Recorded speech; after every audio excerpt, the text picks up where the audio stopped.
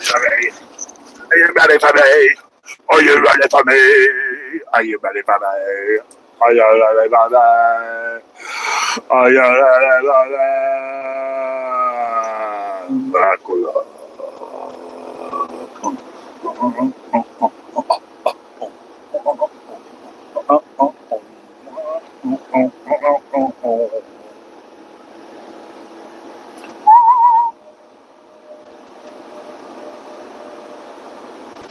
Oh boy. Welcome, Agent. How are you doing today, Mr. Agent? All right. Oh boy, somebody flashed you, huh? Or you want somebody to flash you? Oh boy, that's a big difference. Welcome. This is Kentucky, folks. Kentucky. I'm going from Morgantown, Kentucky to Newburgh, Indiana. We want to pick up a whole lot more aluminum. It's got to go up to Iowa.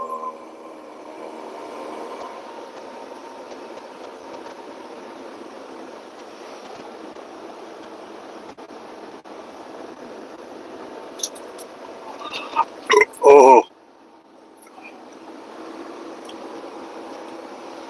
how am I supposed to flash you? Who? How am I supposed to do that? Boys don't flash. That's gay. Oh, welcome to my stream. Welcome to Kentucky. Gosh, Kentucky is nice today. It is so nice today. I wish I had my family with me out here. That's how nice this is. All right, welcome to Kentucky, America. Welcome to America. I'm going to pretend like you didn't say that, who? I'm going to pretend that who that.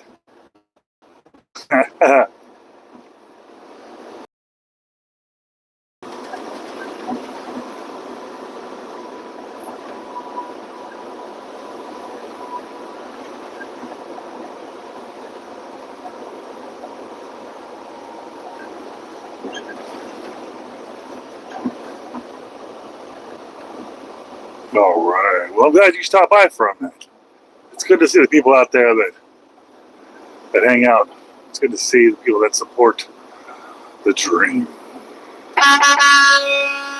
All right, Agent. See, right now I just dropped about 45,000 pounds of aluminum down in Morgantown, Kentucky. Now I'm headed to Newburgh, Indiana to pick up another 45,000 pounds of aluminum this time, but this time it's all nicely rolled. It's going to Indiana. No, it's going to Iowa. Oh.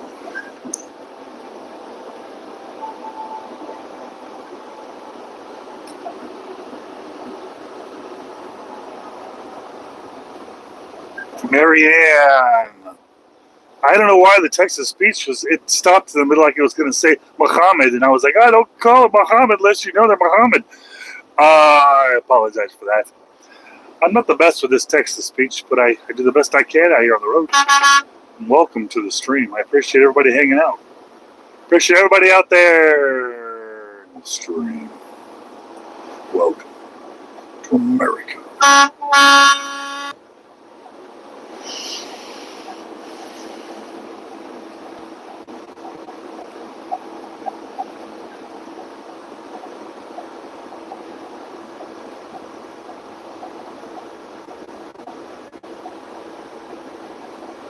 All right. This is Kentucky, folks. If you've not seen Kentucky in a while, this is it right here. Man, it looks like a movie. It's like right out of a movie over here. That's amazing. That's amazing. All right.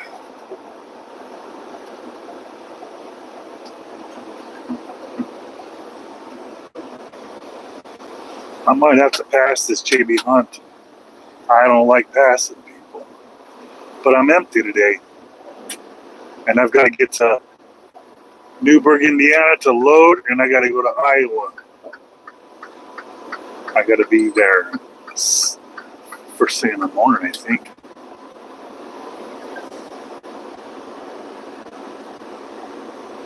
All right.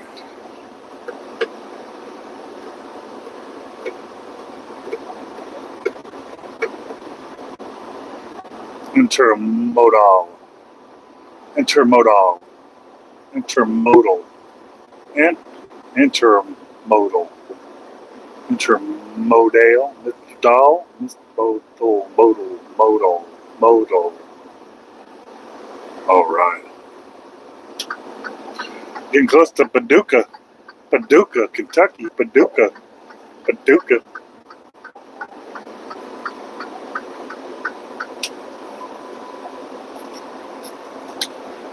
4 likes.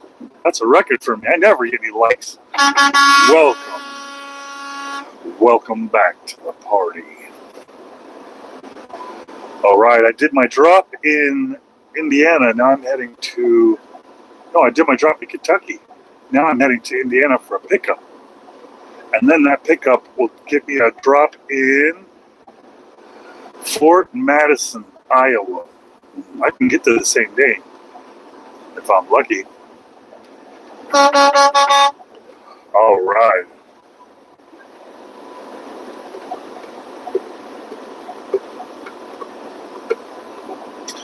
All right.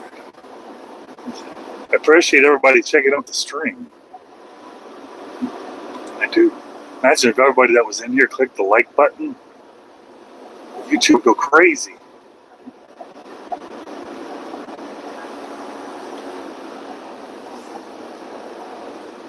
Oh, imagine if everybody in here subscribed.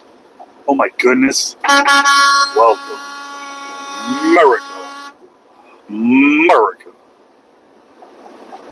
America.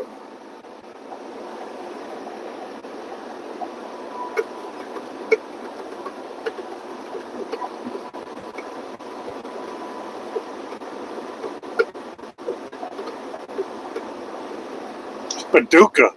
Paducah, that I would not like to live in a town called Paducah. How long does it take after you move to Paducah before you get over it?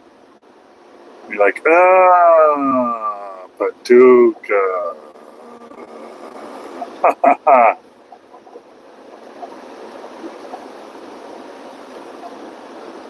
Where's the like button?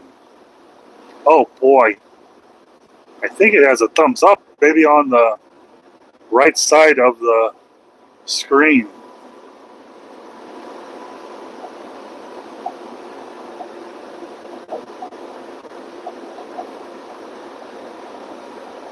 Madisonville, Kentucky. I just left Morgantown, Kentucky, passing the Paducah exit. I'm going to get through Owensboro. As soon as I got this here, I think it's screwing with me, man. I think the GPSs are screwing with me.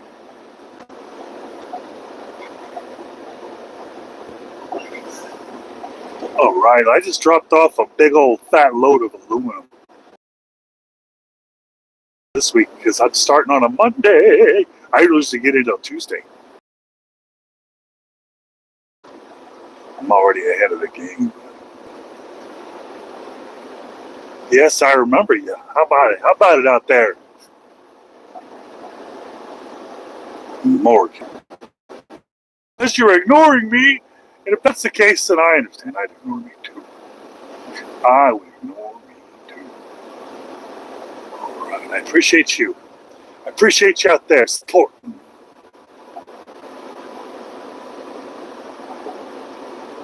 I'm not a hero. Did they just say I wasn't a hero? Did they just told me I'm not a hero?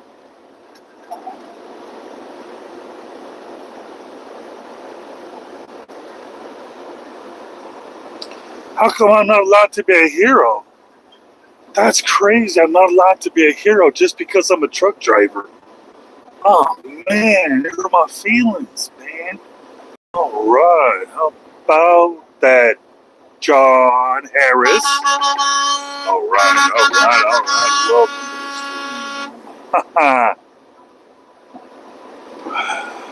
All right. I appreciate everybody checking out the stream, even if they're being mean to me and telling me that I'm not allowed to be a hero to my family.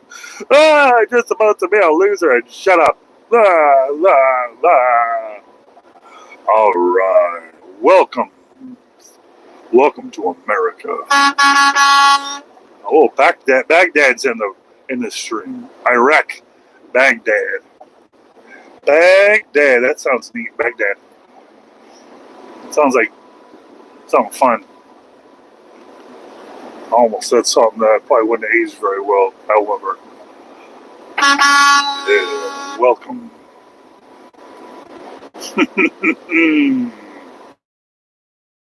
All right.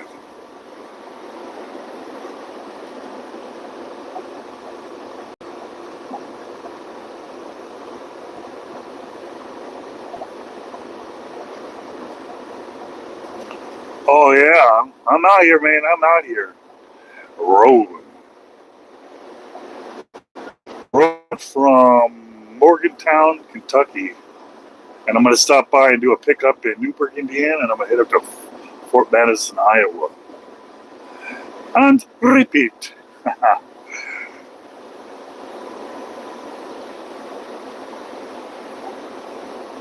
Oh boy, California.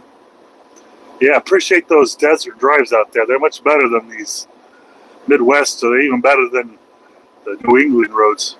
The desert roads they're plentiful, but you can see everything real nicely out there. Oh boy, that's a lot of training. That's a lot of training out there. Congratulations, everybody out there that just recently got your CDLs. Yeah, welcome to America.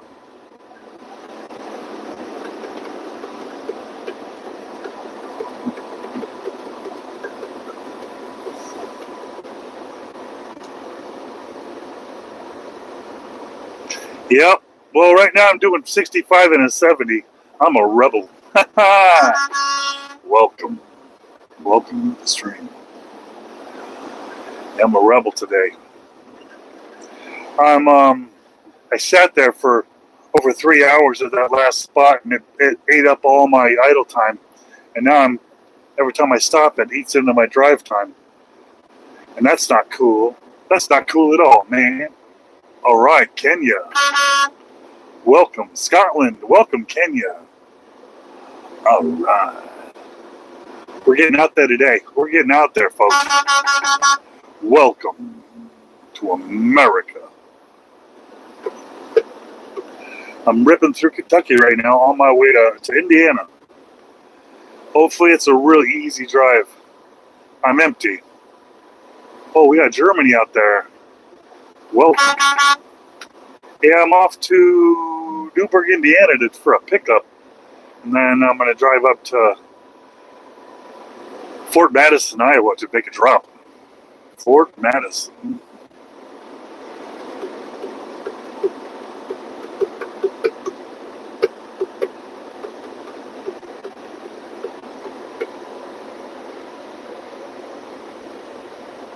Germany.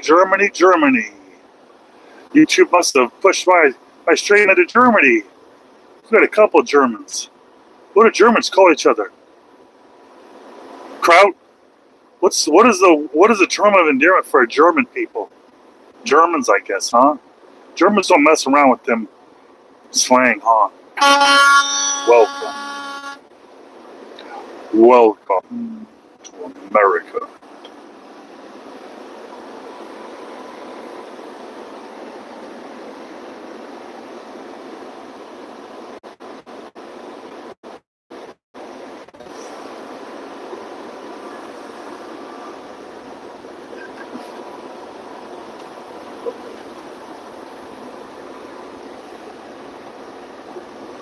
All right, it's so nice out here, guys. I recommend Kentucky. If you ever come to America, let me recommend Kentucky. It's not that far for the big stuff, but it's nice out here. All right, East Germany. East Germany. that mean you're Russian?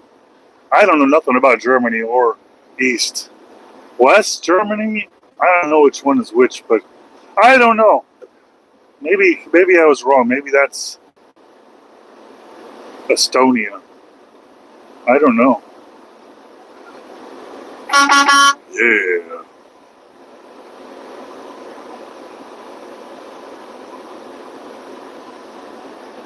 All right. Welcome to America. It's 90 degrees outside here in Kentucky, and it's 3:07 p.m. 3:07, not too bad out here. 3:07. I got about 50 minutes till I get to where I'm going. And it says I'll be there at 4 and they close at 5. So, woo, it's a close one. Yeah. I don't mind it close. Keep life exciting.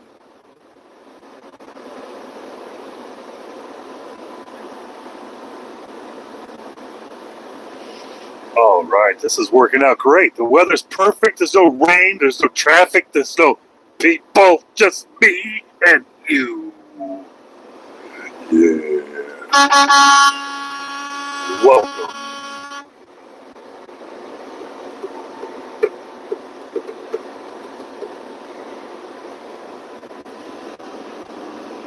All right, welcome.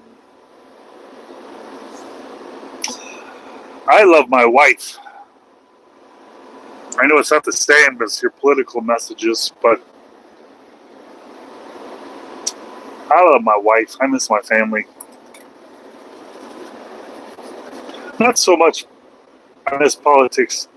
I miss my family out here.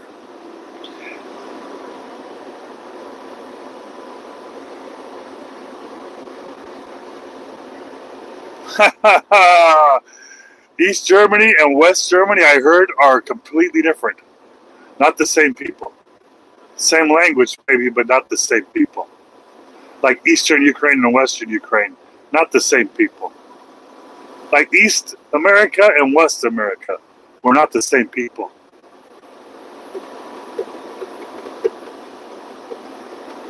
East LA and West LA, not the same people. Ain't that crazy? Welcome to America. America. America.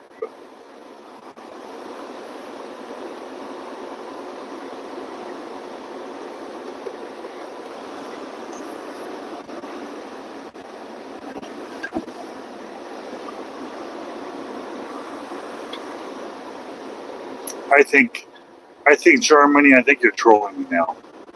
I think you're trolling me now.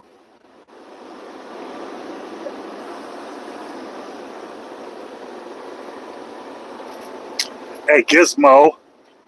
How you doing, Gizmo? It's about time you came back around, Gizmo.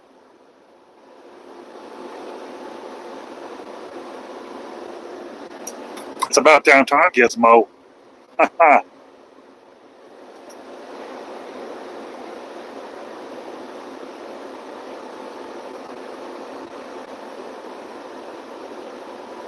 Oh, man. Well, in America, if you don't have a job, it's really easy to get a job. You just get in a big old truck like I did and start it up and making money. Go, headshot. I don't pick up lot lizards. That's how you get crabs. Crabs. I don't know if you know what crabs are, but that's what the lot lizards have. Welcome to the stream.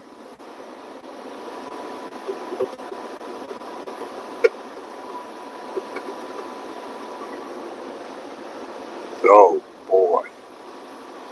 Welcome.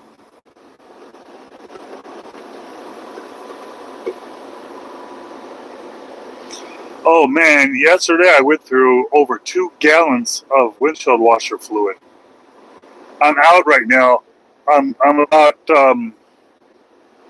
oh yeah. I was planning on getting some between these 2 digs out here, but there's no truck stops between them. So after I do this load up here in about 45 minutes, then I'm gonna put some more fluid in.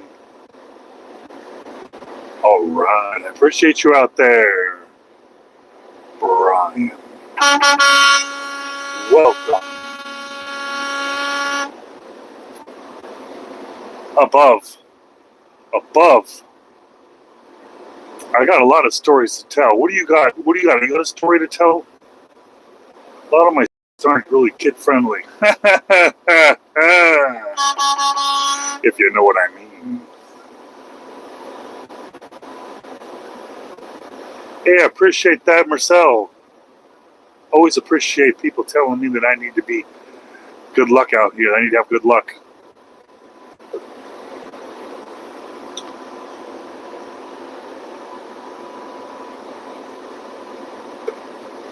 Yeah, lots of people wonder why I use my horn so much.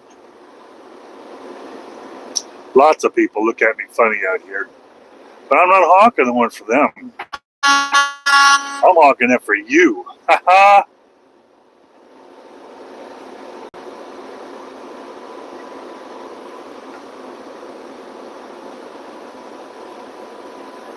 Yeah, minus all the bugs on the windshield. It's a pretty nice drive today. I don't have any truck stops for about an hour. So I'm not going to be able to get my windshield washer fluid for about an hour. Oh boy. Oh boy, I don't want to crash. Welcome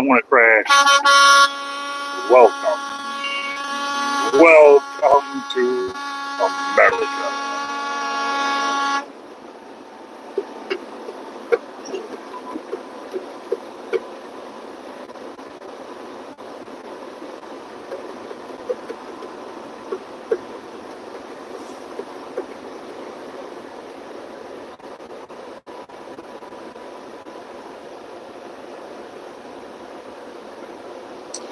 Oh boy, behind the shed. America. Man, behind the shed, huh? You had to go there, huh? You had to bring that up, didn't you?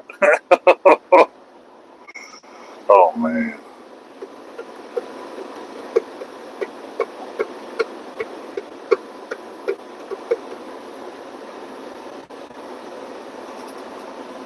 Hello.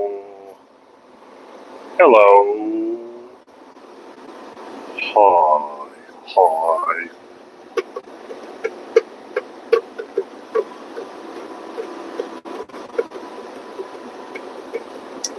Oh man, it is 89 degrees out here in Kentucky.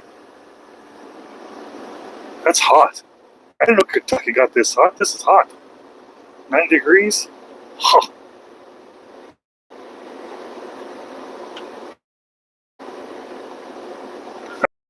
Now I gotta hear it. I don't have any stories behind sheds. I don't have any stories behind the sheds. Behind the sheds sounds like non-binary stuff, non-pronoun stuff, or I don't know what that is.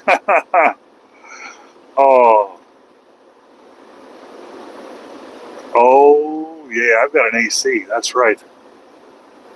Oh yeah. Except about 35 minutes ago, I was in the back of this big rig trailer, the semi-trailer, sweeping out all the debris left from the last load. And it's a lot hotter inside that trailer than it is outside the trailer for some reason. Man, that was a pain in the butt.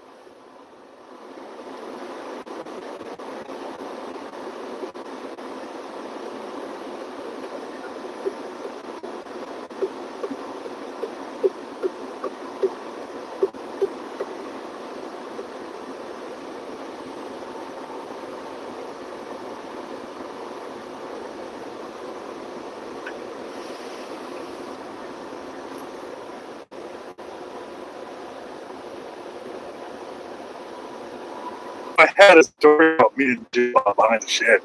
Man, I mean, this is the last place I would talk about that story about me and Jim.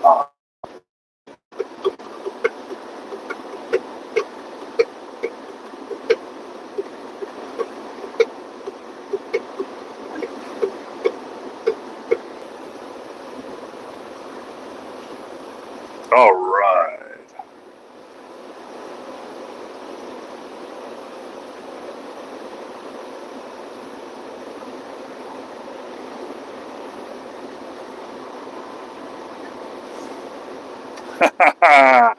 Oh boy. Well, the thing is, I wasn't always a trucker. Um, so as far as trucking stories go, I wasn't always a trucker.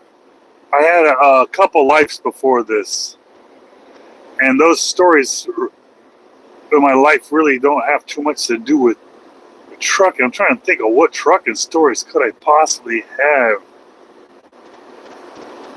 that are user friendly like this on this platform. I have said things, or more specifically, I've said words that have created banning and shadow banning of my videos temporarily. So I try to be careful.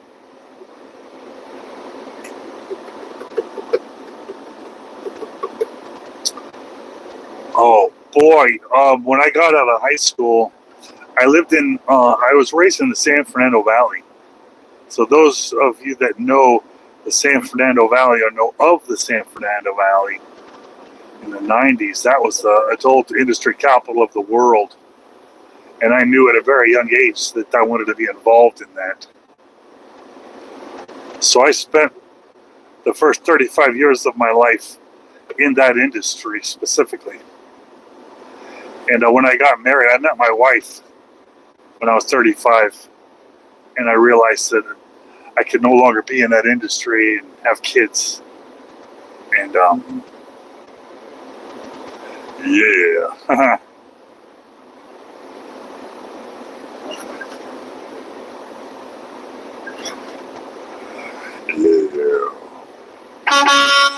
Yeah.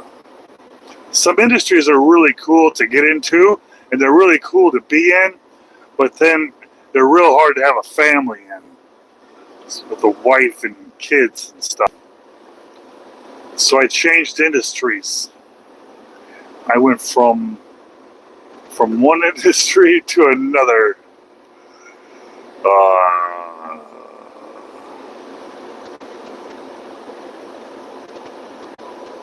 I drive 6 days a week. This week I might drive 7 because I started on a Sunday and I'm going to run till by Saturday. I was in the adult industry as a young guy growing up in this world. I started in the adult industry at 94, and I got out of the adult industry in 2011. It was where I was raised in the San Fernando Valley. It was a respectable industry. But then I met my wife. One of the many jobs that I had in the adult industry was I built adult dating websites back in the 90s, the late 90s. And one of the jobs I had was when you joined my websites, people would upload images into their profile, and a lot of them were naughty images. The only thing is the coding for the website and particularly the layout template that we had. If your image was the wrong shape, it would jack up the layout on the website. So every single image had to be cropped manually. And so even though we designed a nice little cropping system, I still had to crop every picture by hand. Every picture. I got to see a lot of people doing a lot of things. And I was referred to, it was me and my programmer. I was the cut cropper for a long time until I could hire somebody. I had to crop all of them myself. No, I started with adult dating. I didn't start that. Well, I started building my own adult dating. And then once that grew really big, I wanted to sell products within there. So I built my own shop. And then I wanted to stream videos to my members area. So I licensed a ton of content. Yeah, I got a whole lot of stories about that kind of stuff. But in 2011, I met my wife, and I felt like I didn't need that stuff. I didn't need to run that direction anymore. I kind of wanted to make my wife proud of me, and she was not impressed.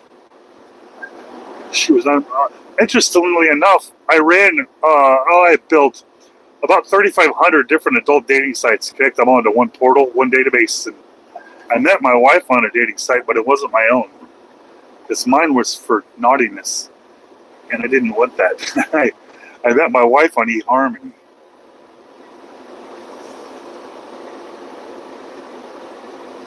No, unfortunately, I was not able to retire. When you create that kind of stuff and you've got partners in there, it turns out you're not allowed to leave. And so they sued the crap out of me. They really did a number on me. They made it to where I basically walked away with nothing, and I had to sign a bunch of documents saying I would never compete. It was really weird because it was my best friend my whole life, and then a business partner for financing, the financing side of it. And yeah, it was really bad. It was about 2 years of hell. It was a nightmare.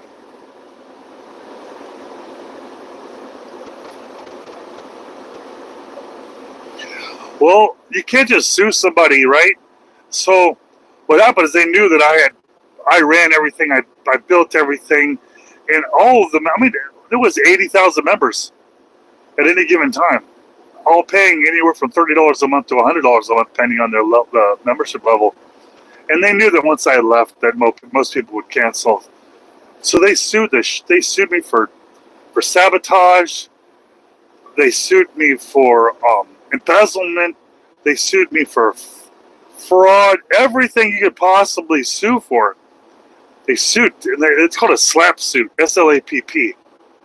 It's where they sue you to tie you up and run you dry financially, knowing that nothing that you are being sued for can be proven in any way. So it's just a bunch of discovery process. We want this, and then months and months of more discovery, just trying to drain you, more depositions. But little did they know, I wanted out completely. I didn't want to get out and compete. I wanted to get out.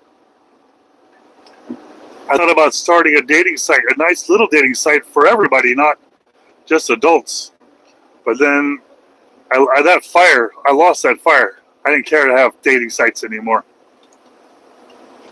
I didn't care to have them, so I built other things. I've got other websites I built.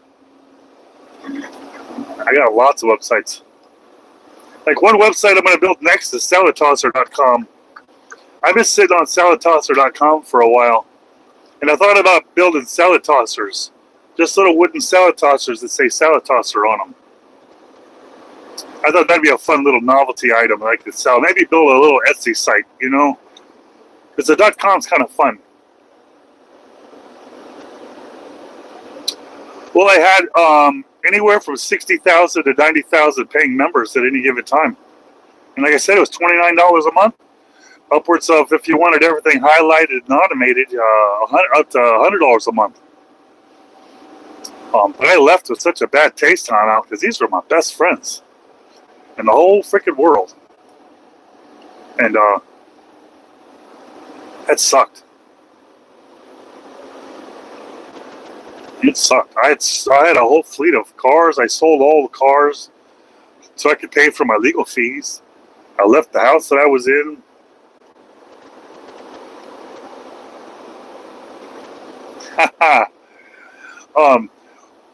I was so deep in that industry that I had to build my own custom software to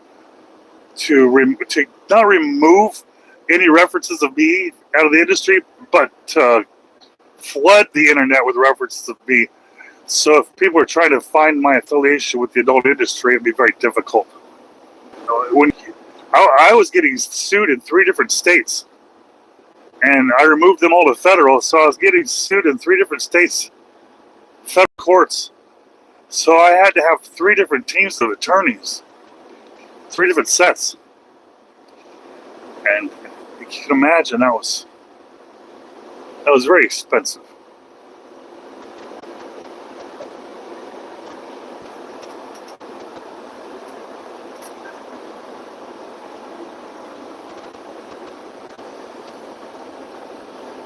Yeah, they turned into snakes.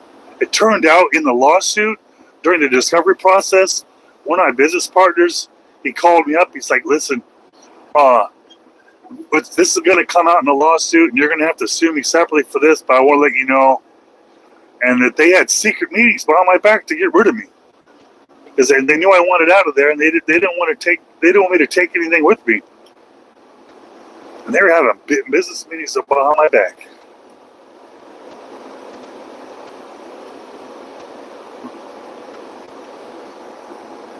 No, it didn't. What was weird, the weirdest part of the dating sites, I think, is getting the phone calls from the police departments. When they call and say, hey, we have, and they give me a name, and they go, they're deceased, and on their laptop, that my website was the last one they logged into, and they'll ask for permission, like, to get log files and IP addresses from everyone they spoke with, and that was really creepy. People were dying. I can imagine Facebook and these other companies go through that. It was really creepy to know somebody was on your website, now they're dead. They're on there trying to get some, or some wife will find out their husband's on the website, and then they'll be crying on the phone, and they're saying, I can't believe he's cheating on me, and you're letting him do this. And I'm like, all right, listen, lady.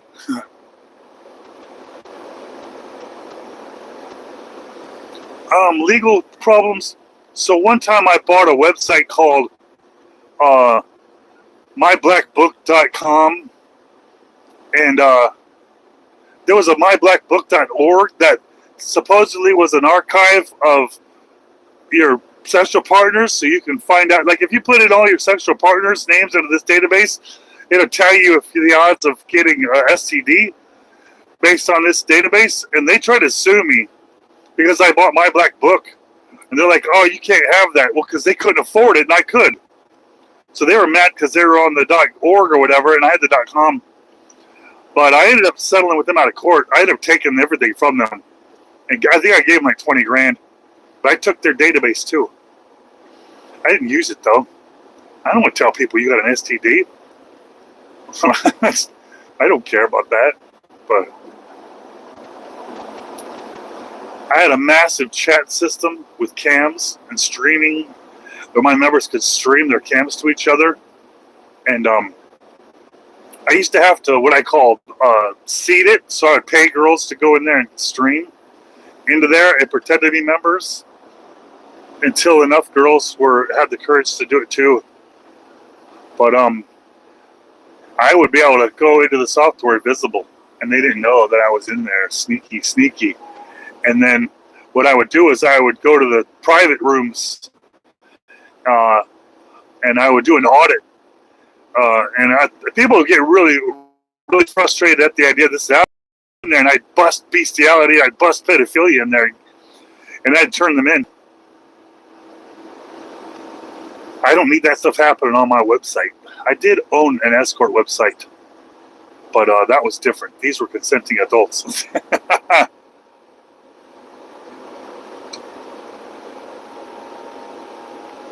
Were there famous people on there? Man, to be honest, I never looked. There's a good chance that I could have, but I had 3,500 different niches, and they were all linked into one master database. So, like, anytime a new phrase would come out, I'd go and buy the .com. I built the portal and link it into the database, and only pull those profiles for that portal. But when I lost that program, when I left my whole team. I moved from Los Angeles to Middle America.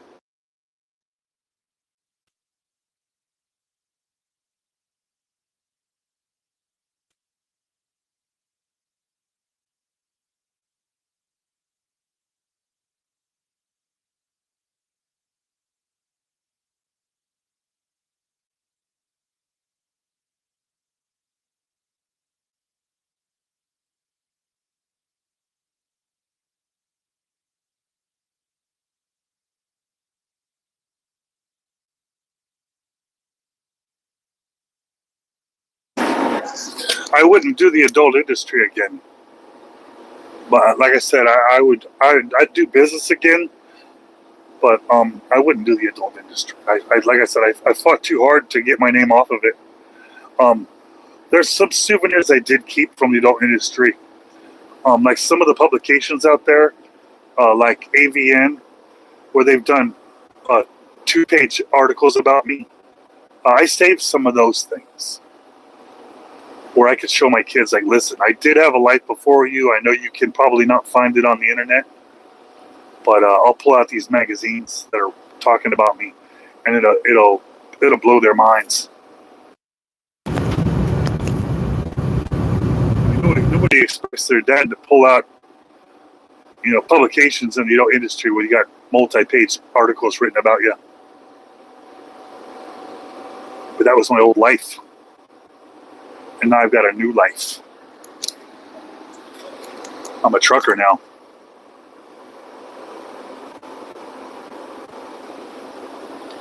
No, I don't regret it.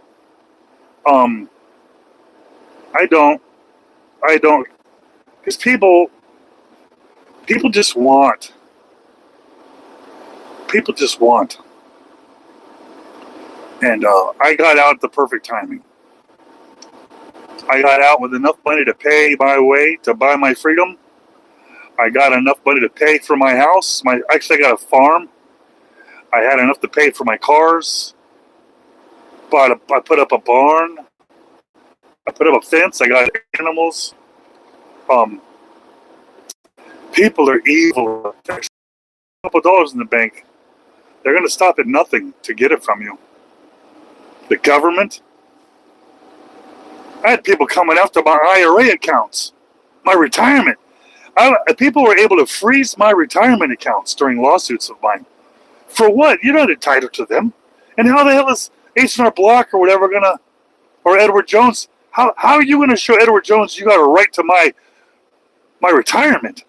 Anyway, I've had those things frozen during lawsuits, even though they'd all let go at the end. But for someone to be able to go to Edward Jones and show them a document that would freeze my retirement accounts, people are evil out there.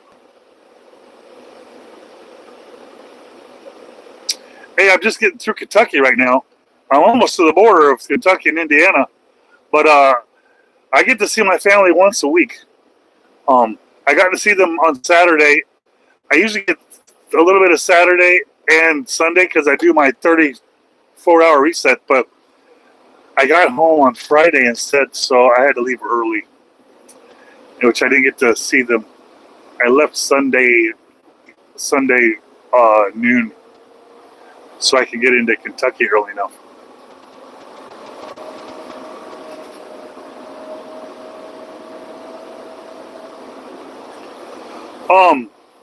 Yeah, you could pull that money out without getting taxed too hard if you got a good reason. But most of the time you're looking at a massive penalty.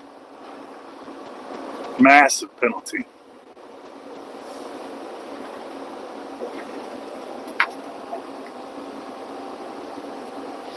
It's the hardest thing I've had to do.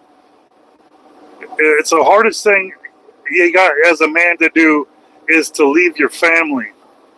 I mean, leaving them once, okay, but leaving them every week, it's hard. Because I go back and I'll get to hear about everything I missed. Like my kid's in band, he's got concerts I miss, and my other kid, I got plays I miss, and everything I'm missing. And I'm not a baby. I understand that men miss out, and that's just part of being a man. Doesn't make it any easier. Nothing makes it easier.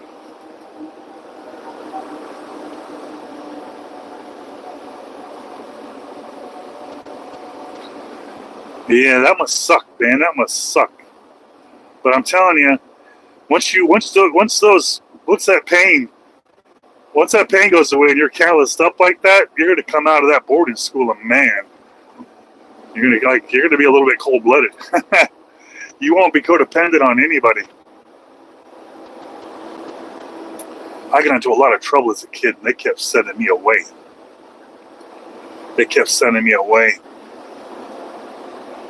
I was probably more resentful than anything else. Now I'm a trucker. Now I trucker, bro. Yeah. Welcome. I got a bridge in front of me. I'm not sure if you can see that. That bridge is going to take me across the river. That river is going to take me into Indiana and leave Kentucky. I'm heading towards Newburgh, Indiana, where I'm going to make a pickup and then race my booty up to Fort Madison, Iowa.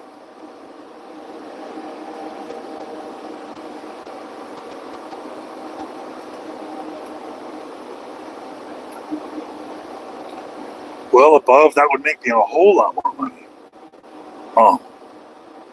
But I've got a lot of websites that are generating income right now that were feeding my family. But this inflation, 2.5, 250% were my bills, and they were going up faster than my websites were generating revenue. So I jumped back in the truck. I don't plan on being in the truck. I plan on having my websites generate the income for me. The only problem is when I got this job, I'm like, I'm going to document this on YouTube. And now YouTube's paying me just as much as, a little bit more than my websites are paying me. So now my revenue stream is definitely, it has exceeded my new level of inflation bills. So now I'm trying to get those bills down by just working my websites and working YouTube as much as I can. But yeah, the thing is, if I was an owner-operator, I would be focusing on that more than I would be my revenue streams. But I got a lot of social media, especially, I got millions and millions on Facebook, all in the transportation industry. And it's really lucrative, but man, like I said, the way I structured my bills, I had variable rates. I didn't have anything locked APRs, and that got me real good. Haha, the joke's on me. I'm taking my loss like a man, and I jumped in a truck. I know that's my responsibility, not hers. All right, Mason.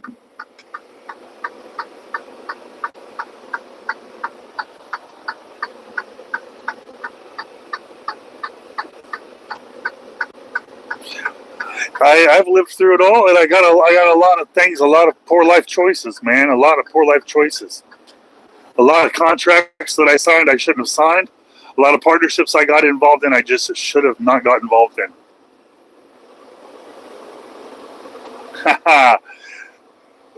You know, my views are like, my last stream had 90,000 views on my last stream this morning or yesterday. I'm not sure I did it, but they don't generate a whole lot of likes.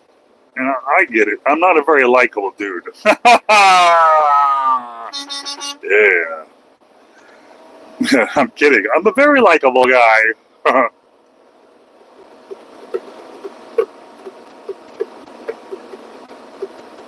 So as I was saying earlier about the adult industry, I don't talk about it very much, but it took about 8 years before I checked the .coms to see if they were still out after I left the company. And every single one of those .coms are gone. The company completely had to shut down. And it makes you wonder, what happened? What happened? Yeah, my last stream, I let my last stream run longer than usual. I think I let it run for probably 18 hours. Yeah.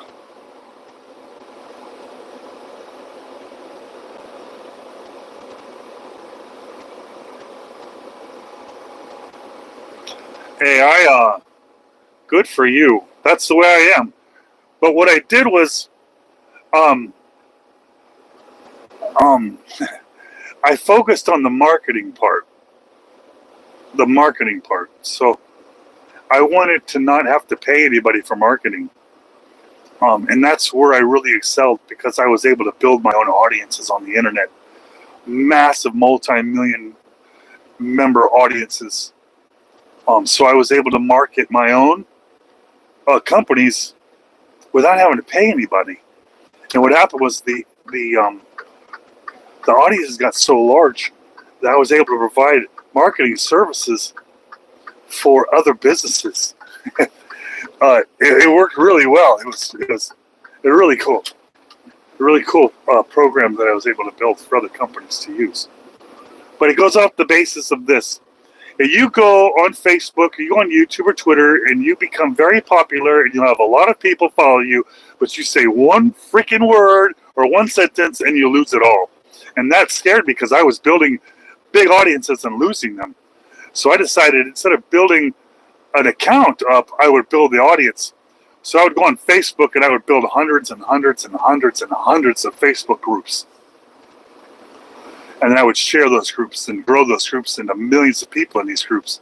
I'd go on LinkedIn and do the same thing. I'd go on Pinterest and build boards to do the same thing. And now I've accumulated this massive millions and millions of people on every platform. They have direct access to drop any ad right in front of it anytime. And like if I were to go on Facebook group with millions of people, and since I own them, I could type like the ad, and I could type at everybody or everyone, and it would ding everyone's pockets, which is a very, very powerful tool to use, which is also how I helped grow this channel to 86,000 subscribers within, 3-4 months? I think I started the channel in October. I started really uploading it at the end of October, November, but I've already able to get 86,000 subscribers. And that right there lets me know that, hey, you know what? I think I got the marketing side down pretty good. I'm running through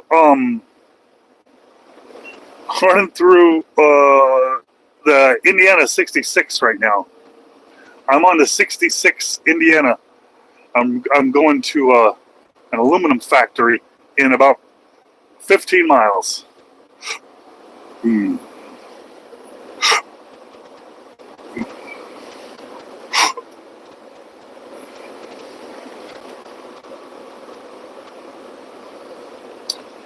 So what I do is this. I don't know if you know what an affiliate program is, but say I've got a website, truckandtrailerleads.com. And this is where if you're a dealer or a salesman and you want to buy or sell equipment, you can go to this website of mine and you can sign up for $50 a month. And you put your ad, so you want to sell a Kenworth. You put the ad in there, you put some pictures there and hit submit. And with an API system, my website will actually post your ad in all of my Facebook groups for trucking for them, right? So I can't possibly drive my truck and go into these groups and post them. So I have an API that posts them for me, but it doesn't help me run the groups. So what I do is I have a bunch of moderators in these Facebook groups. And what happens, these moderators, they keep the groups clean, but in return, I pay them, but I pay them indirectly. So what happens is they share the links to my Facebook. They share the links to my website into my Facebook groups, and they earn a commission. They earn 50% commission. So my moderators are actually paid employees getting 50% commission. I wasn't able to get the moderators to work at a level that I could rely on long term. It wasn't sustainable. So I had to find a way to compensate my moderators. So I plugged them into the program and built the affiliate side. And the software tracks the clicks, it tracks the referrals, it tracks the income, it tracks everything for them. They can log in and check the stats. So I'm not really speeding. This is a highway here. Typically on a 2-lane road, I go much slower, but this is a highway. This is Highway 66. It is high, but it's the system I built there's zero overhead. So another system of mine is I was able to scrape about 460 million profiles off of LinkedIn. I got where they work. I got their phone number, their email. I got their work phone number, their position, the employees, how many employees, everything. I got everything. There's like 60 data points off each profile. What I do is I have this in a downloadable list, and I charge $15 a month on. It's called linkedunleashed.com. I built this one. And so rather than pay for a sales navigator, it's $75 a month. I went ahead and downloaded almost every profile on LinkedIn, and I made it available to download on a zip file or a CSV file, whatever format you want. And I just $15 a month. The thing is, there's zero overhead. I store all this data on a Google Drive that has access from my WordPress install. So it's a very small monthly WordPress hosting, and everything else is available on the Google Drive. My wife is calling me, of course. She likes to call me when I'm in the middle of discussions. So I have to answer my answer.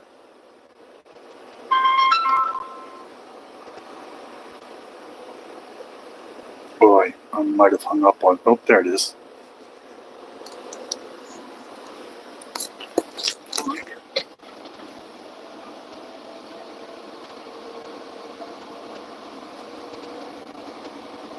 I can't text you.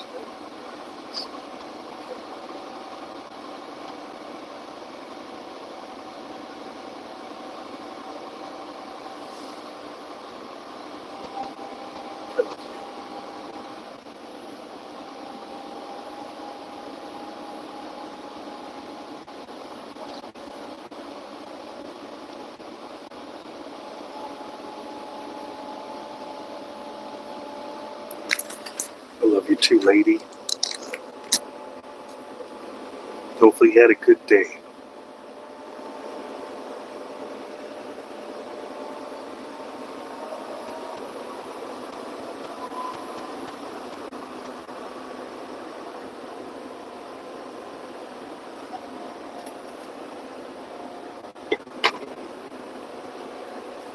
Yep.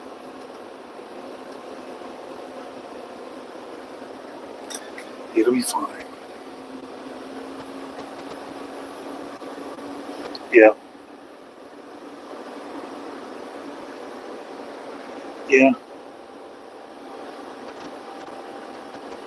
I like you a lot.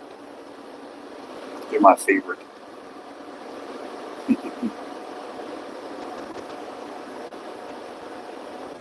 Over here? Oh. Oh.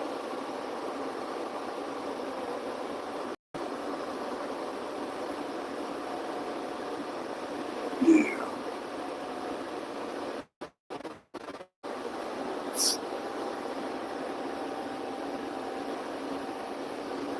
Yeah. Yeah. They have problems. Too much problems.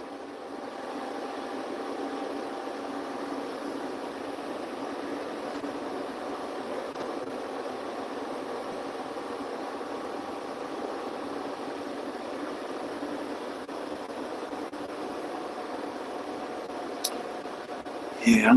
Yeah. I do.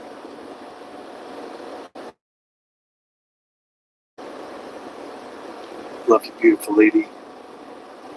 Okay, bye. All right.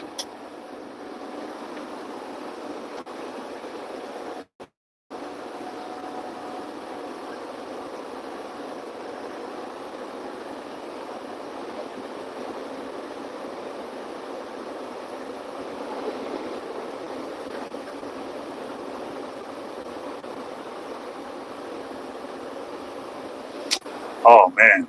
I know the feeling. I'll tell you what, though. The cheapest way you can grow some local business right now is you jump in them Facebook groups, man. You get in there. You ain't you get if you. Thing is, I would build Facebook groups if I were you and let them grow. The local stuff. Like I live in Kansas City, so what I did was I've got about 300 groups I built for Kansas City area. All the towns for foodies, for automotive, and I own all of them. We're talking hundreds and hundreds of thousands of locals. And anytime I want to talk about or promote anything about Kansas City, I could post it into my groups and bang, bang, bang. Bang, bang, bang. I would suggest you go in there to these groups, start joining all the local groups. And I wouldn't put straight ads in there, though. I would definitely get creative with it. Maybe put out some like in the community. Like, I don't even know if you got a website or a Facebook page or something, but yeah, definitely those groups, man, they're powerful, and Facebook knows how powerful they are. But use them. They will make everything so much cheaper as far as acquisition. You ain't got to pay nobody. You post it to a local Facebook group, and one group will bring you 1,000 ad views. Just one group, and that could cost you $200 on Facebook if you paid them to do that. Yes, I do. I love my wife very much. I do. I hate the fact that I have to be out here. I hate that my wife hates it. We're not one of those couples that go, "I'll see you later, dummy." You know what I mean? Even though they love each other. No, we're locked at the hip until I'm out here on the road. How do you start? All right, so what you do is you go on Facebook and you do a search for whatever city you live in. You just do a search for that city name. And the best thing to do is look for buy-sell groups. Buy-sell groups. Those are groups that are connected to the marketplace. So if you post into those groups, there'll be an extra option. You can actually include it into the marketplace. And those get the biggest bang for your buck. And you just join those groups. I would join about 10 every day. Every day. If you join too many, Facebook will say, you're not allowed to join me for 30 days. It's like, got me. You join 10 a day, within a month you'll be in hundreds of them. I got software that automatically posts all the groups for you. I mean, there's all kinds of options out there, but you got to get in the groups first. Make sure they're local groups that are within the range of where you want to drive to do business. Because if you get towns over that you don't want to go to, it's going to waste your time when people are saying, "Hey, I'm interested." And then you do a search on Facebook for whatever it is you do. So if, say, you do carpet cleaning, you could do a search for clean my carpets. And every post where it says, "Hey, I'm looking for someone to clean my carpets," you jump on that stuff, man. You jump on that stuff with a vengeance. With vengeance. And you message those people. You say, "Hey, that's what I do."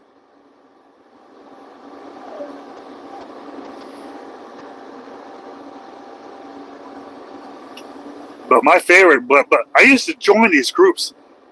And then what I did was I started making groups, right? And I had so many groups. And I'm like, wait a minute. Now I'm making a nice income off of my Facebook groups. I started buying other people's Facebook groups. So I'd be in a group that looked like there was a lot of spam. And I contact the admin and say, "Hey, I sure would love to own this group." And they go, "Oh, look." And a lot of times I'd say, "Hey, if you don't want this group, but I'd love to adopt this group from you, like it's a pet, or a child." And they would give it to you. They would give it to you, and I will give it to you. Sometimes I'd pay $100, $200. If I had like 100,000 people in it, I'd pay $1,000 for it. And I'd buy groups from people that were just no longer available to take care of them. And if they don't sell them, then every day that goes by, the group gets crappy and it's not worth anything. And then you end up with a lot of really heavy hitter groups, really big Facebook groups. And next thing you know, you're an influencer. You're able to influence people to buy products, local products. The thing is, if you're in, say, 500 groups that are local to you in your city, and you can now start your own advertising company, because now you can put people's ads in those groups for them.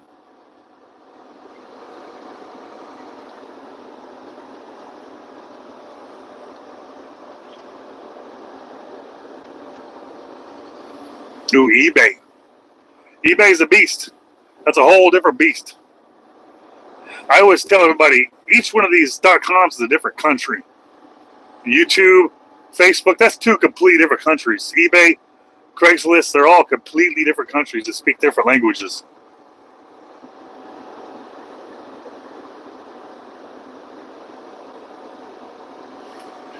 Yeah, websites are it's a hard one because a lot of people won't click away from Facebook. And if people click to your Facebook page and it's really minuscule, it'll end up hurting you. So, I mean, grow what you can. But as far as it goes, like if you're a small business, I would just give you a phone number. Just forget letting them see a website that might turn them off or a page that might turn them off.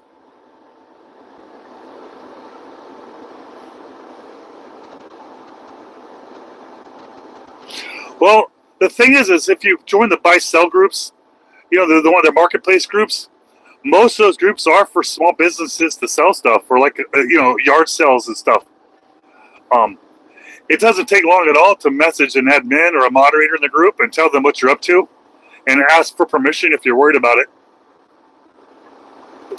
But the problem is if you want to post to 500 groups that are not yours, you're going to run into some problems with the group owners not liking it.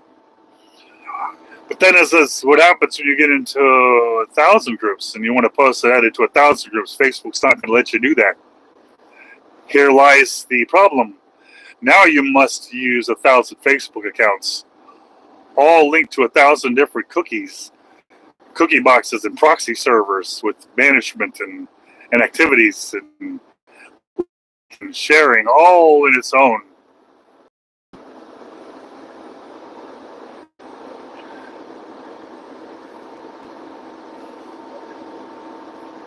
Well, some people like, hey, I like Facebook. I'm going to go to YouTube. And they go to YouTube and like, I hate YouTube. It's like, yeah, because you're speaking Facebook. You can't speak Facebook on YouTube.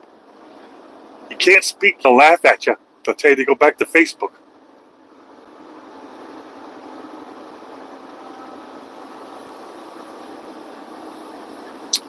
Good times out here. I hope a lot of people get on the internet. I hope a lot of truckers push their channels out here. I like to see truckers out here making money on their YouTube channels because, man, you don't get paid a lot of money out here. They don't pay you a lot of money out here. But no, they can solve it on YouTube is it's an amazing situation.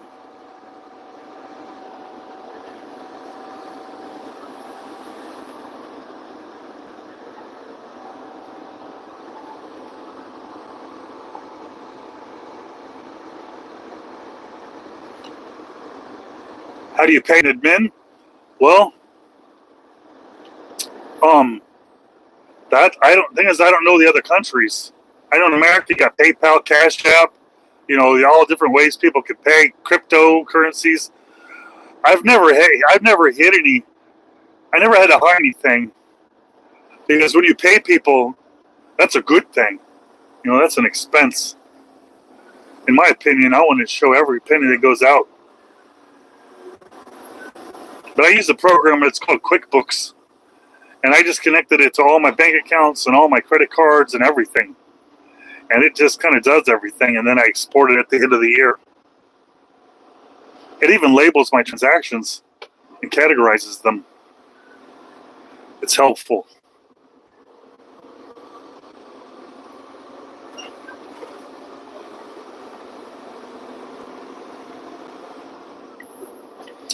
I talked to my tax attorney, and there's websites and business that I've started that I told him I've not incorporated yet. He's like, you don't have to incorporate on that stuff. Incorporate just for making things easier for filing and stuff. But when you're not generating millions of dollars to them, as long as it's under your social security number in America, you're fine. It's just the liability changes when you incorporate. And I'm not worried about the liability. It's all web stuff. There's no assets they could come after, or I don't have anything actionable. It just surfaces. People pay to access the information on my website or on my websites. I got a few websites.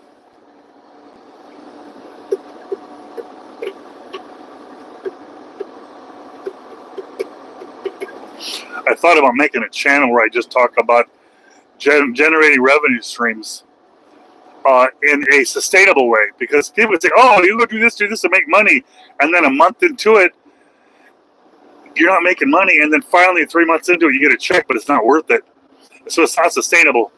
And then if it is sustainable, the activity you had to do to make the money is not sustainable, and that's a problem. All my revenue streams have to be sustainable and maintainable by me, one guy, me. If you need somebody to help you with these businesses, it's going to go under. You can't rely on anybody. Hell, you can barely rely on yourself these days. I had to turn the camera around because I'm going to enter one of the customers' properties out here. And this is a big customer. The last thing I want to do is put their property on the internet.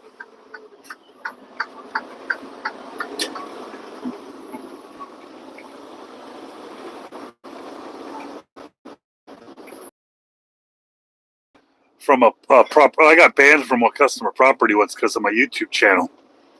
And it was a really, really big, rich, billion-dollar customer. So, of course, I couldn't even argue. But it was all because I have a YouTube channel. And that was back when I had 15,000 subscribers. So I'm sure right about now they would definitely have a problem with me.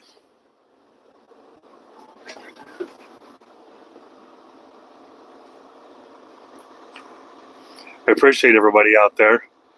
Make sure you hit that subscribe button down there or up there. I'm not sure where it is these days. I guess it depends on if this is a short or if this is a long video that you're watching this on. Or if it's on a replay, because some people watch my replays. And if that's the case, then I think it's down there.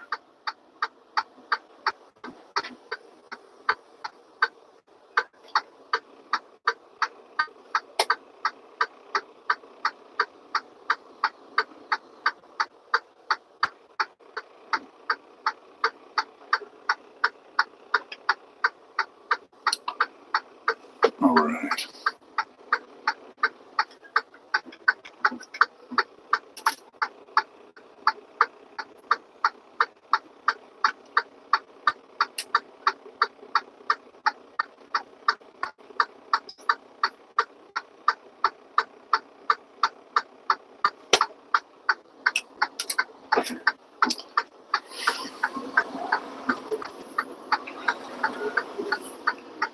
I gotta go to this security booth over here to get on this property.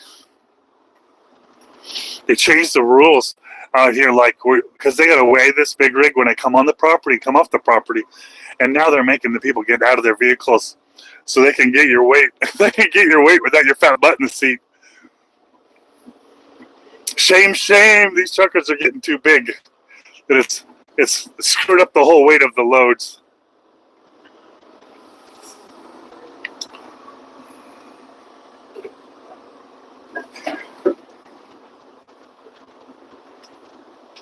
Oh boy, these guys are over the line. These guys are over the line. Oh, that's all right. I know what I'm doing. Oh boy.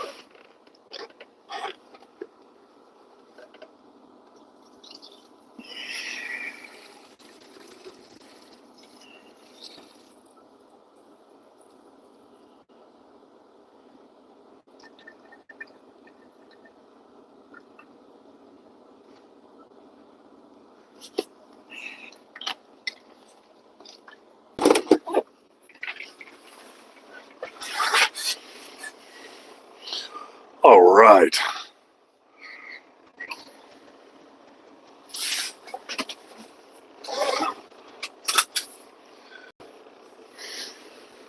I shaved my head in the sink. I was going to use a number 4, but I couldn't find a number 4, so I just said screw it, and I shaved it in the sink. Then I go to my son that needs a haircut. I'm like, hey, let me cut your hair. And he got mad because, like, no, I don't want you to cut in the sink. I'm like, no. That's how I cut my hair. I'll give you a real cut. I cut my kid's hair. I get the comb and I cut it, snip. My mom was a salon person, a hairdresser. So she didn't teach me, but I watched. I learned how to cut hair. I would never cut a girl's hair, though. I couldn't live with that.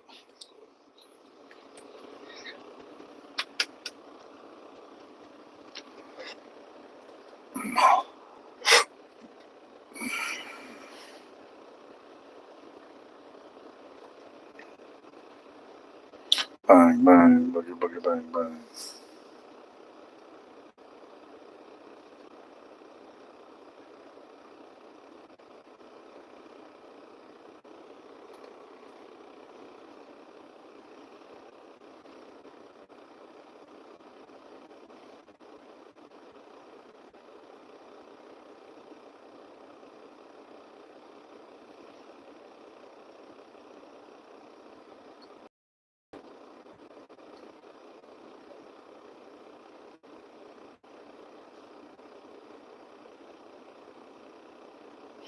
Oh boy.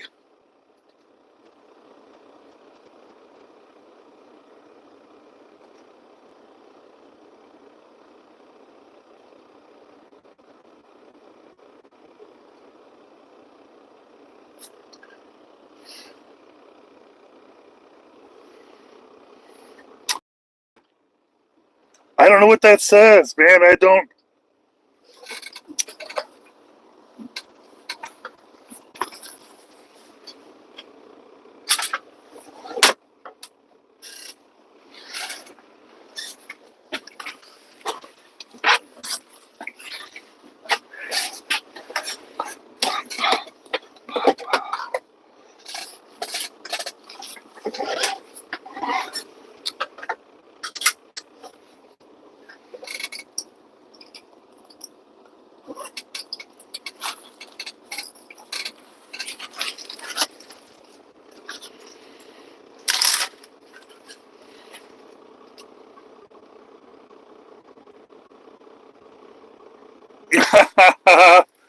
Yeah, that's funny. I don't know Russian either. I like Russians, though. I think one day when I grow up, I'm going to be a Russian. And if the Russians don't let me be Russian, I'm going to be Polish.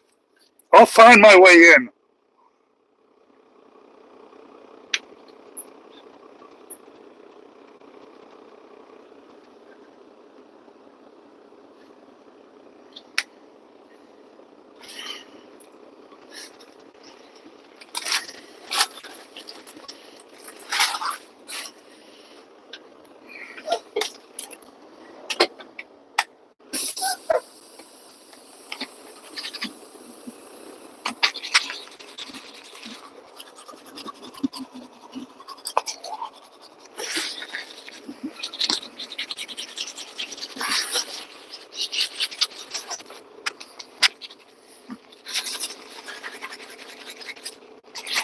Do they ever buy drugs? When I was younger. Yeah.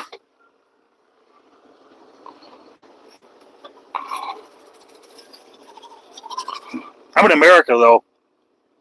Lots of people that bought drugs in America. We have commercials on TV for drugs.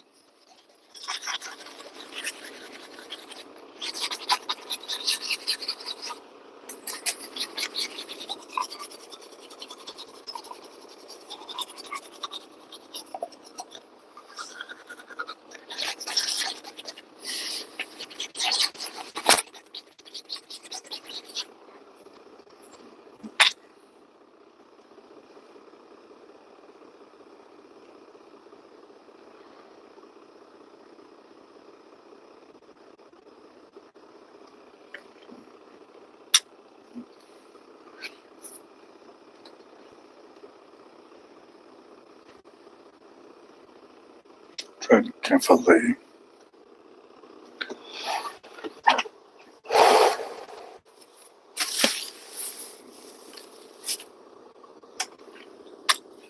You didn't mean pharmaceuticals. Yeah, there's a lot of opportunities in America. And when I was younger, but now that I got kids, I'm old. I waited until I was 35 though to have kids. So I had lots of time to experiment.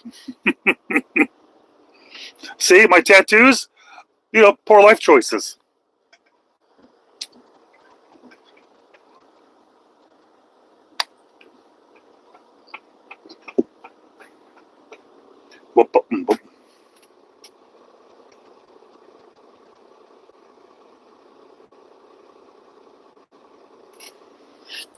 Well, in America, I think it's unique in America because we have pharmaceutical commercials everywhere. On TV, on the radio, on billboards. In America, we tell our doctors what to give us. Do I regret my tattoos? Not yet. But I have a feeling I'm going to regret them when my kids want to get them and I don't want them to get them. I'm going to regret it because I'm going to have to explain to them why getting them is a mistake.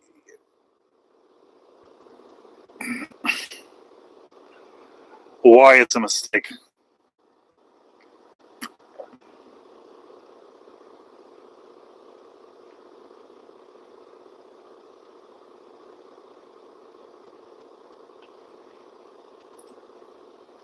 Yeah, my mom, when I got my first set of tattoos, she cried. I was like 23 or 24. I was something like that when I got my tattoo, and man, she cried. But now she's got one. She got one on her ankle because she, I guess, I think I desensitized her to it. It's my fault. It's a mistake because most people get their tattoos when they're young. And it sets them on a path of judgment. And that's not what that's not the life I want for them. Well, I got my tattoos when I was I got my tattoos when I was in my 30s. I was a business owner. I didn't have to worry about being judged. But then my life changed. My career's changed. And I don't think I'm going to get a job at a bank with all these tattoos all over me. I don't think I'm going to be able to do that.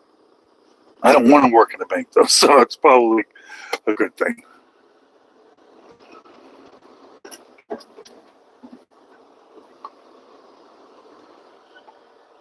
And he smiled with a lust.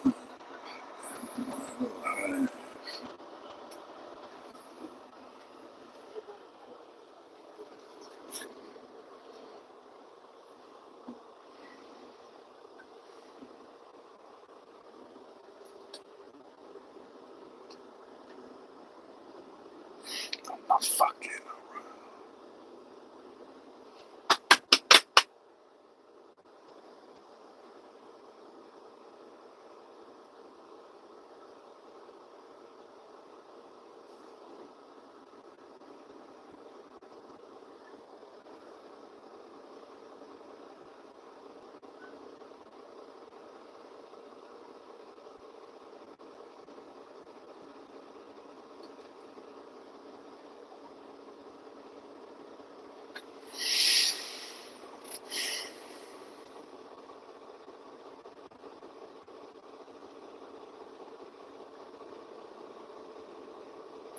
No, I think it's illegal. I think cars, they can look at their phones, but if you're in a truck, you can't. But I have a text to speech, so like when I'm sitting here, I'll look because a lot of times some of the things that are said, I don't hear them all, and so I'll just look. It's just really hard to look, but I use a text to speech that reads into my earpiece. So while I'm driving, it's like someone's sitting in the truck with me, just talking with a weird voice and really bad pronunciation. But I programmed it myself, so that's not a lot of expectations. I understand its limitations, and I'm cool with it. Yeah, I think for the most part, driving and looking at your phone or driving and reading anything is probably going to be a bad idea.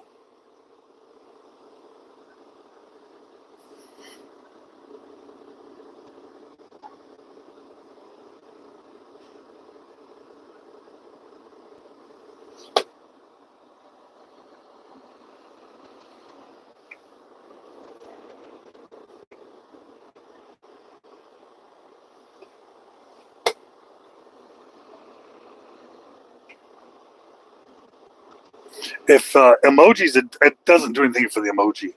It's just nothing. It doesn't even say like anything.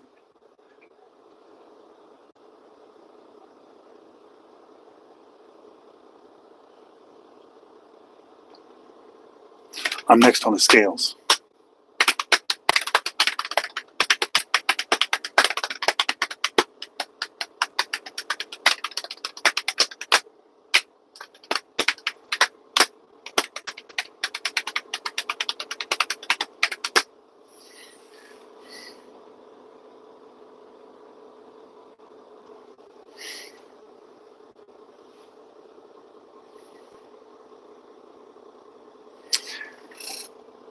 So when I look over here, I can see you got some kind of colors over there, but the screen is so far away. I mean, when I reach out there, this screen is way up down the window.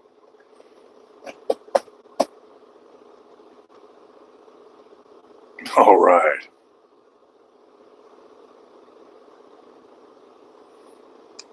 Do I know any good company? I know bad company.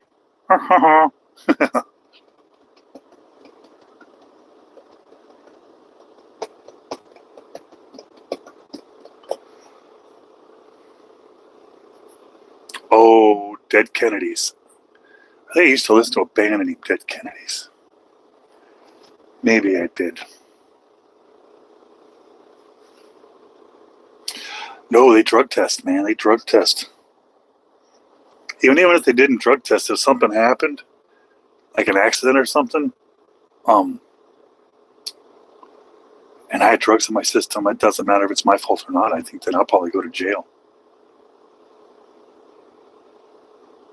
Maybe. I don't know how that works. I don't want to find out how that works. I don't even drink alcohol when I'm home because I don't want to be hungover when I come back to work.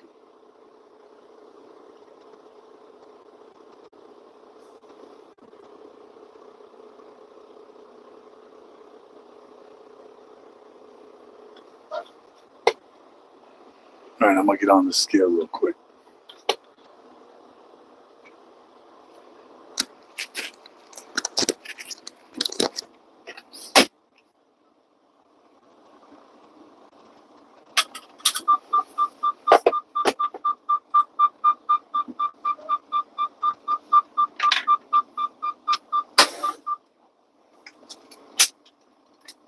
All right.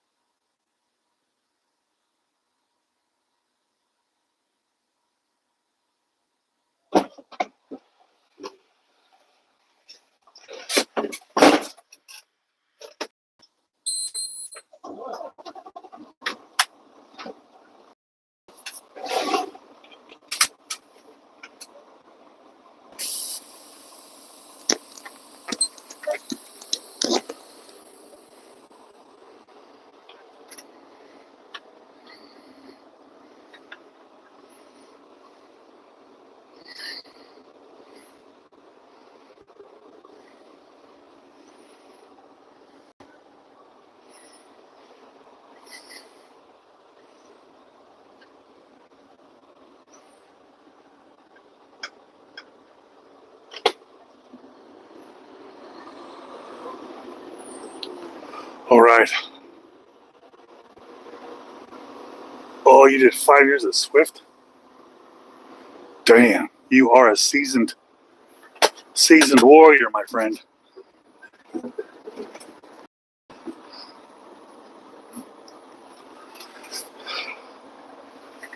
Swift.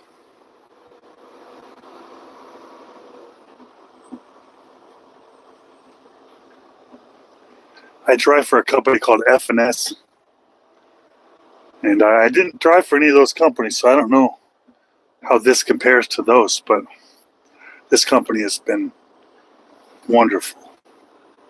I got no complaints.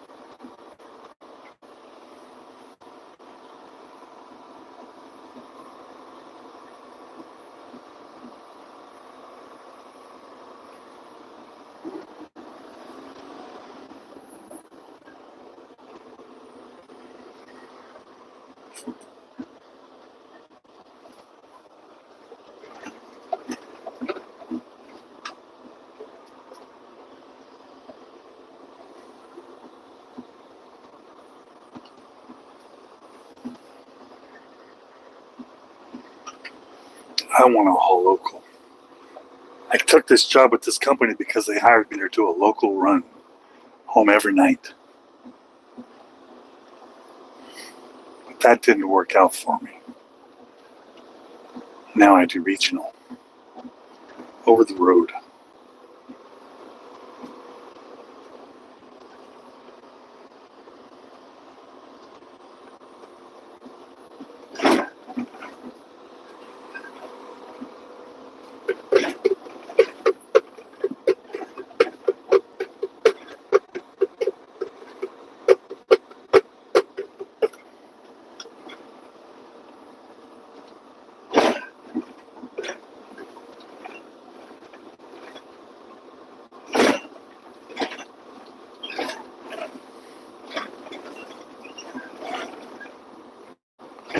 I got the camera on me because usually it's forward, showing the road, but I'm on the customer's property right now.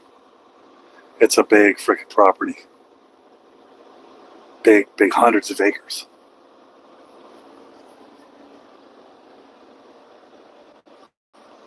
But I'm afraid that if I have the camera going the other way, I'm going to get banned from the property.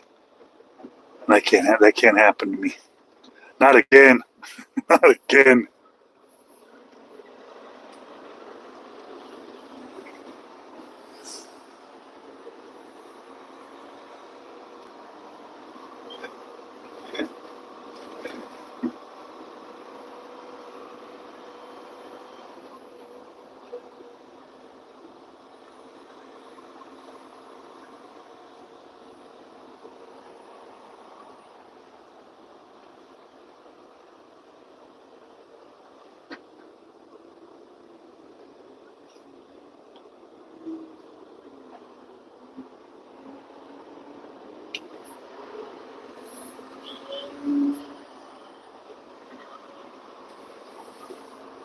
It is a nice day out here. I'm in Newburgh, Indiana.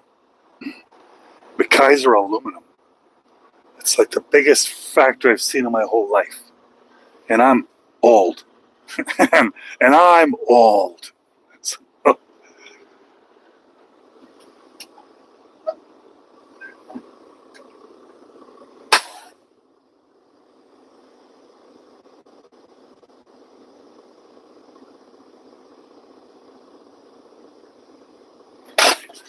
all right, I got to go inside and check in. Yeah, the 34-hour reset is what you got to do each week. I think it's something to do with their insurance and stuff like that, that they don't want me to expose something on a video that they might not want on video. I'll be right back.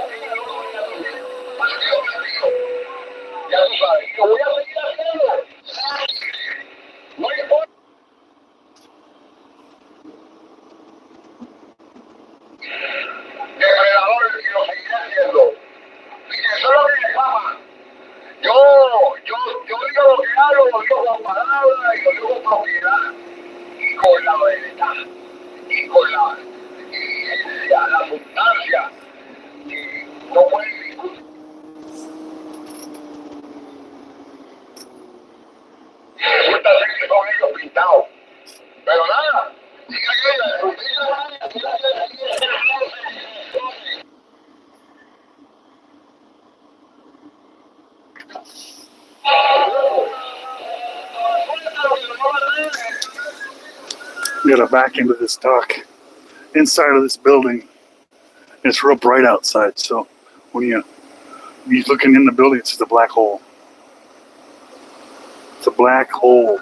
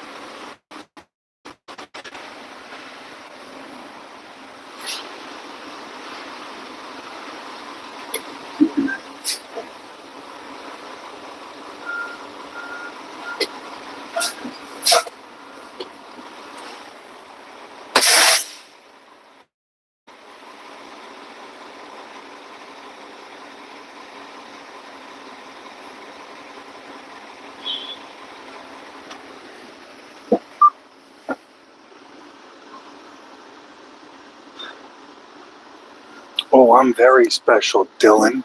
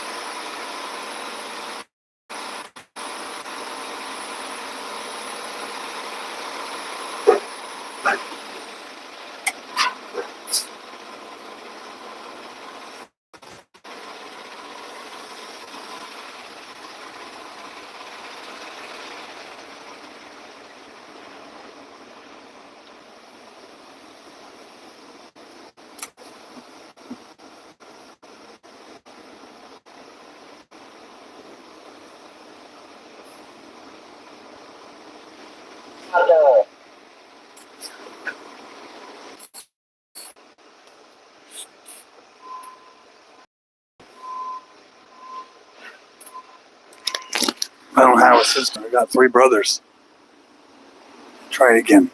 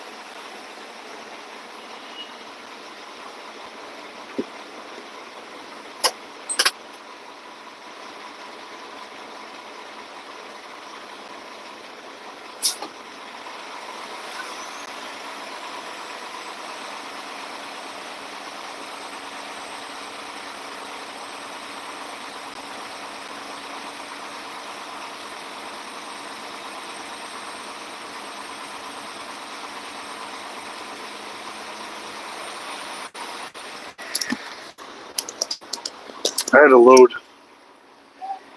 I go back there and I stay with the loaders while they're loading in case there's any issues.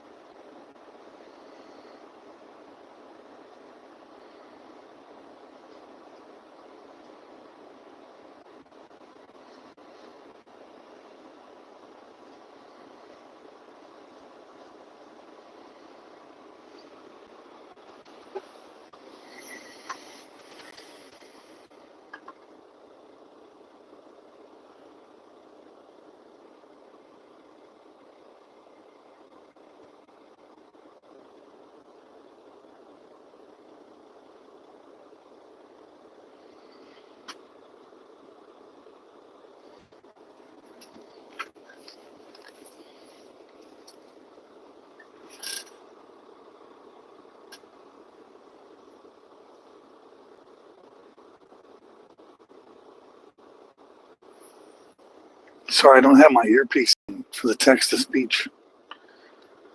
I was waiting for my turn to load and stuff. But yeah.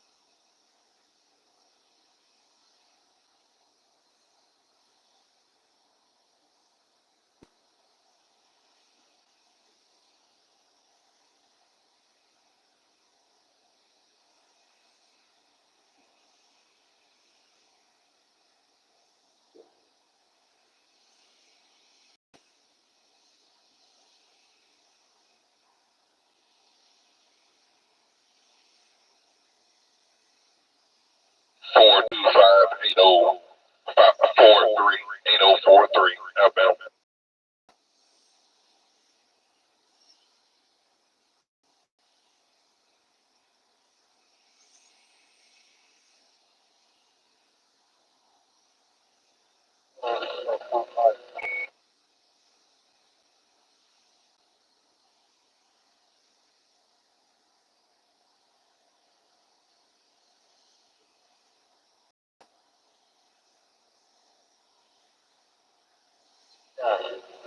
Okay,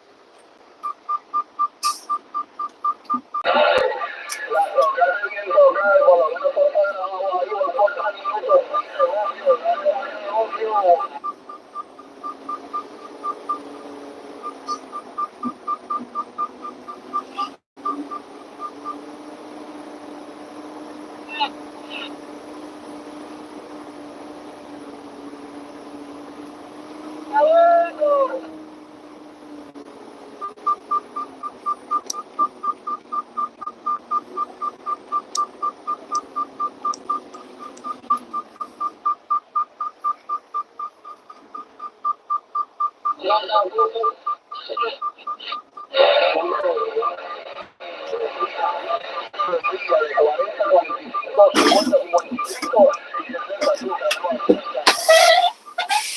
guess you ain't in the Kenworth. What was your air degree On this? on the truck? Oh, like typically? Sure. Oh my God. You're talking about the price.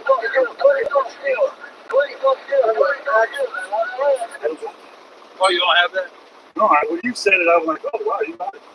It's in the Kenworth, but mine reads like fucking 69, 70. You got a special gauge for that?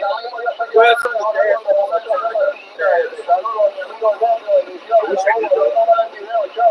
but I'll probably be getting over there towards the end of the day, so. In the background, I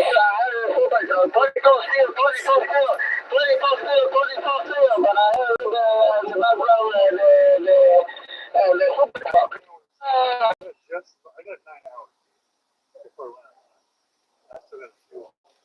So I'll probably stop.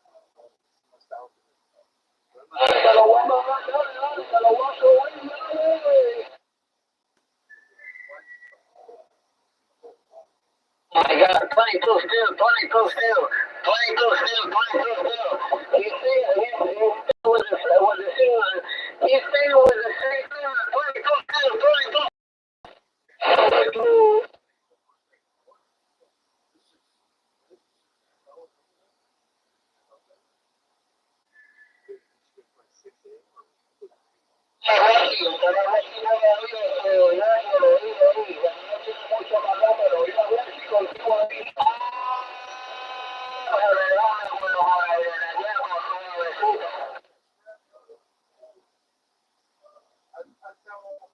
Hey, I just told you a video that I recorded, and you can see it.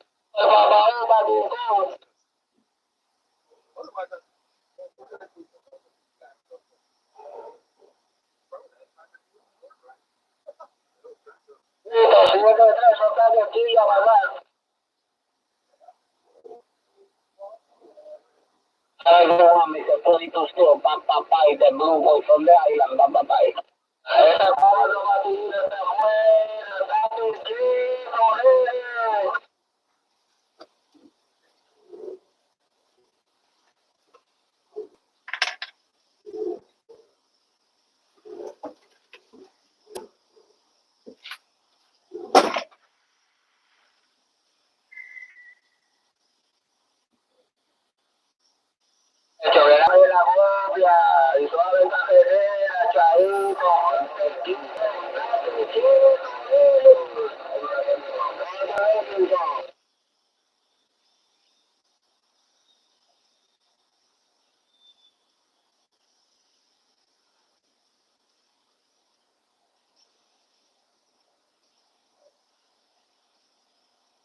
La isla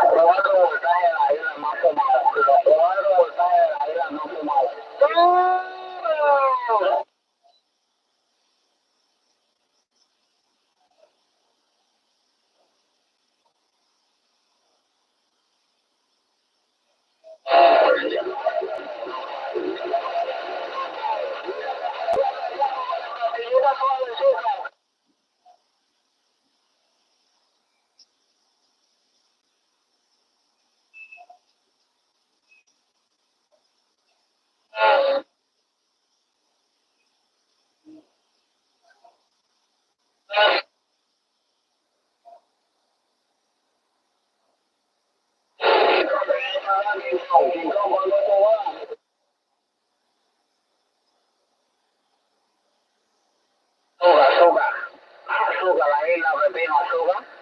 Y lo testing.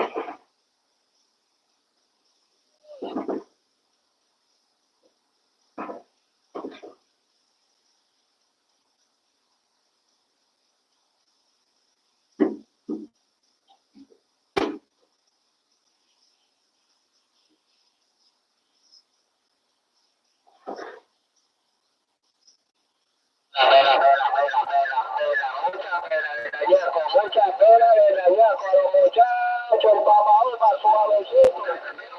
A ver qué tiene un chavito obvio.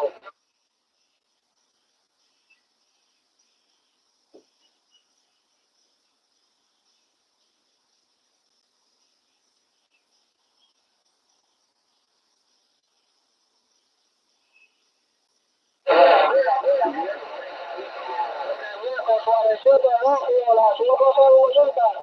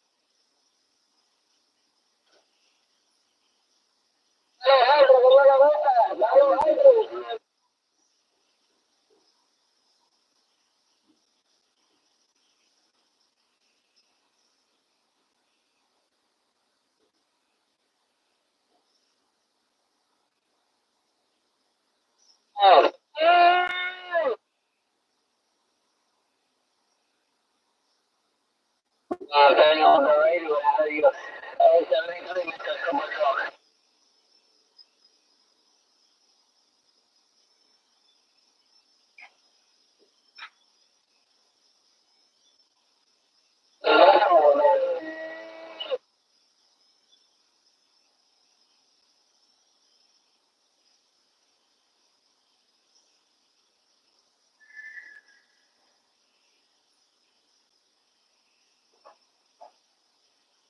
Take care, I got to go on my way to run things down. Take care, Mr. Super Truck, bye-bye.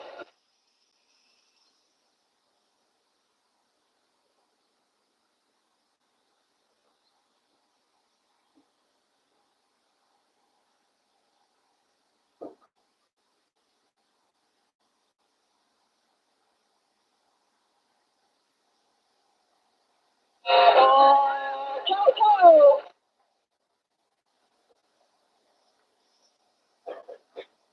Solito 3000, Moringa.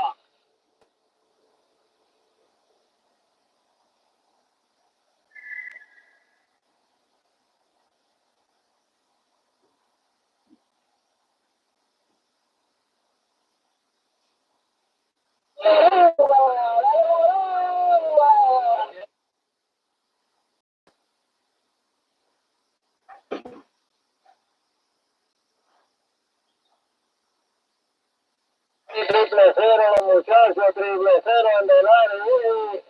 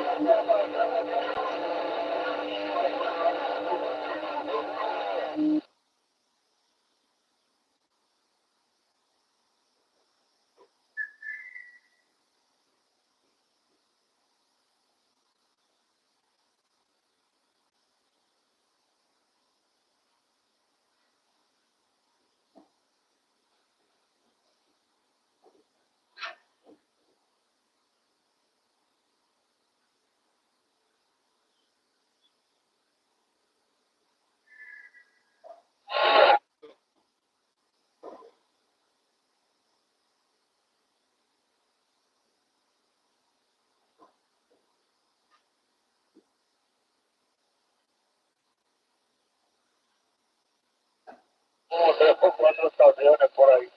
Pero saludos ahí al Bofio y a la gente. Zero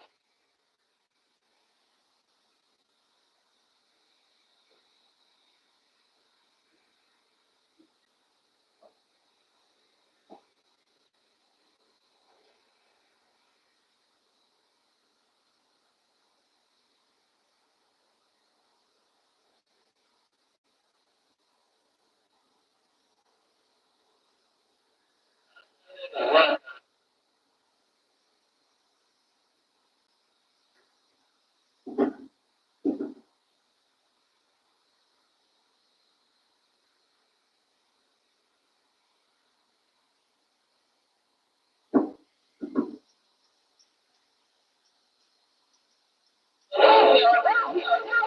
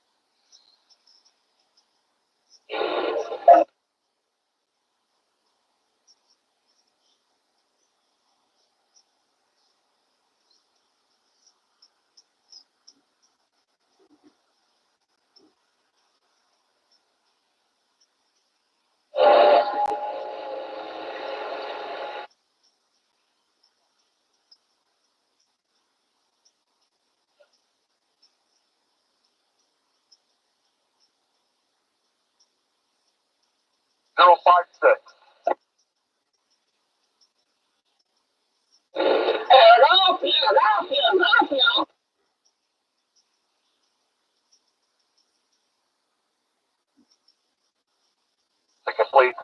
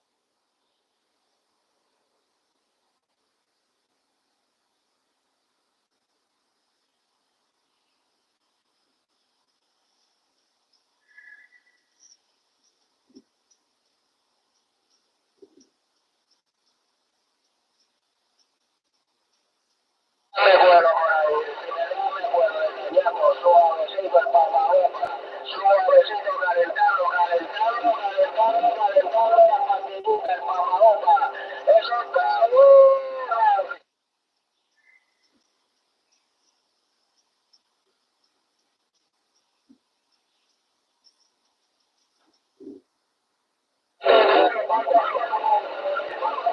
Está suavecito el papaloca. Aquí está ahí, pero están tratando, se escucha la guayadera, oye.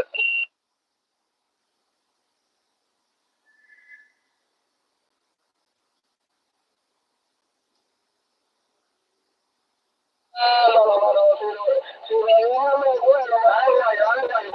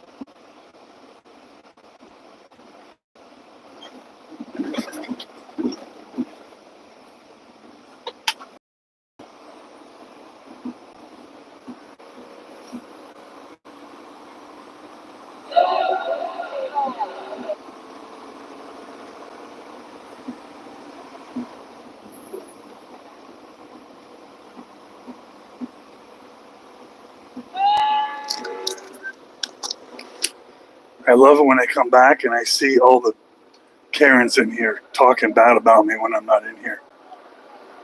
Like, who are you talking bad about me? Like, me, what? The dude is always sleeping, not working. I'm fucking sweating like a pig. I was working. Jeez Christ. You are why America sucks. All you Karens out there, you are why this country sucks. I get it, you're allowed to complain. But geez, coming back, that doesn't age well, dude. That doesn't age well. Why don't you delete that, what you said? That way no one else can see that you're stupid. Hide it quick. It's horrible, dude.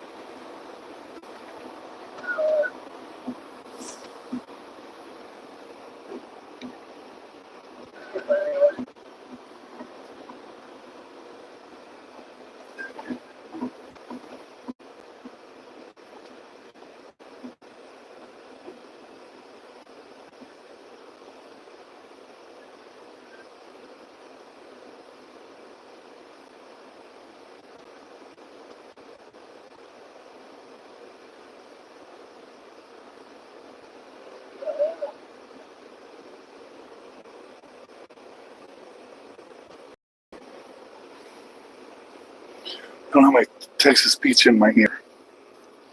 Right now I'm in Newburgh, Indiana, in America. I just loaded. Now I'm going to go to a scale house right here to weigh the truck to make sure I'm not overweight. And then I'm going to drive to Fort Madison, Iowa.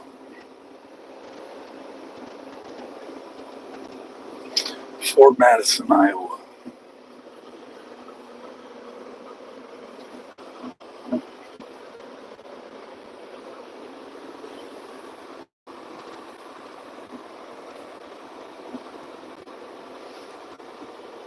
All right, Sweden. I appreciate you coming by, checking out the stream out here in America. America.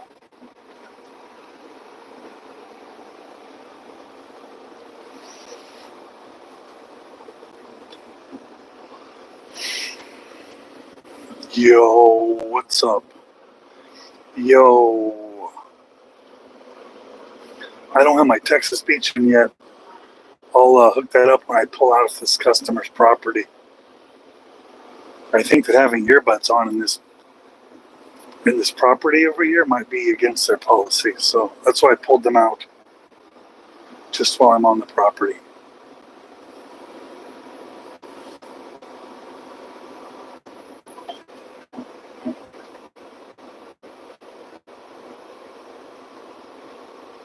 I do pre-trip for the truck and the trailer every day, and a post-trip every day.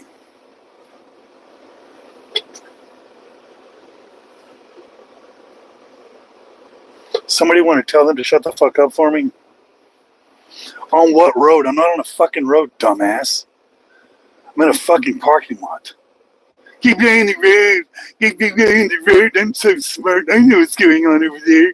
I know what's going on over there. I'm in a parking lot, dumbass. I'm in a parking lot. What a horrible person you must be. Just go into a stream and then tell them what to do. What a demanding, narcissistic bitch you are. No wonder you're on YouTube by yourself. You're a bitch. No one wants to hang out with you.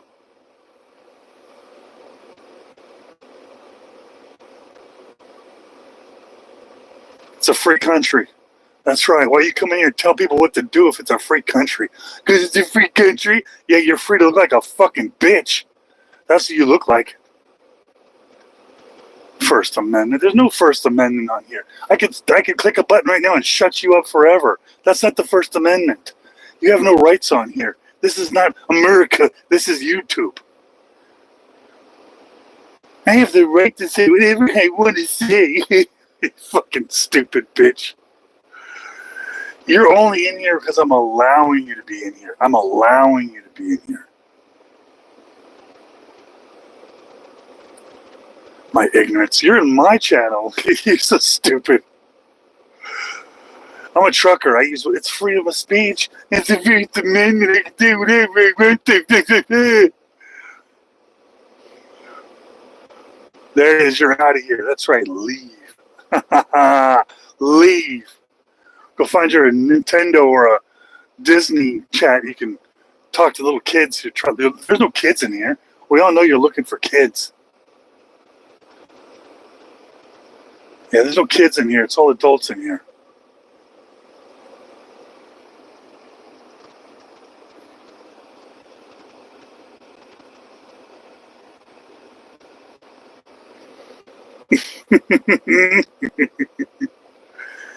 I'm just trolling the Karens. Just trolling the Karens that come in here with their opinions that are so special, and their opinions are so important. They are so important they have to give their opinions on YouTube. They tell everyone on YouTube how important their opinions are.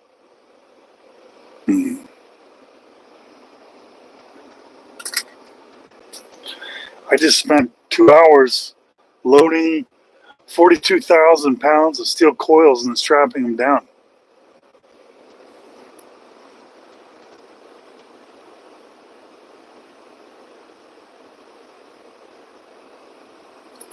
I drink old school yellow and orange Gatorade, though. None of that fancy blue shit that you guys are all drinking.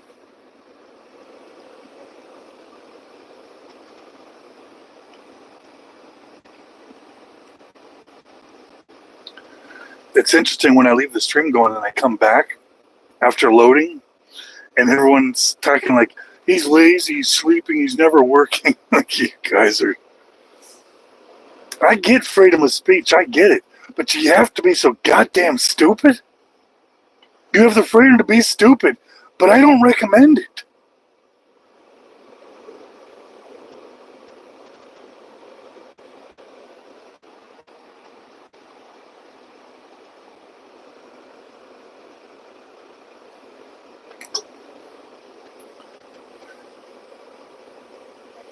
No, they have no idea that, I mean, the stream's very clear. I'm out working. They can assume that I'm not working. They can. It's safe to assume they have the freedom of speech. The freedom, like the First Amendment to assume. Ugh.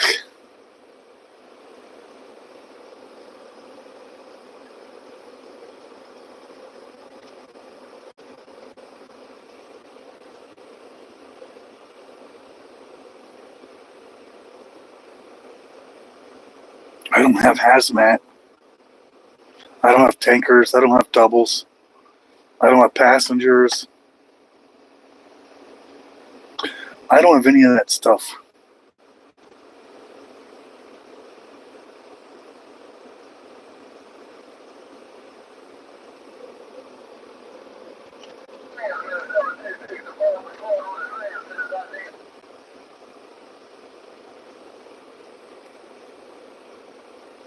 Oh, how long to give you for? A year? 2 years? My DOT physical lady, she has it in for 2 years at a time. And I don't understand how they can use their discretion. Some could give 6 months and some could give a year and 2 years. What is this cash grab? 2 years.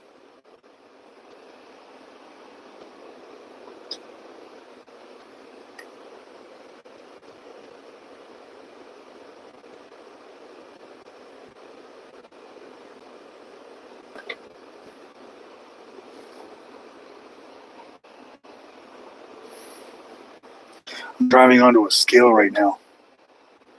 Make sure I'm not overweight. But they make me get out of the truck. Not just me, but everyone. They make everyone get out of the trucks.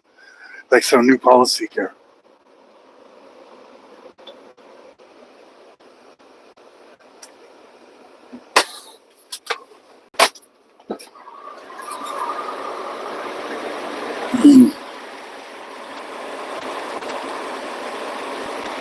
All right. I got my weight. And I'm good to go. 27,000, 28,000, and 11,000. I'm under. Not by much, but enough. Enough that I don't have to slide my tandems, and I don't have to do a lot of things. Where'd all the Karens go though? Sometimes I feel bad. The Karens come and I'm not in here. I'm out working, loading. I'm loading trailer.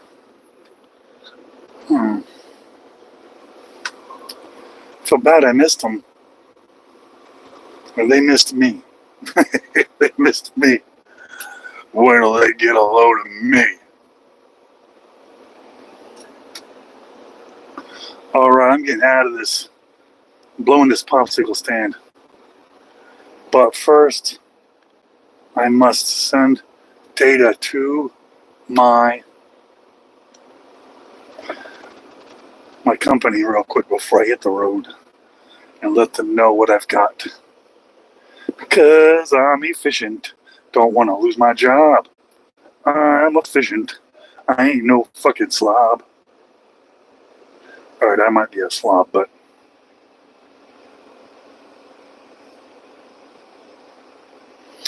it says I'm going to arrive in 6 hours and 10 minutes, but I've got my DOT clock says I only got 6 hours and 5 minutes left to drive. Oh, it doesn't look like I'm going to make it. But it's okay. I don't have to drop until tomorrow.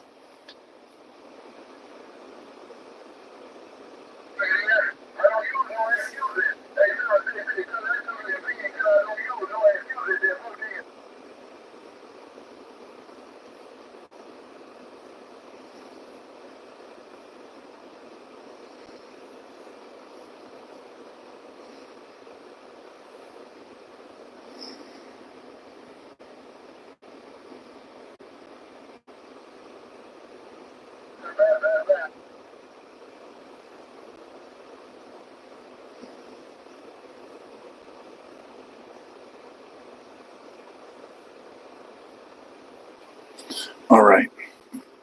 My company has been notified. I don't even need to go to scale today.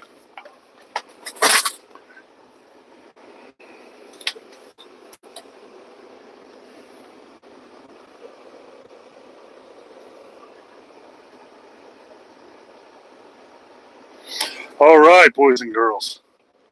Let's blow this popsicle stand. Yeah. I'm leaving the customer's property fully loaded.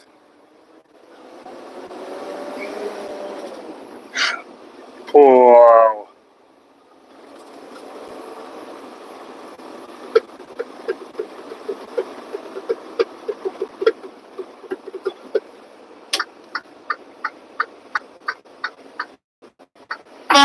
All right.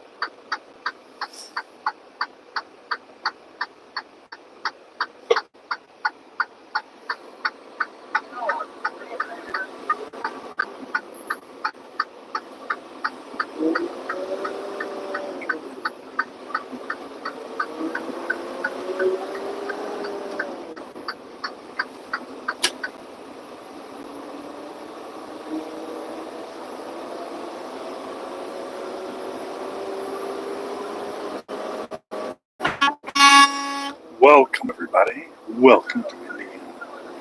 Welcome to America.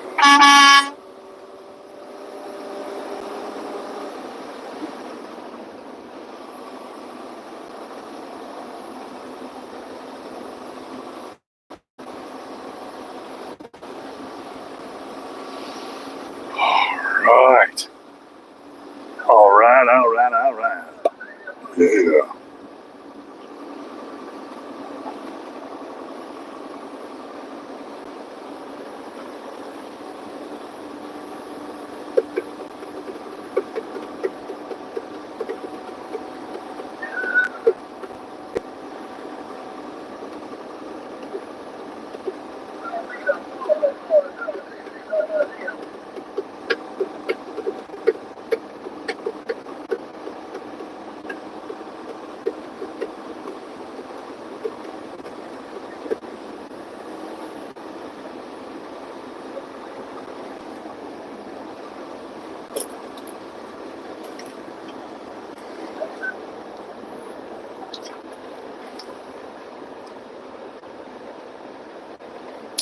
Oh, yeah? You drove past me?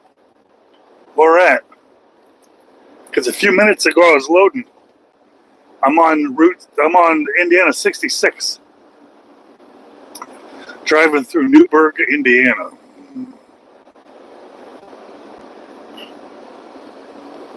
Well, it's 87 degrees out here in Newburgh, Indiana. There's some overcast a little bit. I can still see some blue. Welcome.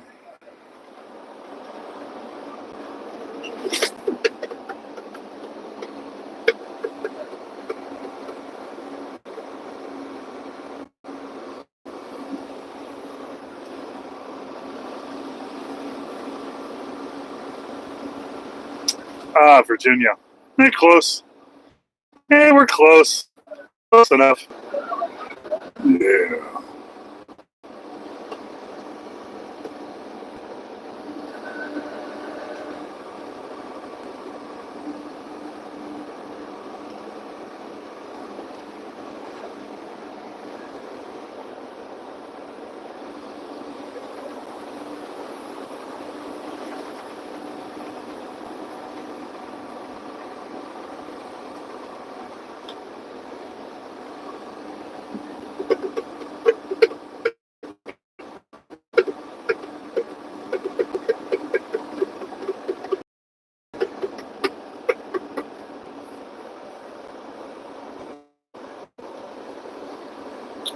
live driving. WTF.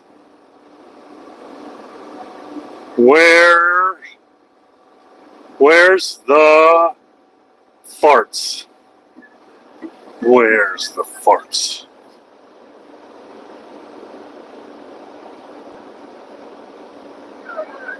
Oh yeah. I honk for kids all the time. I honk for them all the time. Not so much on the highway. Buses don't do that anymore. It's usually some kids at home that I'm passing by on some country road. Hey, Mr. X, this is Newburgh, Indiana. Just to cut to the chase, before you accuse me of breaking every violation out there, breaking every rule, I'm using a text-to speech program that reads everything that you guys say right into my ear as if you guys are sitting right next to me in the truck. And how you hear me is I got a microphone that I clip to my glasses because the device itself is too far away to hear me.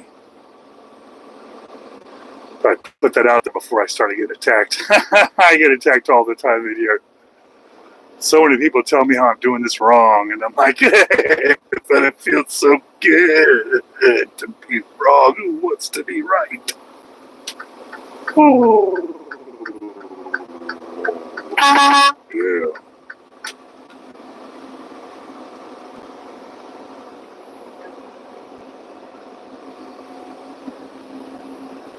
I've got Antwoord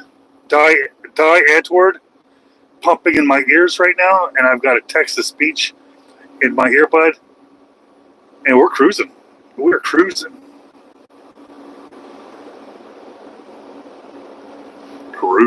I got to go to Fort Madison, Iowa today. So it's about 6 hours away. It's 6 hours and 2 minutes away, and my DOT clock says I got 5 hours and 56 minutes left. So I'm going to be just shy. Just shy. I'm not going to quite make it, but that's okay. I'm not going to cry about it.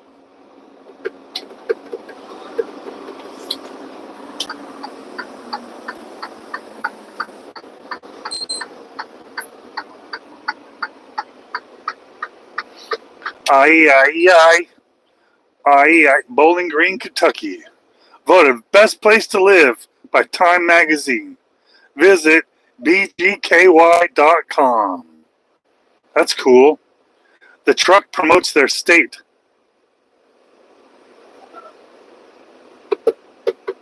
Bowling Green, Kentucky.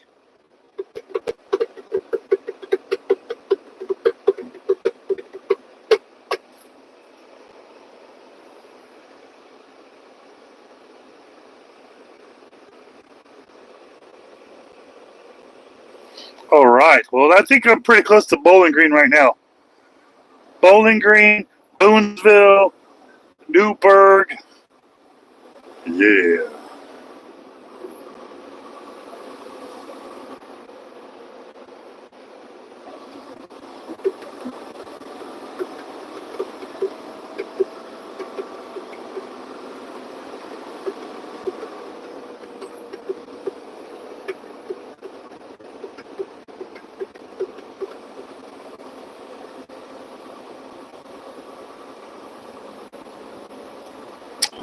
Oh, that's cool. That's real cool. I like that. Much respect to you, Morning Nihilist. Something tells me we've talked before.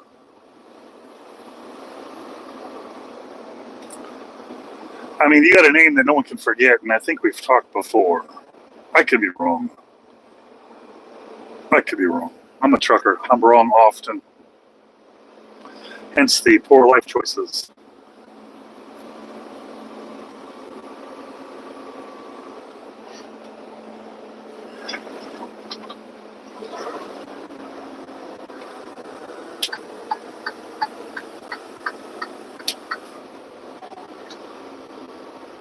Hey, Spencer's channel. Yeah, I appreciate you doing that for me. I appreciate it. You know as well as I do that's really appreciated.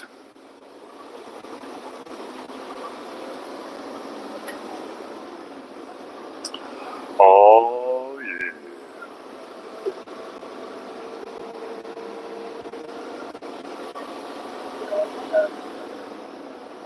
Rock'em sock'em robot. Rock'em sock'em robot. Rock'em sock'em robot. Alright. I don't know what town this is, but it's a pretty big town. Pretty big. I've slept in this town. There's a Walmart over here I've slept at. They've got a gas station you can park at, but they want $15 a night. And I said, well, Walmart's right there. And there's already 10 trucks in there. So, hasta la vista, baby. Ay, ay, ay.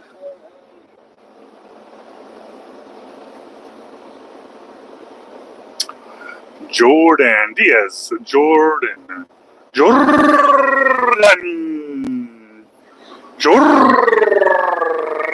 Diaz.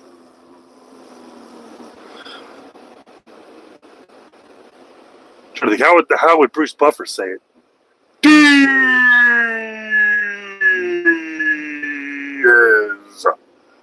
Yeah, that's what he would say. Be a long D, not a long Z. When I said it, I made it a long Z.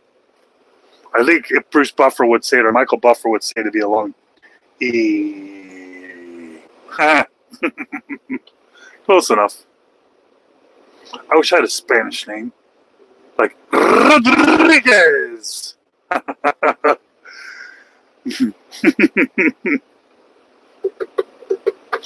In America, we don't have any fun words so we can roll the tongue like that.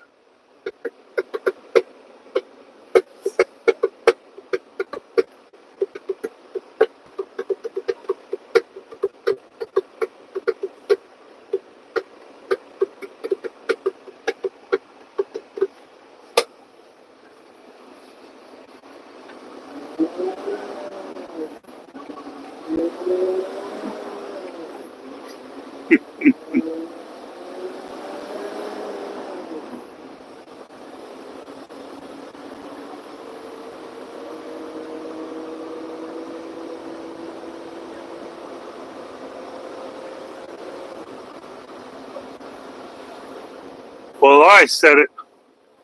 Jordan Diaz. All right. Now you can come out and fight. Fight. That's how they would announce your name if you were fighting. Fight. Finish him. Fatality.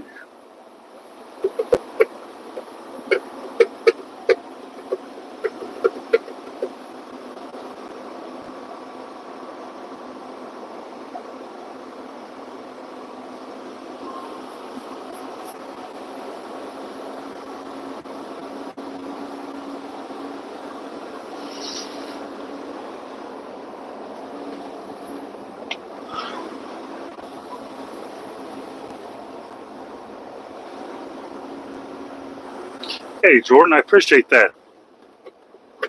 I appreciate that. I've uploaded some. I got a bunch of them I haven't uploaded yet. So I want to ask people about the video. So I'm like, wait a minute, I didn't upload them yet. I got some ones in the barrel over here that are about them. I got to pull over in about 6 hours, and that's when I start uploading my batch for today, because I record every day.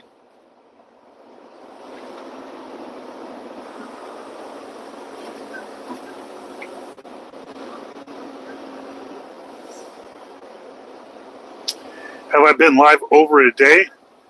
I've been live for probably a week straight one time. I just let it run. But I try to go live every day. Not necessarily one stream, but sometimes I'll just let it ride. Sometimes. I'm not sure if YouTube likes it or not. But I see some cams out there that run live for months and months and months.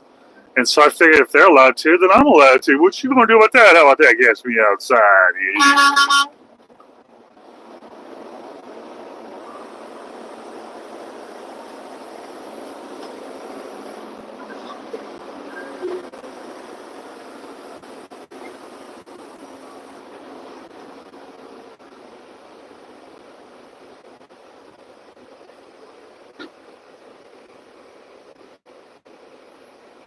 Huh. I don't see those. I know you're talking about. They had that in Terminator 2. where you try to get a full house or something. And yeah, I have not seen that in real life though. They don't have nothing like that at the truck stops. I'm trying to think, what do they have? Do they have anything like that? I appreciate you, Jordan. I want to get there safely. My wife wants me to get there safely. I must get there safely.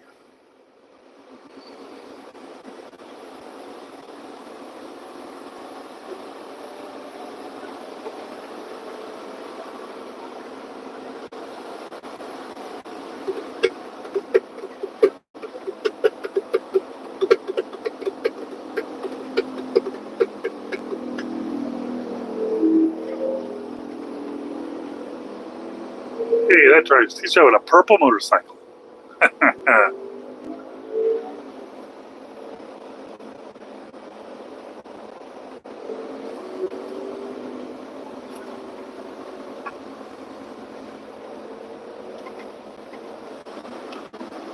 Oh yeah.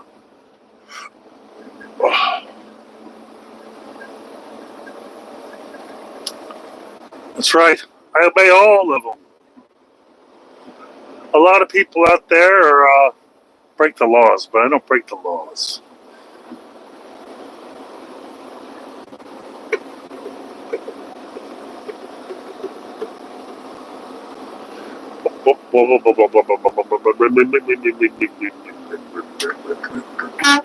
Welcome.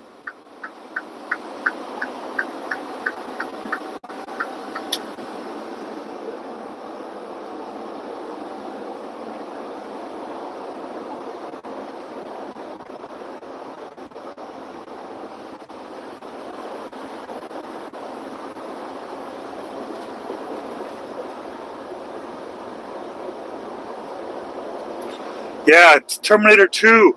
When they're in that mental health clinic and those security guards are there.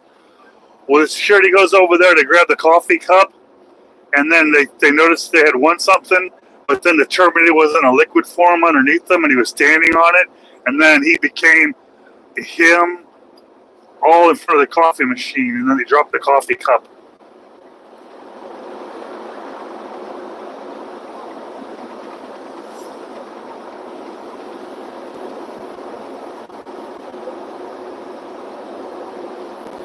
When did I start doing this trip? I started this trip yesterday at about noon yesterday. About noon yesterday. Sunday. I started Sunday.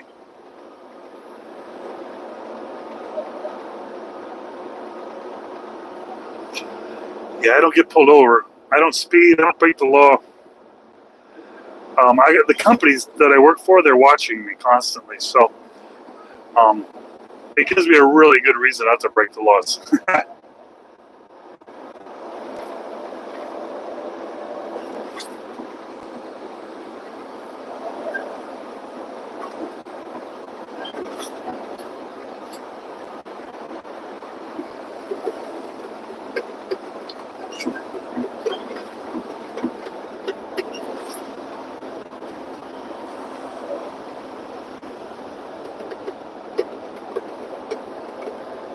Yeah, my company's got a camera in here.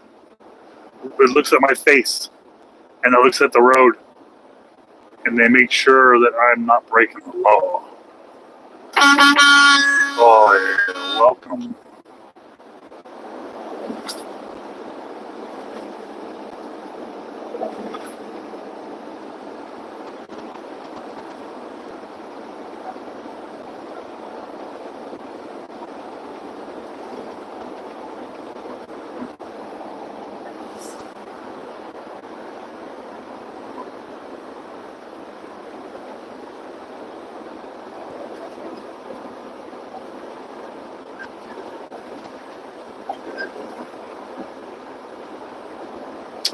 Well, I usually work from Monday to Saturday, but this week I started on Sunday because I got home on Friday instead of Saturday.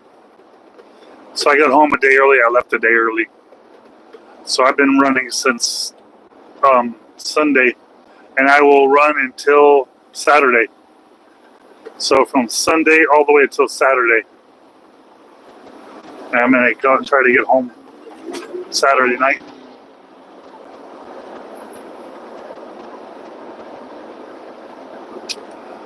Yeah, I would recommend that you're getting a CDL. I recommend it. Unless you're a wimp and you can't handle me and stuff. That's funny.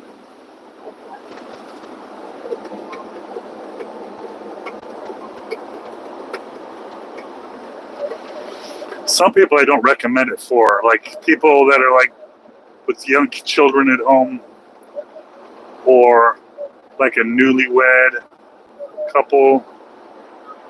I wouldn't recommend it for those people. What do you mean, those people? Yeah, I said it.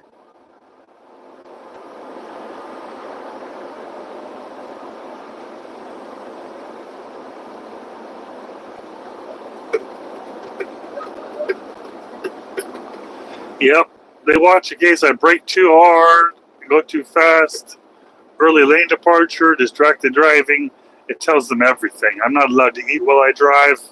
I'm not allowed to smoke crack while I drive. All that stuff, all the fun stuff I'm not allowed to do. You know. Oh.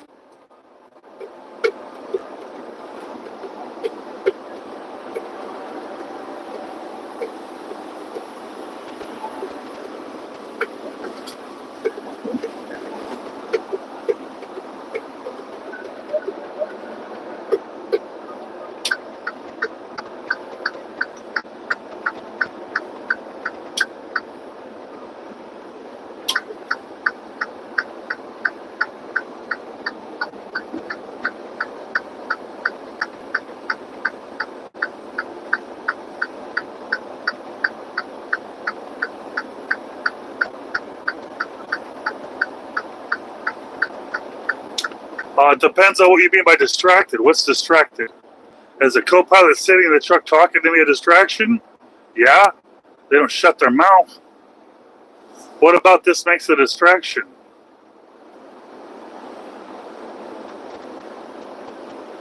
Yeah, I get drug tested regularly. I get all kinds of tested regularly. They test my health. I get a medical test and evaluation regularly. I get a drug test. I get a competency test. They do all kinds of tests out here on us.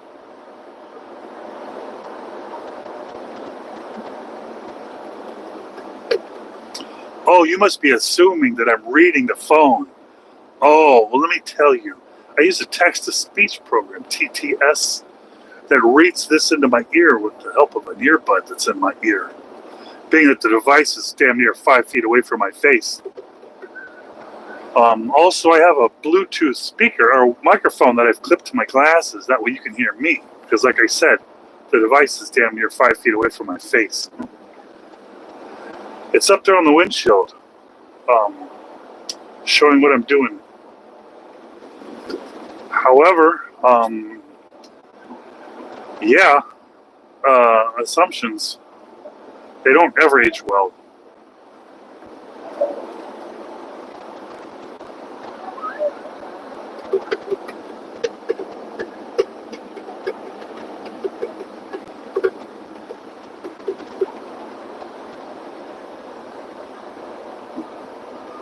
Hey, Justin. Hey, appreciate you out there.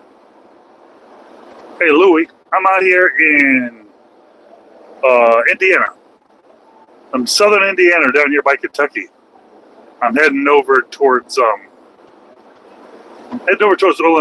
I'm gonna cut through St. Louis on my way up to Fort Madison, Iowa. Fort Madison, Iowa.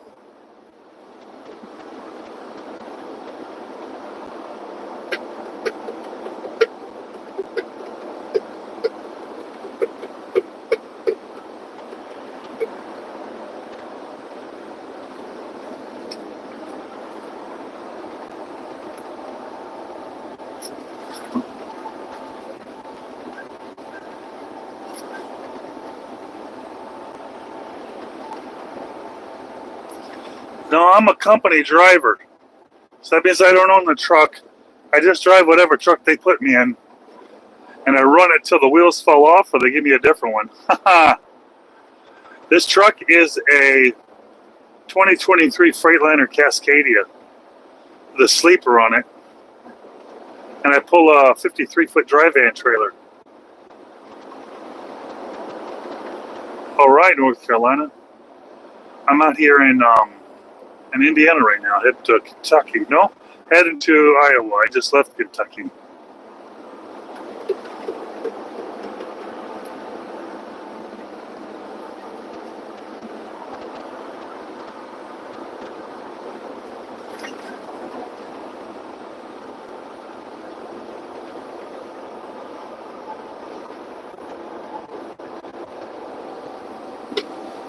Yeah, it's a brand new truck. Well, I got 234,000 miles I put on it in the last year.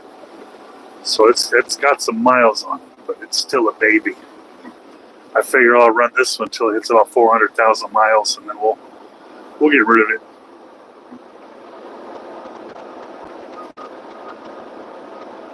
Oh yeah, I was just in Kentucky. I'm in Indiana. I'm cutting across over into St. Louis though. I'll be out of here shortly.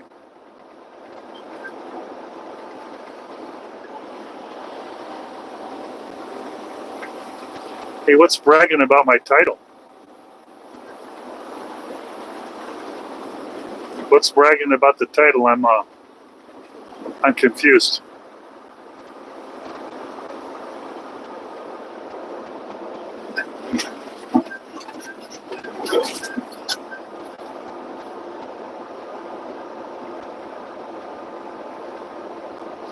So, if I win a race and I've got a trophy, I'm not allowed to mention it, because it's going to offend everyone that didn't get a trophy. Imagine I get a wife and all you cucks out there can't get a girlfriend. I'm not allowed to brag that I got a wife.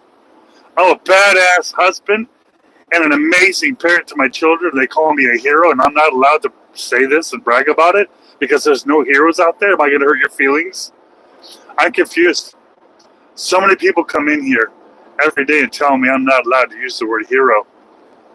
I'm not allowed to use the word hero. They come in here to tell me I'm not allowed to use the word hero. Oh, boy.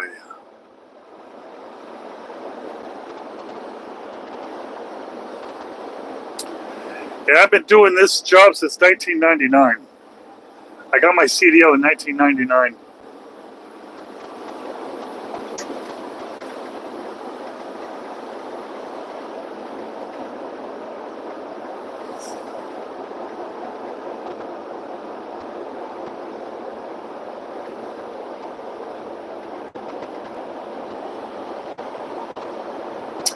Am I rubbing it in, El Capo? Are you sad because your parents, your family doesn't appreciate you? And I'm proud that my family appreciates me and I brag about it. It shouldn't trigger you. Are you the reason why we're not having awards anymore? Are you the reason why we're dumbing down all the criteria everywhere because it's offensive to those that can't qualify? I'm confused why I'm not allowed to use the word hero and it's considered bragging. Hell yeah, brag. If your kids call you a hero, you better tell everybody. Inspire some of them zeros out there to become heroes. Inspire. But you want to call it brag all you want. I'm allowed to brag. I got a right to brag on my own stream about my own accolades. And my kids call me a hero. My wife just called me a hero in text today. Just today I was called a hero. Sorry for you that you don't get to hear it. It's offensive when other people hear it. I get it. Doesn't mean you can come in here and silence me or guilt me into not using a word that you don't get to hear.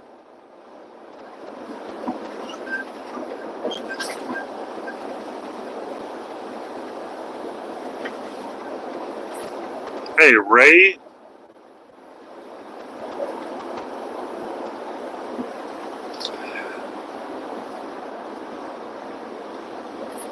Oh, boy. How angry.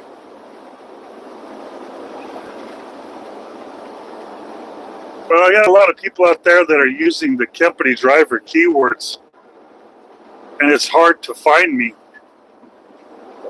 it's hard to find me on the searches and people search for my channel because that company driver phrase it seems to be getting a lot more popular. But I'm out there, brother. I got 86,489 subscribers, so I'm hoping that between that many that it'd be a little easier to find me. But maybe not till I hit 100,000 subscribers. I think maybe it'll be easier to find me.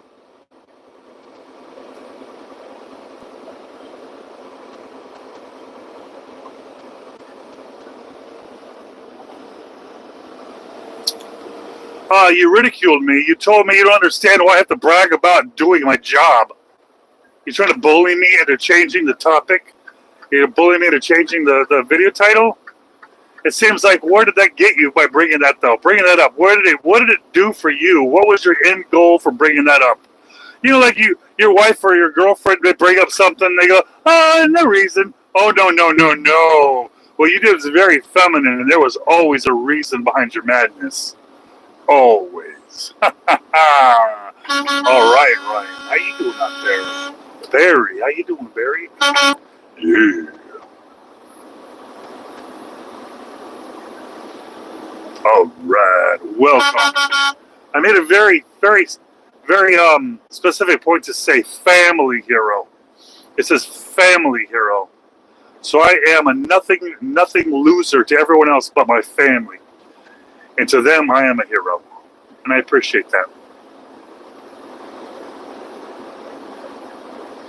Oh. Well, thing is, if I'm real nice about it and I respond, then they go away. But if I get a little aggressive with it, not only do they stay around and debate me, but it helps with the chat rate, and I can cut it out for a great little clip for a little short later on.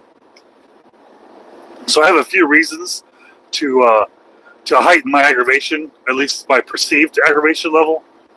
I try to milk it for the content out of it.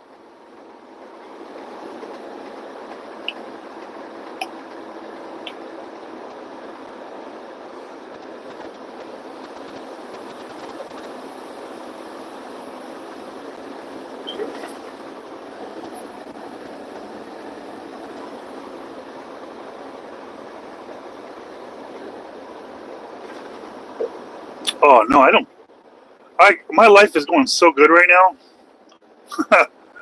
I've got 1,000 reasons right now to not be frustrated or upset. But I do appreciate everybody out there. I show enough, dude.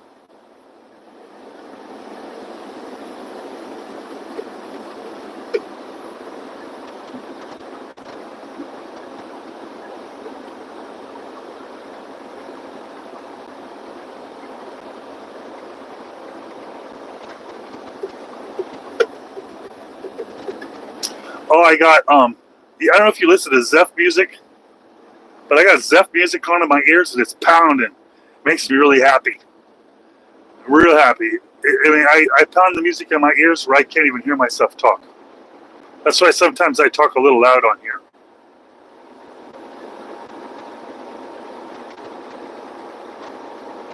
All right, Barry. Yeah, appreciate you coming out here and hanging out. Oh, yeah.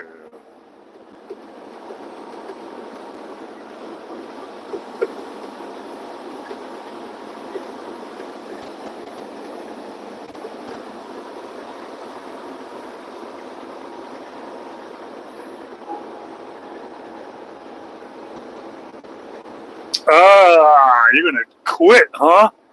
Good for you. It takes some balls. It takes some, I'm sorry, is that offensive? It takes, I don't even know how to say that these days. Everybody getting offended about everything everybody says. Ugh. I can't wait for this pendulum to swing the other way so we can say words again.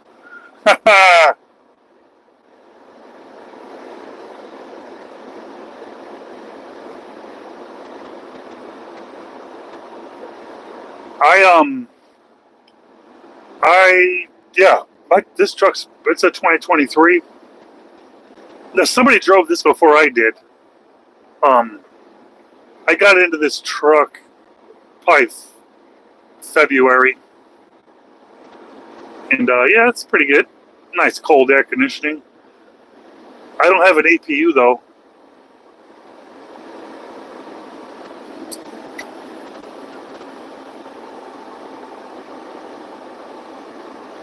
Yeah, we need a rebellion. Well, here's what I thought. About a year ago, I was watching YouTube, and they had this hippie on there. It's a woman in her 60s. And she's blopping and blah and blah as usual, blah, blah, blah. But in this video, she says the pendulum swings both ways. And she was absolutely right. Because I can already see the pendulum swinging the other way. I watched a comedy special the other day where they were saying words that we weren't allowed to say during the pandemic, which means, hey now, we're going to be able to say funny jokes here pretty soon. We're going to be able to get away with it. We're going to be able to.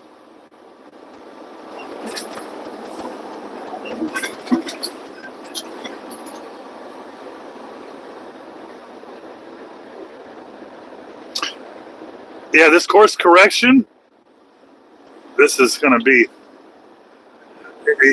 like people, those videos, they got that trash bag and they fling the trash bag over their shoulder and every time they fall down, the pendulum swinging back could be one of those effects though, where it actually could sweep us out of society and then will actually trigger the downfall of the empire.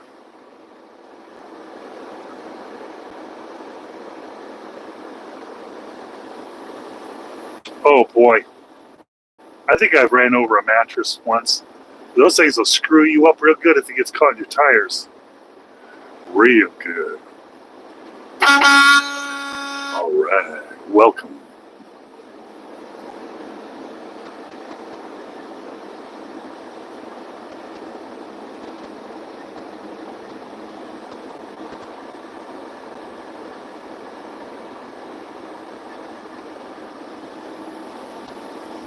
Oh boy.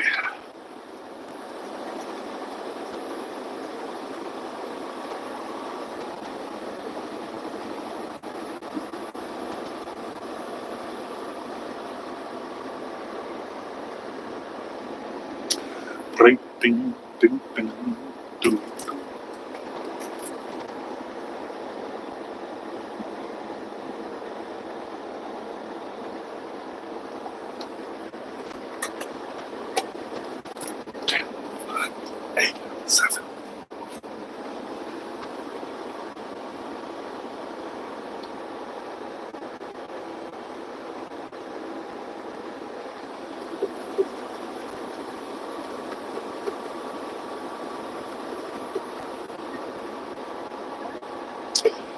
It does. Except this one was supposed to be the one. Oh, that's me being a narcissist, huh?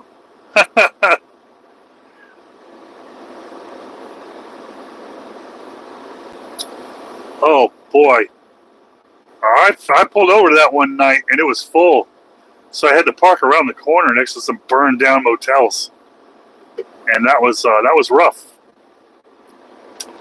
I don't plan on ever getting off the highway in St. Louis.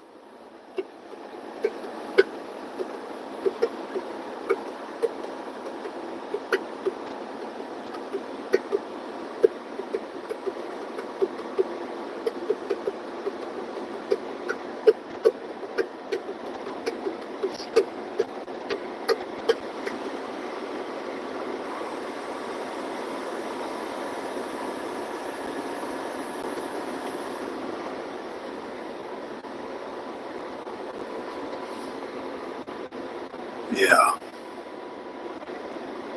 Course correction. America.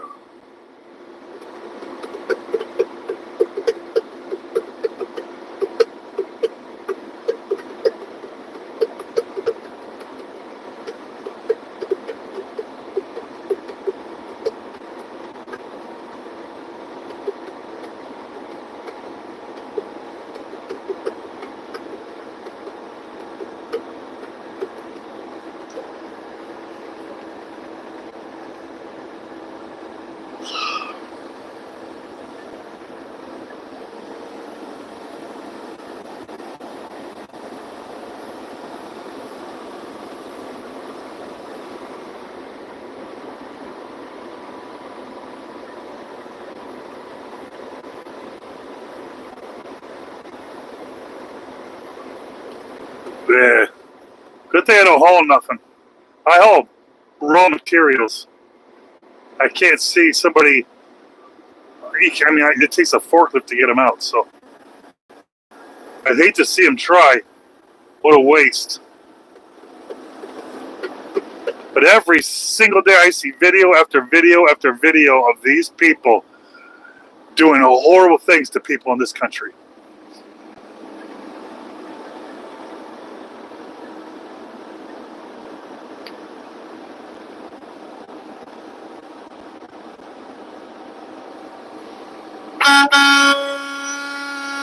All right.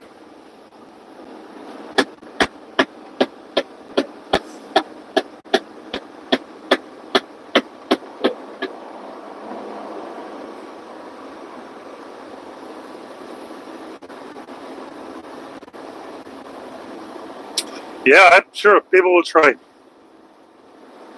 I'm sure people will try.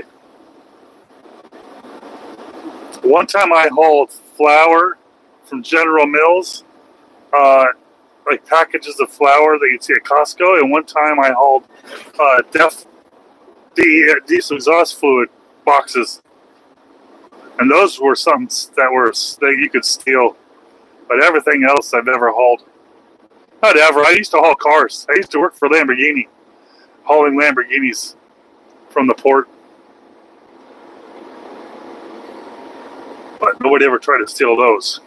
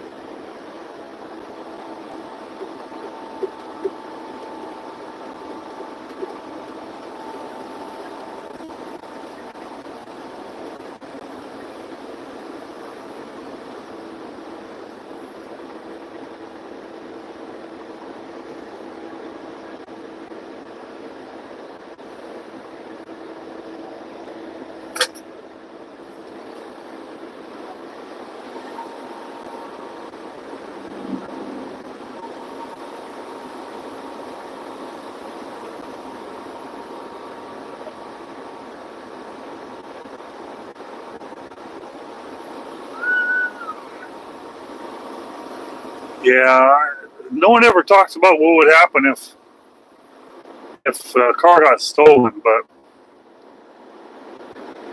the thing is like Lamborghinis and Ferraris, they're not like Hondas as far as tracking goes.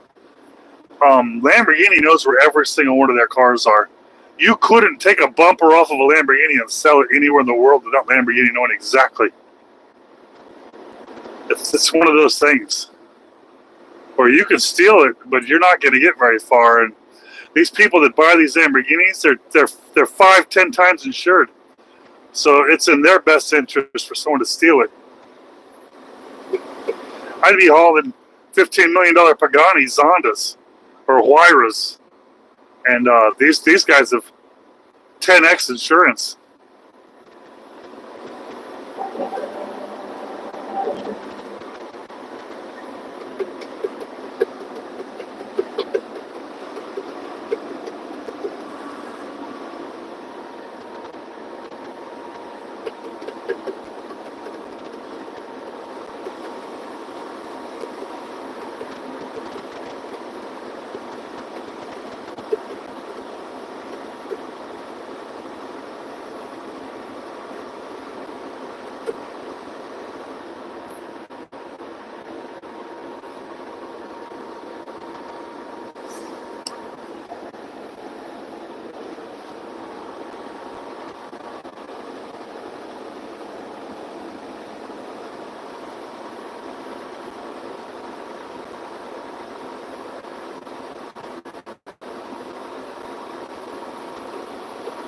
Alright. Well, a lot of these Lamborghinis, it's an investment.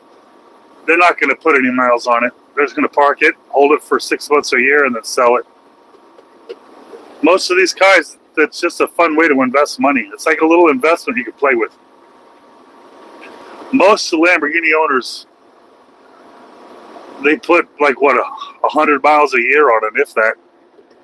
And most of them register them, especially where you're not even allowed to put those miles on them, if you wanted to. I think maybe 1,000 or 2,000 miles a year.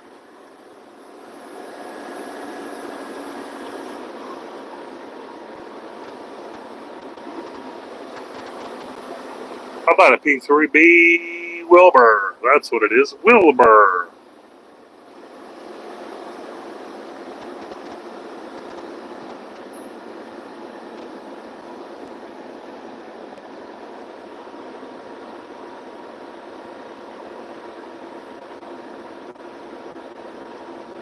Yeah. Well, if they'd register the cars like us, but like Koenigsegg's, you can't even register in America. They don't put bumpers on them. They don't put the requirements. So if you see a Koenigsegg out there, somebody registered it in Mexico or Canada somewhere. There's a whole lot of restrictions, but because they want to save money. You know, they want to sell these cars for a lot of money. All right. Ghazi.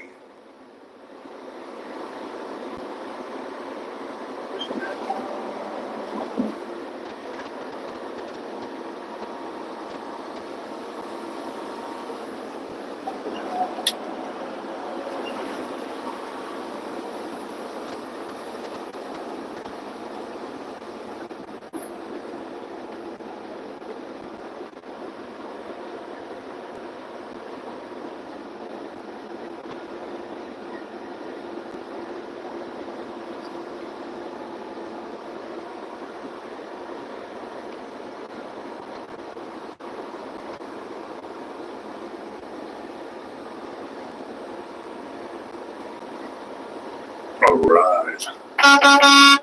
Driving through Indiana right now. I can see on the GPS I'm almost to Illinois. And then I'll drive through St. Louis here pretty soon. Hopefully it's past rush hour, but I guess it's always rush hour in St. Louis.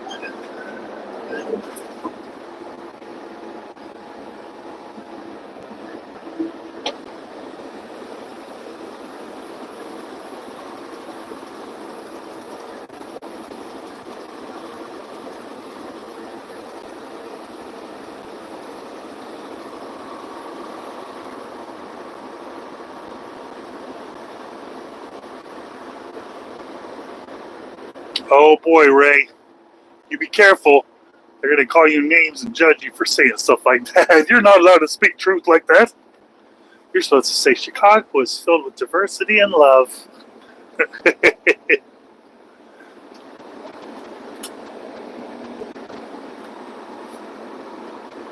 Diversity and love and inclusion and equity.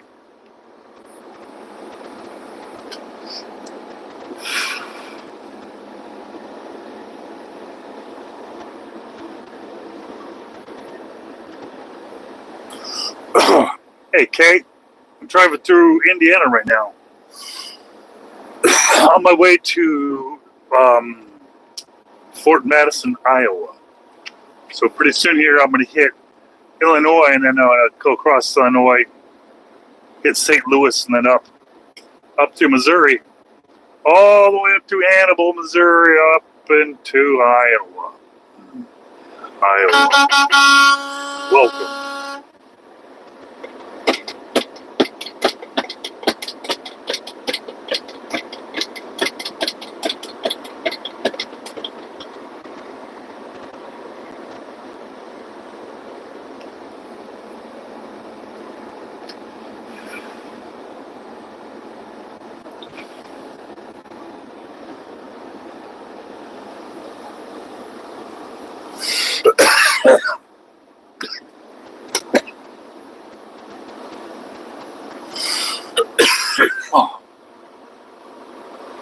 I'm from Kansas City, Missouri.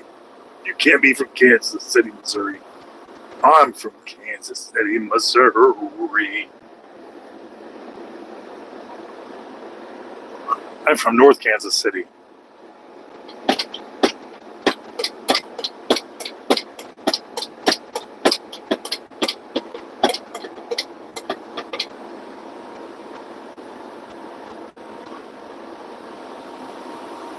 Rogersville, Tennessee.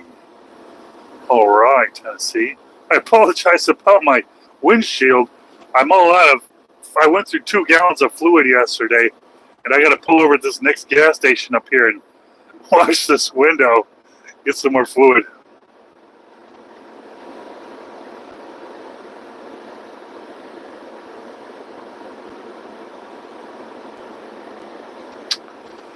All right, you could be from Kansas City too.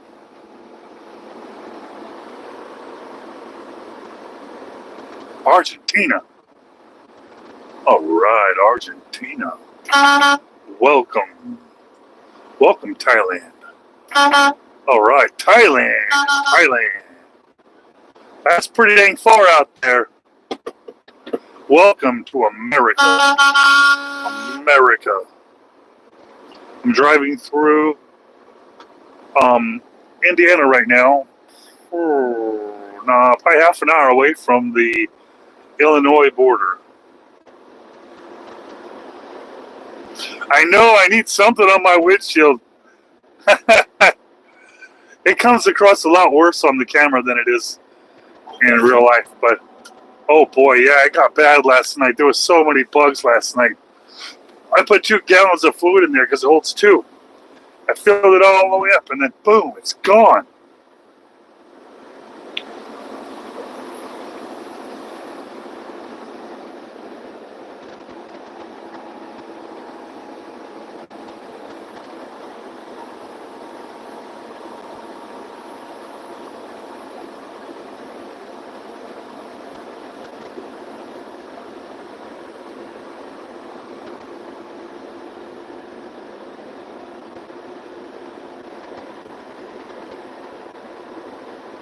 Free protein until it's in your burger and you're eating a bug burger. It's not even a burger anymore if there's bugs on it. Then it's just a protein patty.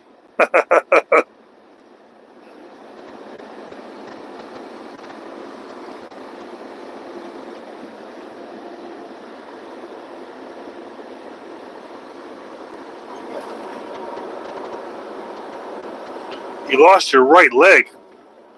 Damn! You can't drive without that leg, I guess, huh? Yeah, I guess you're going to need that leg to drive.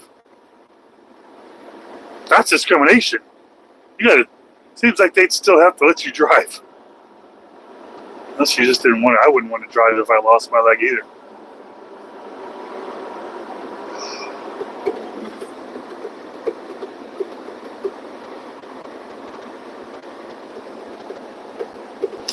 People usually say, I used to drive until I lost my CDL.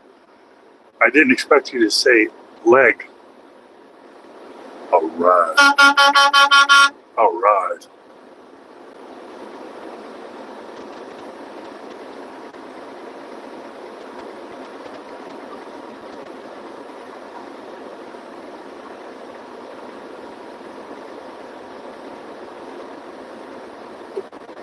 All right, Dario. I appreciate you coming by. All right. Oh, welcome to Indiana. I'm almost to the river, which is the border of Illinois and Indiana, across that river. Go over the bridge into the land of Lincoln. You know how it is. The land of Lincoln. All right. Welcome.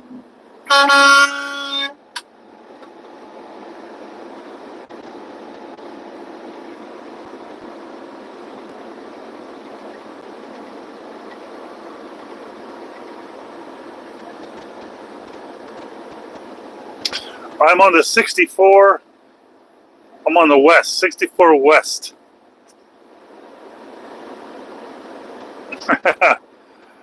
I'm not sure where the. Yeah, I'm on the 64 for, it says another 60 miles. I'm coming from Newburgh, Indiana, on my way up to Fort Madison, Iowa. And I'm going to cut through St. Louis instead of Chicago because it's faster and safer. It's weird to say St. Louis is safer than somewhere else, but that somewhere else happens to be Chicago. And we all know what that means. Oh man, drive-bys on the fives. Every 5 minutes, on the hour, every 5 minutes.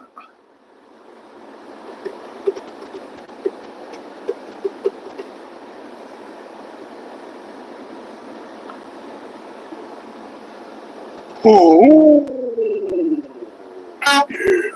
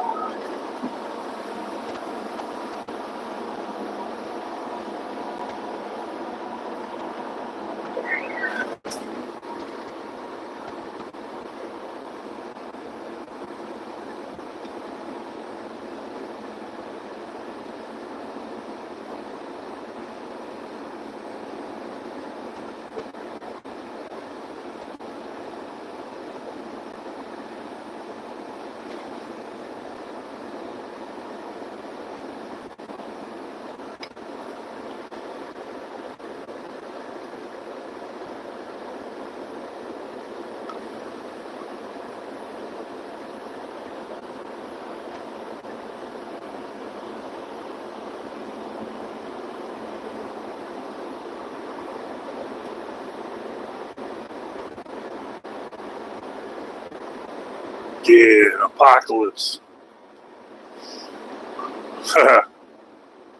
Apocalypse.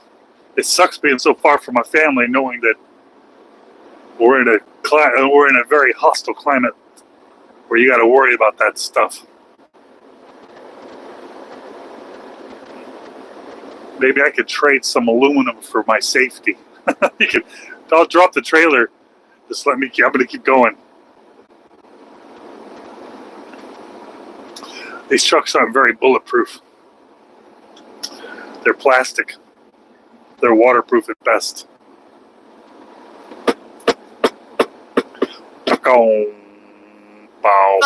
Yeah.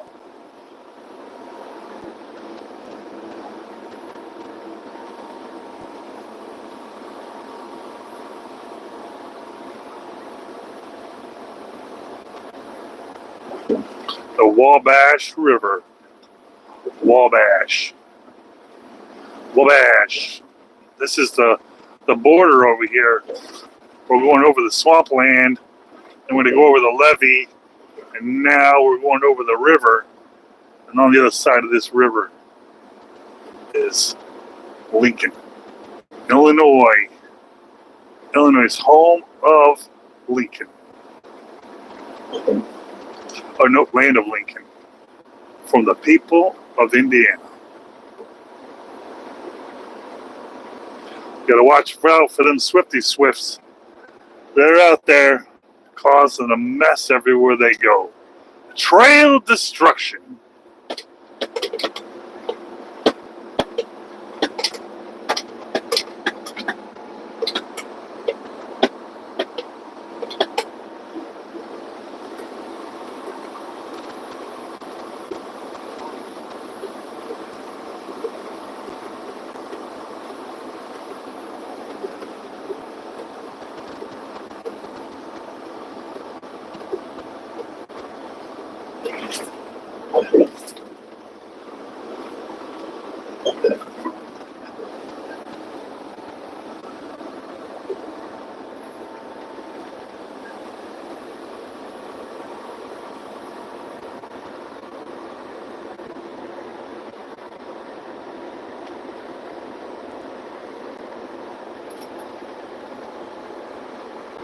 Yeah, appreciate you out there.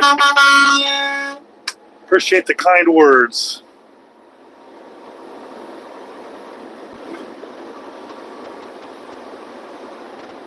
Dazoo. My Texas speech wouldn't read that. It said Dazoo. I think it's Dazoo. Ooh. Idiot Dazoo. Alright. Welcome to America.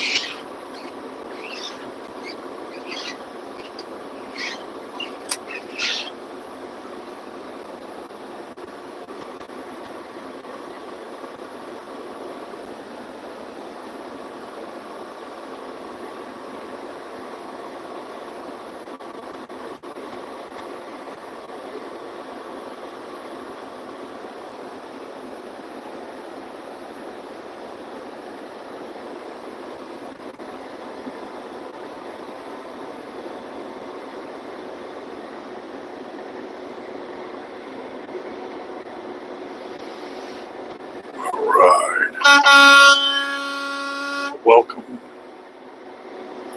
Welcome to Illinois, land of Lincoln.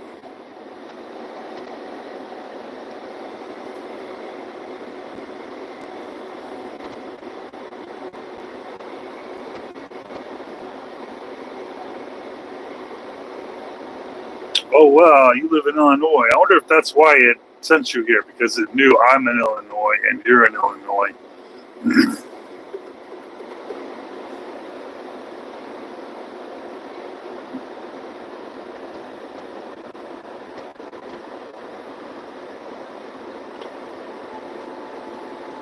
I appreciate you out there. Psycho. Haha. Has anybody ever raged on the truck? They have in my past, but not in a long time. I'm a much less aggressive driver since before I was very aggressive and very disrespectful, but now I'm older. I don't give anybody a reason except when I have to go slow in the construction zones. That makes people upset.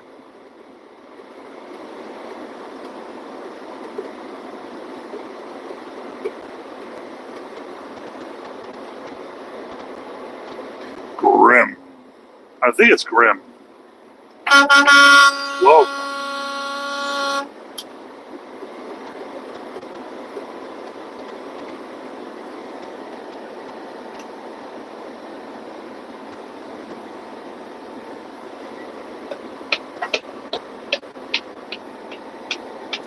Your name was difficult for my Texas speech.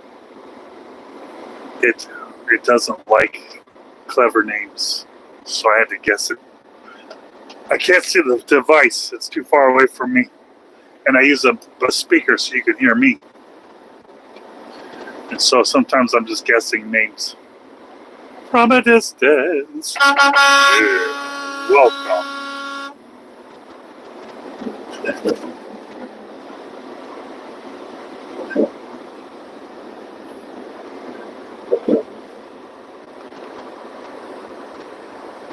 Appreciate it, Grim. Appreciate you out there. Hi again. We stream every single day. Or day. Or day. Else we don't get school closed. Yeah.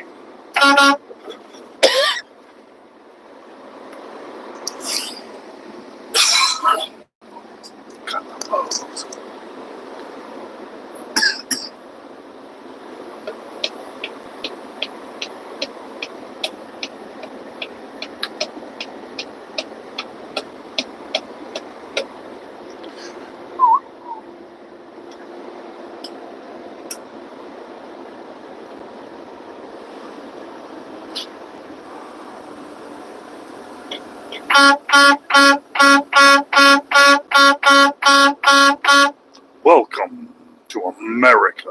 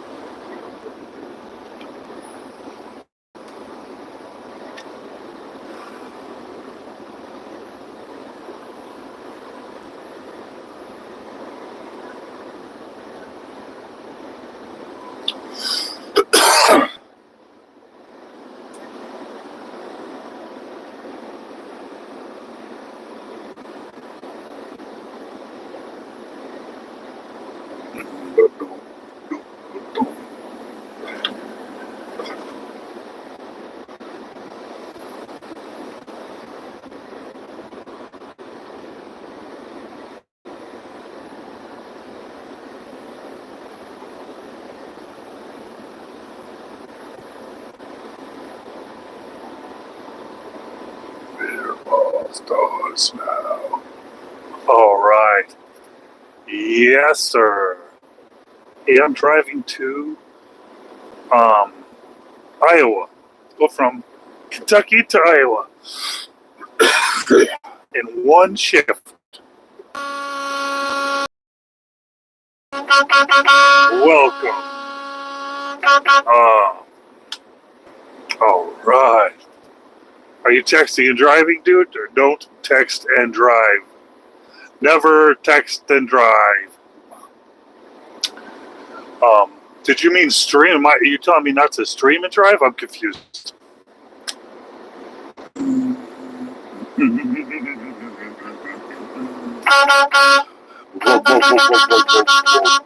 Welcome to America.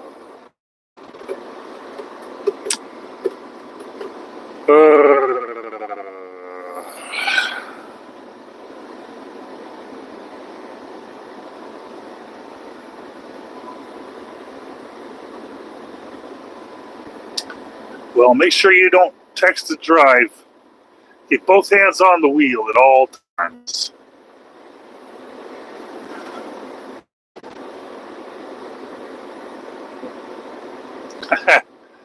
I was like, I don't want to have to explain my text-to-speech software again. I was, yeah, welcome.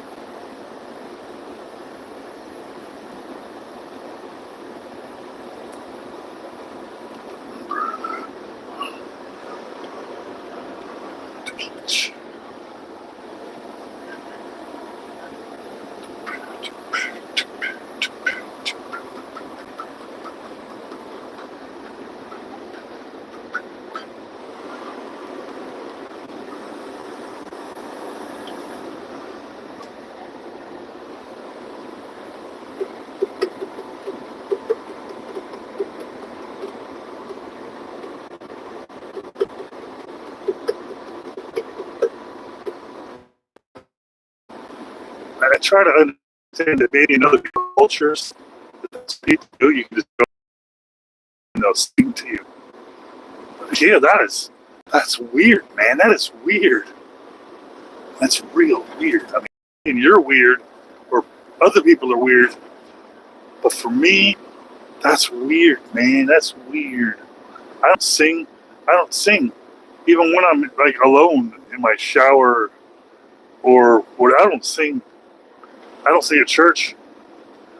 I don't. There's nothing wrong with singing. I listen to music. Maybe just be a culture thing, you know. I'm not quite used to whatever culture you're from. In my culture,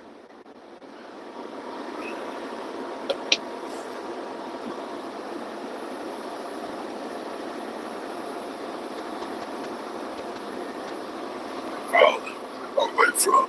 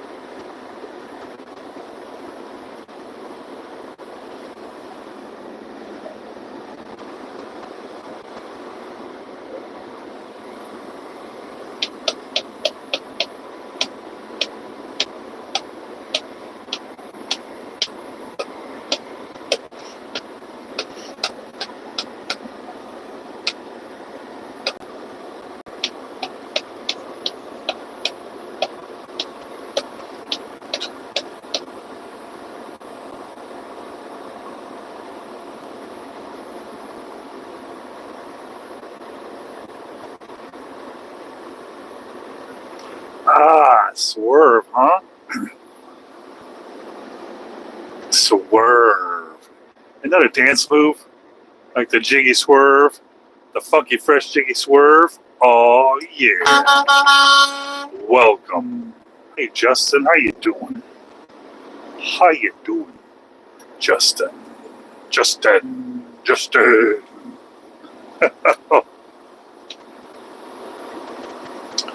How you doing, everybody? Welcome to America.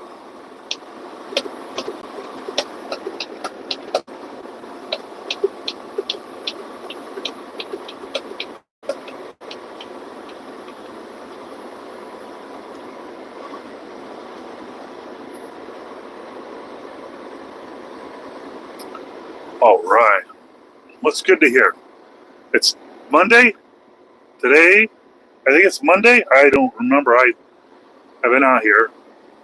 It's Monday. Mondays are days that you want to be good.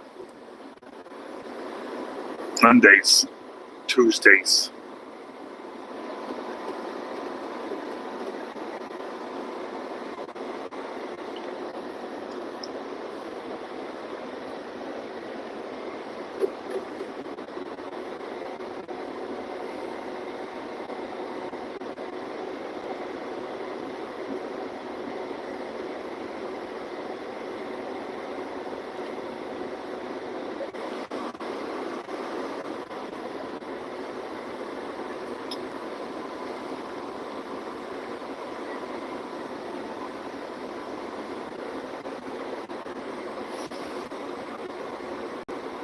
Chips.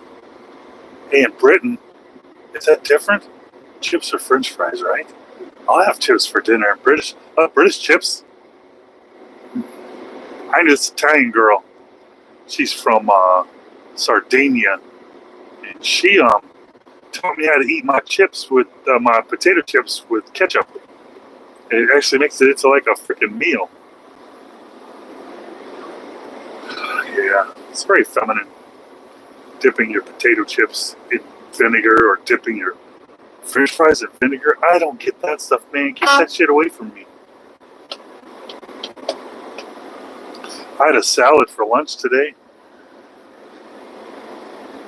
Probably have a sandwich for dinner.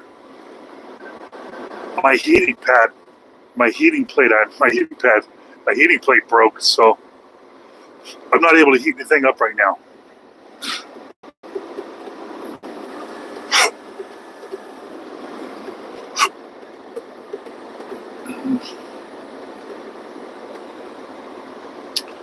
Hey, Nico,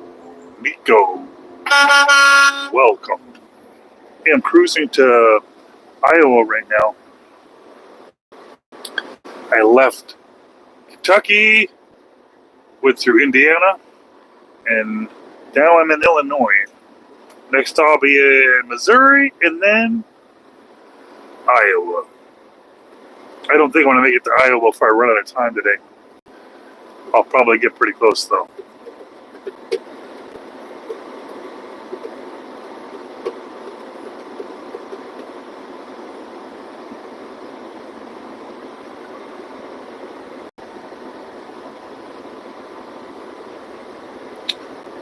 All right.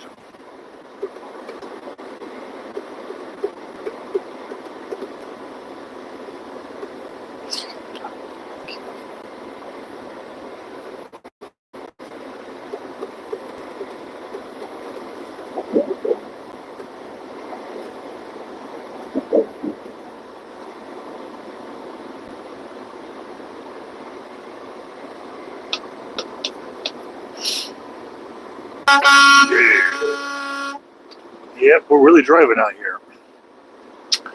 Earth Day, America. Sometimes the internet don't want to work. Hello, Mr. George. The internet is so good.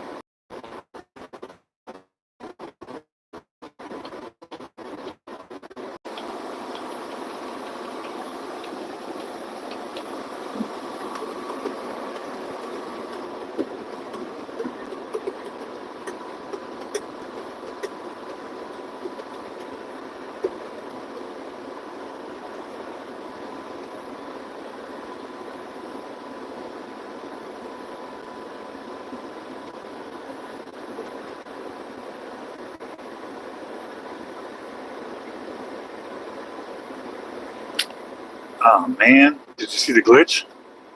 I watched this AI video earlier today. I was trying to study on creation, and this one sample I looked at was Will Smith was eating spaghetti, and oh my god, it was horrible. Ah.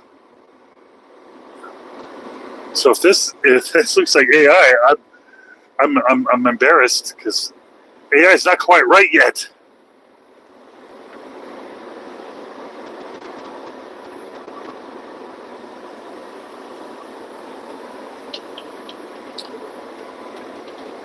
I have streamed from my desk before. I tested a software that let me I had a 24-hour live stream I did while I was driving. I wanted to see if I could loop that on a live stream.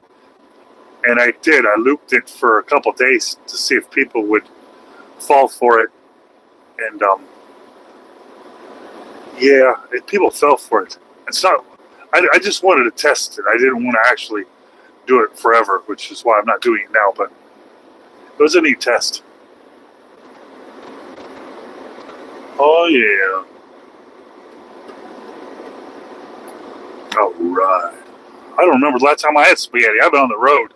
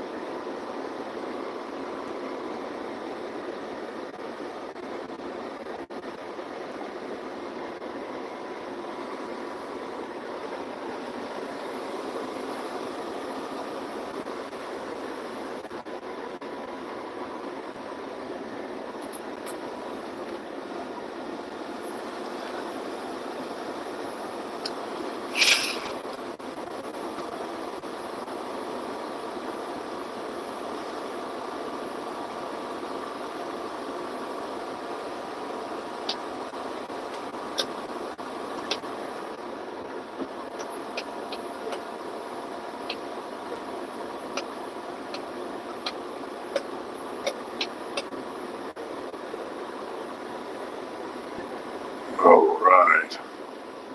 That sun is abused today.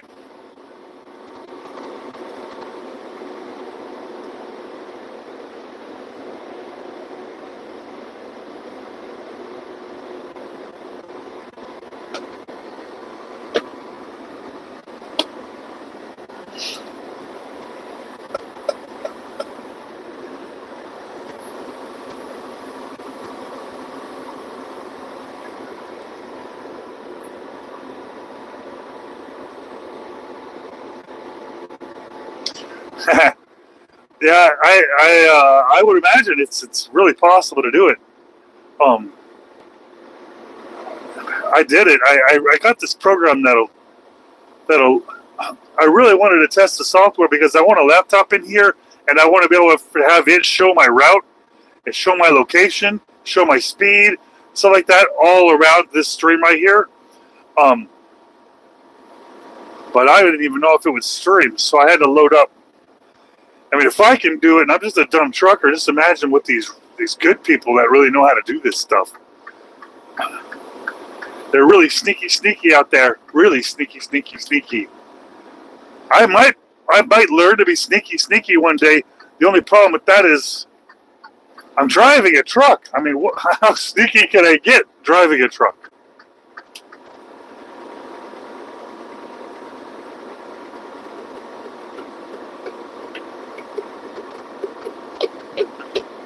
I got an ASMR channel that I also created where I put the footage from this that I can't put on this channel.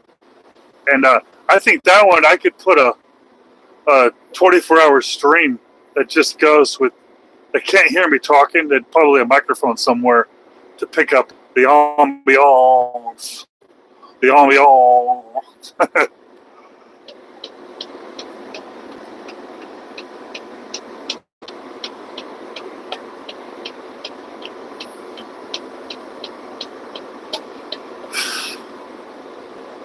Watch the world burn.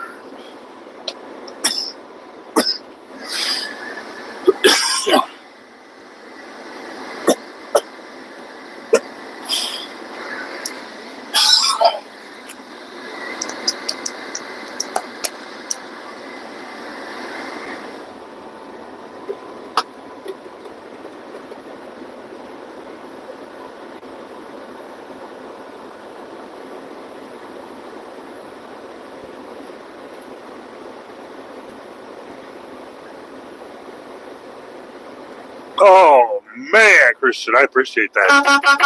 Welcome to the channel. Welcome to America. All right.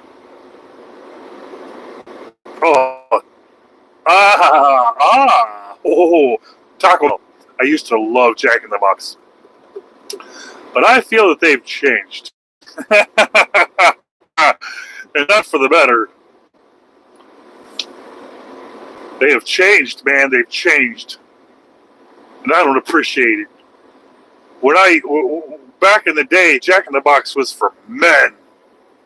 Their commercials are meat, cheese, and bun. That's it. None of this woman salad crap. If you ask for a salad, that Mr. Jack would pop out of a box and shove a fist right up your beehole, bounce you around like a Jack in the Box.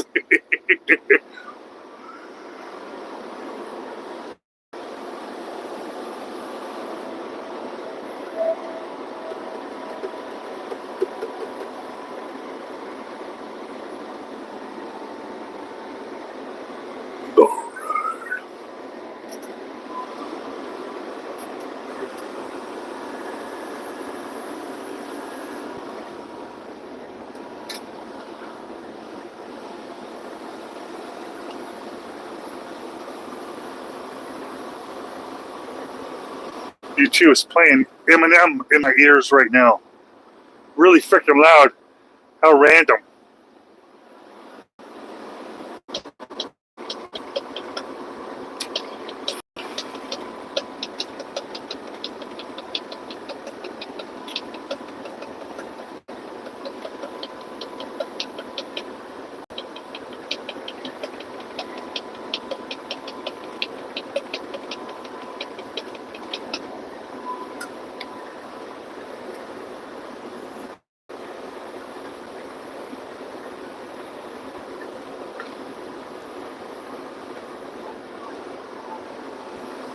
Oh, coupons.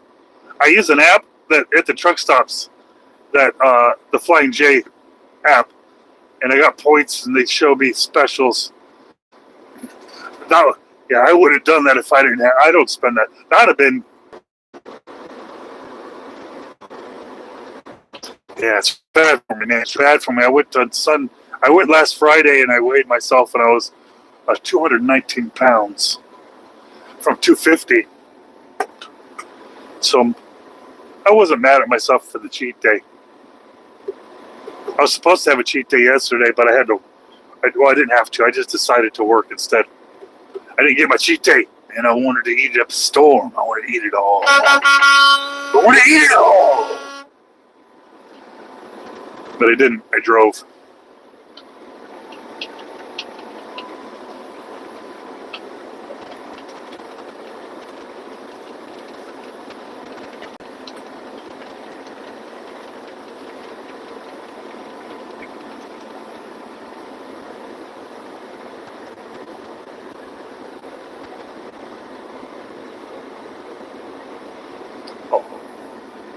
Nice day out here, even though the sun's in right there. It's still really nice out here.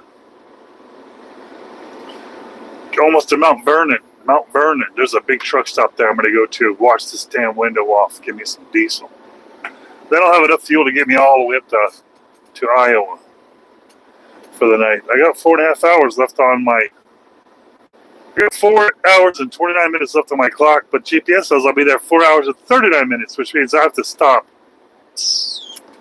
I have to stop. Just short.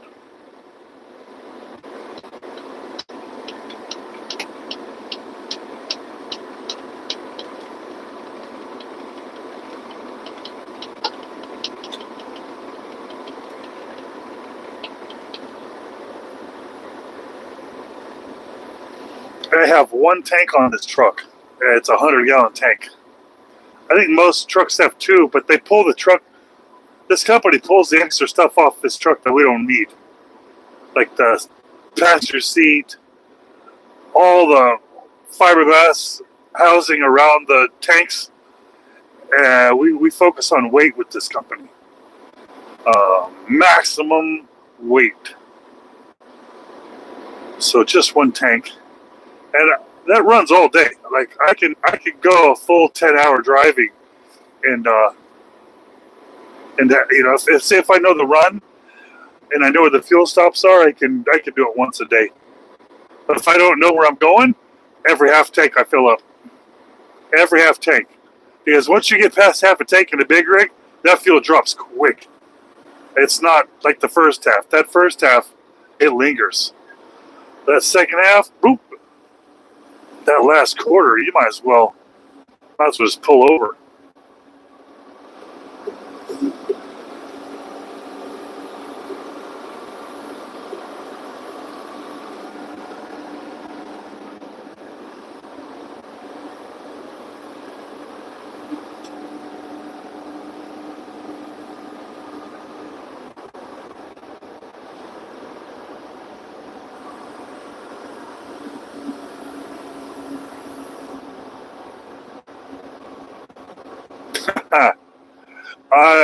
And so there's software that monitors all the trucks out here, and they gamified it. The software company did, but we actually are ranked against each other, and we can see our rankings.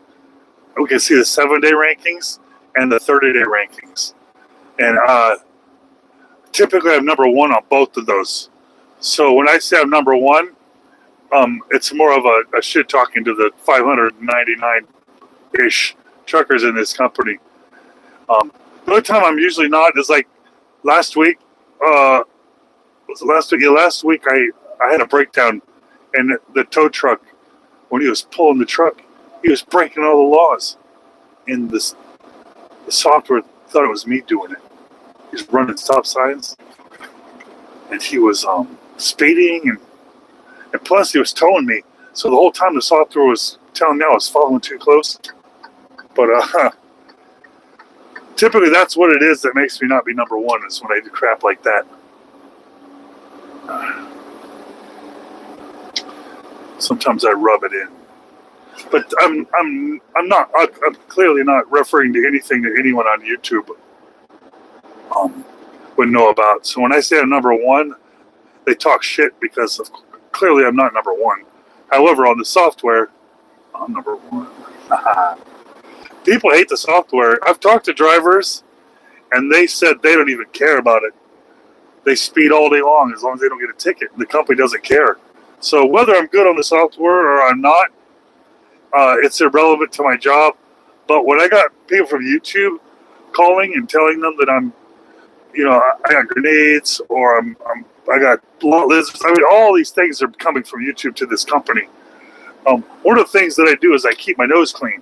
You know, the software says I'm number one, which means it's not reflecting any of the negative stuff that's coming from YouTube. I had people calling up here at the company and telling them I was watching TV while I'm driving, and all that, just anything they can think of. And the software monitors everything that I do, and when I'm number one on it, it backs me on they're full of crap.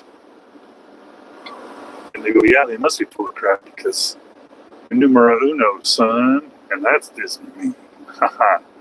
Yeah, they said I had grenades. They said I was doing all kinds of stuff, man. The safety department. This company is amazing, because they could have just said, listen, we can't handle this stuff. Get rid of the channel, or we're getting rid of you. But they didn't do that. Yeah, appreciate it, Firehawk. Appreciate you. All right, welcome. I would have honked a little earlier, but that guy was right on me. I had people coming into the streams, and they would make sure they got my attention. And they would say, I just wanted you to know my name so you know who got you fired. And these people were actively sending emails and calling regularly to my companies. It was bad. The safety department would call me, dispatch, they would all call me, and then after all the investigations, I actually had the marketing department reach out to me to help me work with them on recruiting. It worked out in my favor because I didn't know how to tell the company that I had a YouTube channel. But eventually they reached out to me. And we worked together. I just refer them. Anybody looking to drive, I let everybody know what it's like. And they're amazing.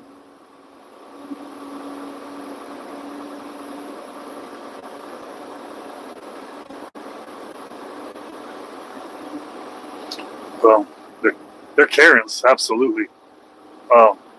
If at first glance, most of my videos, if you don't know that I'm wearing smart glasses, that people just assume that I've got a camera in my hand.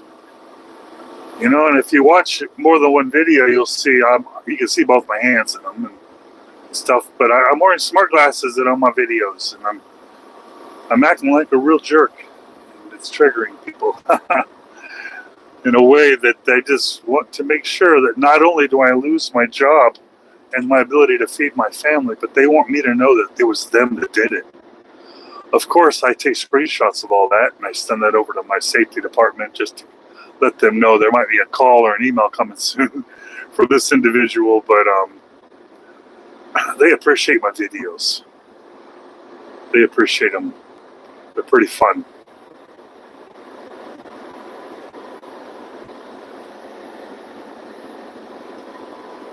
There was a customer of the company's that told them to fire me, and they banned me from the property because of this channel. I used to be a local driver, but when that happened, I lost my local run, got banned. So my company, they don't have a problem with what I'm doing, so they just moved me to regional, and that's respectable.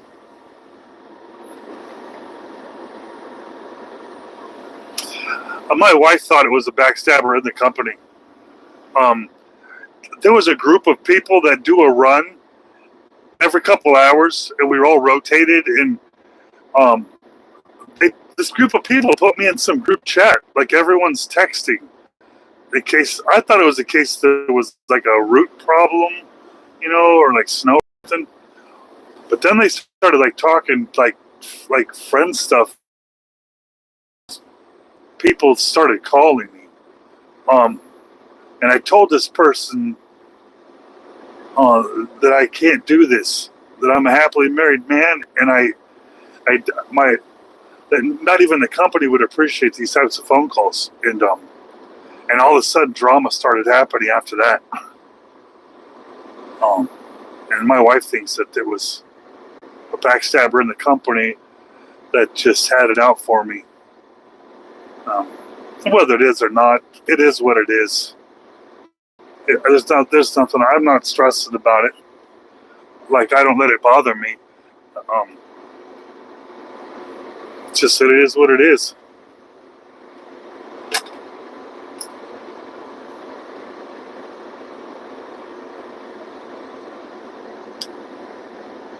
Yeah, I was asking these drivers. I'm like, hey, what do you rank on the software? What's your ranking? Because mine says number one on both lists for months. It was saying number one. And I'm thinking, this is bull. This is bull. It's either a glitch or it doesn't work. It made no sense to me. But when I started talking to them, they're like 400, 500. And I'm like, oh, man. So hindsight made it look like I was bringing it up to brag about it or something, when maybe I should have been more clear about it. That it looked to me like it was busted, because it just always said number one. And I guess that could cause problems. That could make somebody feel that maybe I was bragging or making somebody feel. But I don't know, man. I'm not a stupid little bitch. Somebody could say some shit to me, and I ain't even. I'm so hard-headed. I'm not gonna. My emotions, they're not where anybody could reach them. So I'm not used to the people getting triggered so easily.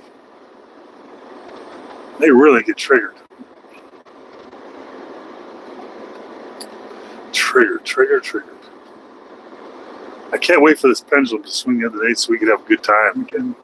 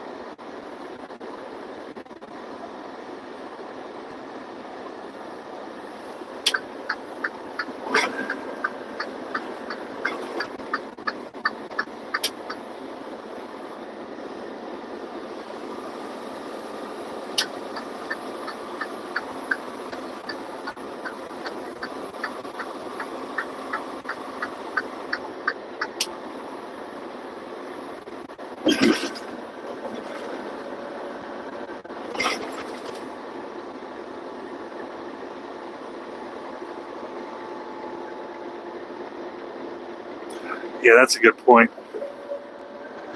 That's a good point. They don't know the difference.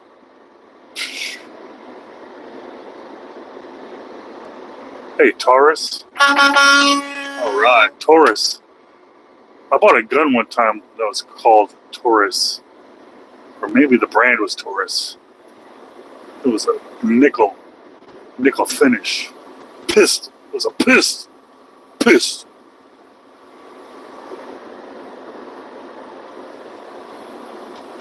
I'm supposed to be getting bonus. You know, you're supposed to get a bonus for this good score in the software. This score on the software actually helps big corporations like this get contracts, because there's big companies out there that won't give you a contract unless you got scores.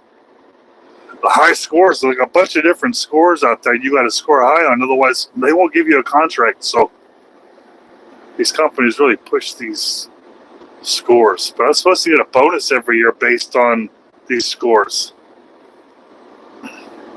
They got software that every month you got these quizzes that tell you how to not be a depressed fat guy and stuff like that. And if you do them, that also is supposed to work towards a bonus.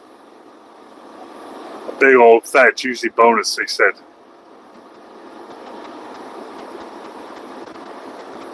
Pistols. Pistola. Pistol.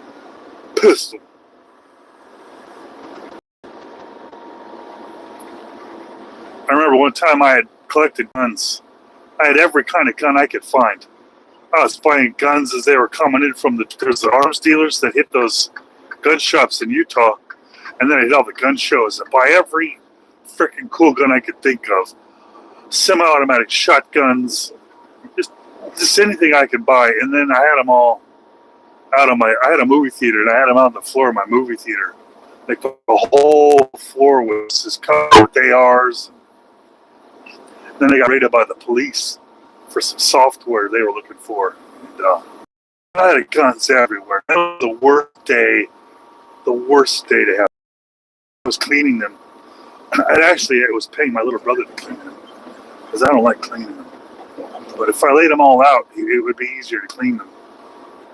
The cops showed up, man, and they went down in the movie theater and they saw these guns everywhere. First thing they did was handcuff me, and I was in my underwear. Handcuffed, with guns everywhere. I called it a weenie sword. I had like a 3-foot long rubber weenie with a handle on it. I would use it to swing at people that needed a good laugh, and I had that out. They said that I couldn't explain. That was real hard to explain. I couldn't explain it. And there was police. There was sheriff. There was highway patrol was there. There was even forestry was there. They had cops wrapped around my whole block. It was bad news, man. It was bad news.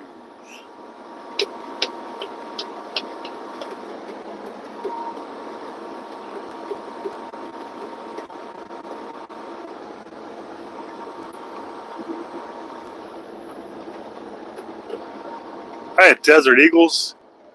I think out of all my guns I've ever had, I think my besides my ARs, baby. You ever had a baby eagle or shot a baby eagle?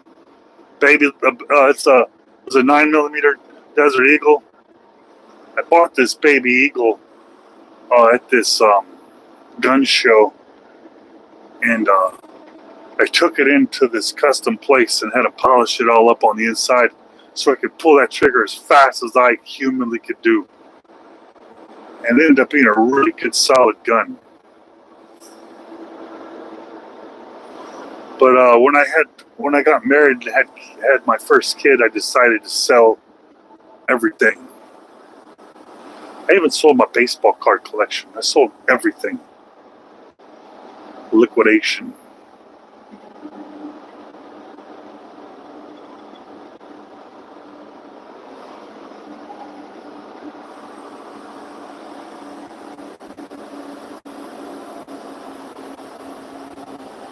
Yeah, I know I'm in the middle and everyone's passing on both sides, but it's a construction zone and I'm the only one doing the speed limit.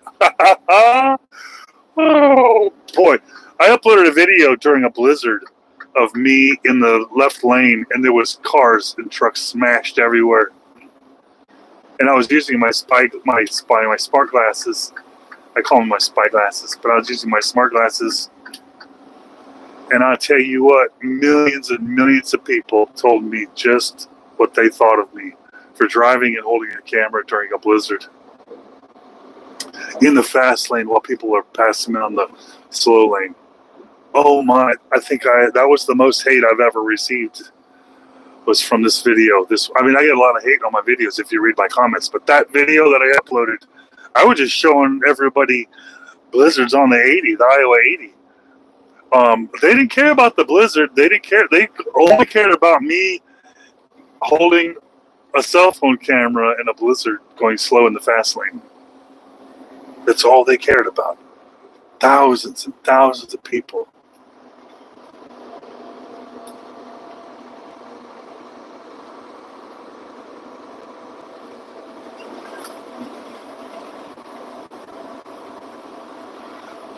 Oh yeah, I had all kinds of good, real good ones.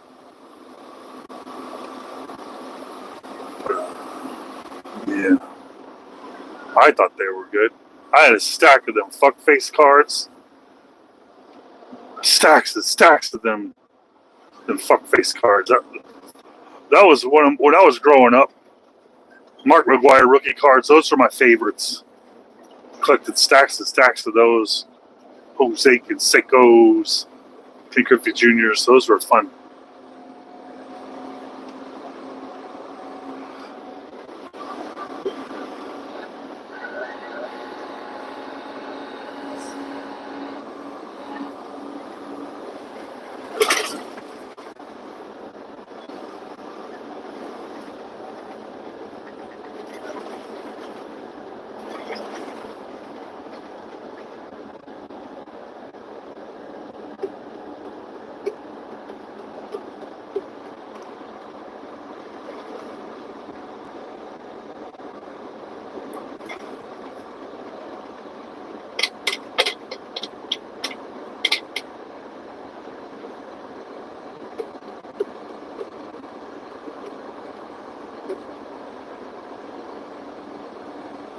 Reminds me, I had a box of comments that the guy says that he wouldn't offer me anything really for them, and I kept them.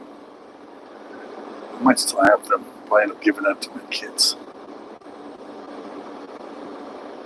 Because I'm pretty old. Those comments are probably, I don't know, not worth the way the economy is. Nothing's worth anything right now.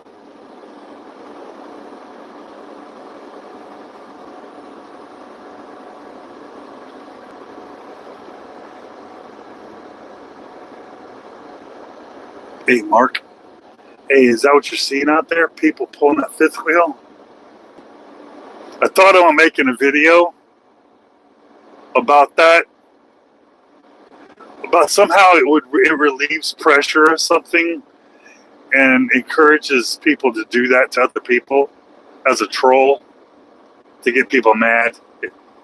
See if they get mad and start foaming at the mouth while they're typing at me. I see the videos, but I don't think people are pulling them. I think drivers are forgetting to check to see if they're connected right. Because that'd be a horrible thing to do to somebody. A horrible thing to do.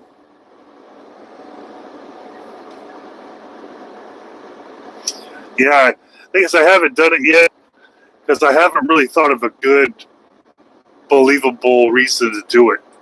Like if you saw my video where I electrocuted the smugglers, that took me a while to come up with a good reason to pull that.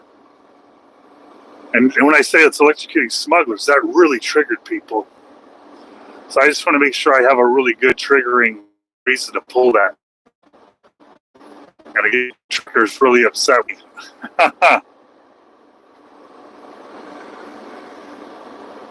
Yeah, I want to.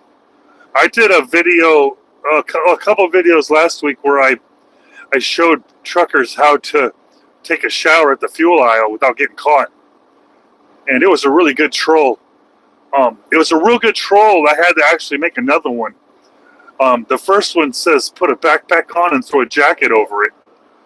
So you look like you have a psoriasis. No, you have scoliosis or something. And don't make eye contact as you're walking. But then I realized it was triggering, but I could make it better. So what I did was I said, hey, put the backpack in the front, wear the backpack backwards, and then throw the jacket on like you're a fat guy. And then make sure you put your fuel hose in your tank and then lock the door and you're golden. Right? But then I climbed back in the truck. I didn't really do that because I'm not an asshole. But what did happen is when I climbed back in the truck, I couldn't get the backpack off. The jacket, I was stuck for 15 freaking minutes. I had to sit back down and drive out of the fuel aisle like this. Apparently, when you put the jacket on, when your backpack on, you can't just get it off. And on top of that, while I'm pulled forward struggling, the guy behind me saw me do this. He thought that I was really trying to do this. And so he came up and banged on the door. He's like, you good? And I'm like, yeah. But I was about to pull away. He thought that I was really trying to do it. Good for him having the balls to come up and tell me not to do it. Good for him. I wasn't mad. I don't have the balls to come up and tell somebody to do that. But yeah, he saw me doing that. He saw me climb back in as if I was trying to be sneaky. And no, I didn't tell him what I was doing. Ain't none of his business. I don't want to get shot at or nothing. He didn't look like a fan. But yeah, that was a fun one. That one got me in a lot of trouble. In the comment section, at least.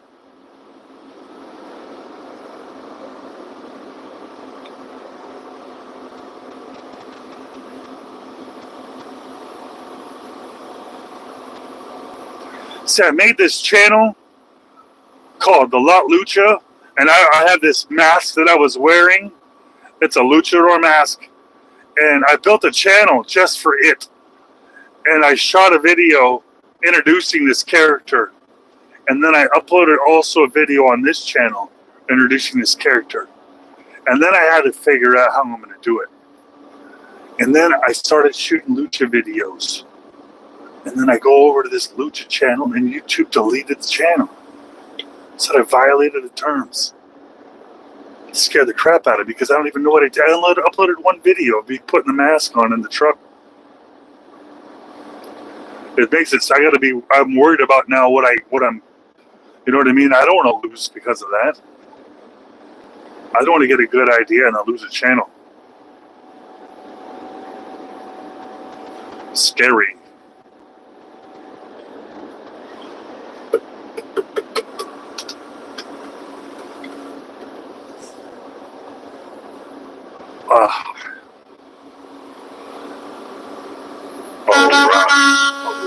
Construction zone. You know.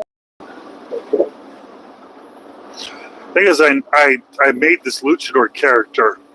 It's very specific because it's sustainable. I don't actually have to be wearing a mask to make this content because I'm wearing smart glasses. So you can't even see me. I'm just walking around saying that I have a mask on and doing creepy things. And if you could assume that I'm wearing the mask because you can't see me, it was the perfect troll. And that character was the one that I was going to have pulling fifth wheel pins. And that is the character I was going to have looking in the windows of trucks when they're doing naughty things to themselves. I'll never even have to wear the mask. That was the idea. But YouTube took it away from me. I don't even know how to appeal that decision.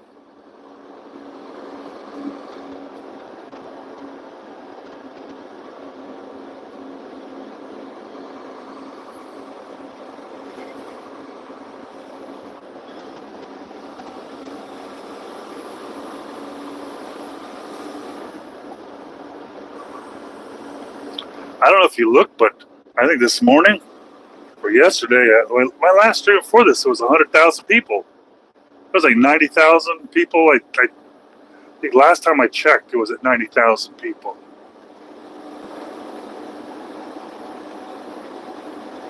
It's like you say one thing wrong, they're going to cancel you on with 90,000 people on the stream. It makes it kind of scary.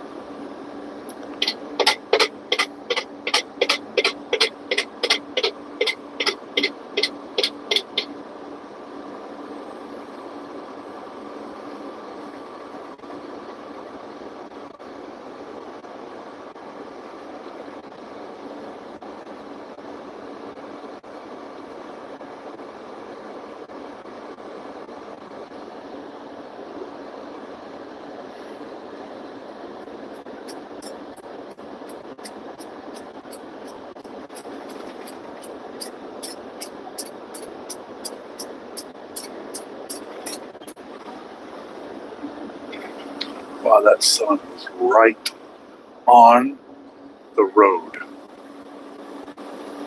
It's romantic. I get it. It's real romantic. Like, I wish I had my wife here and we were doing something cool. But, ah!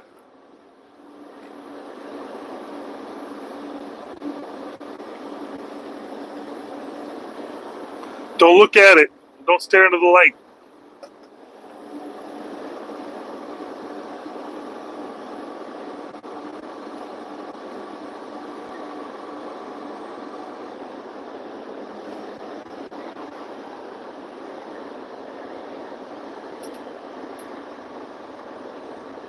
Orange dog. I think that's what it said. Orange. I didn't hear the G. I didn't hear the letter G, so it's not orange dog. Orange dog. All right, Muhammad. Welcome to America.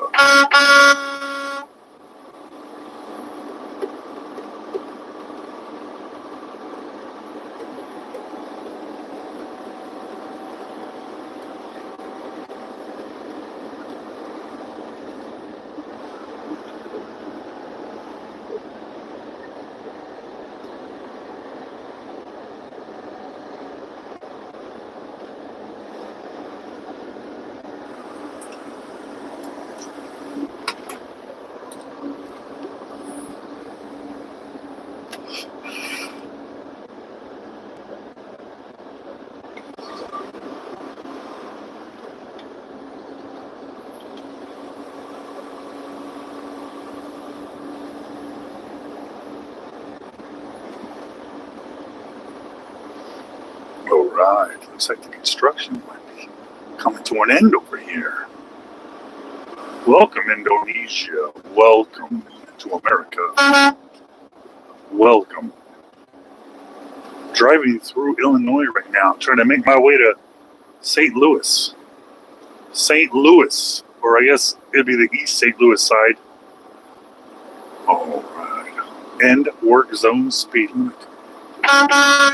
All right, we survived that. There's only about 5 hours of construction speed limits.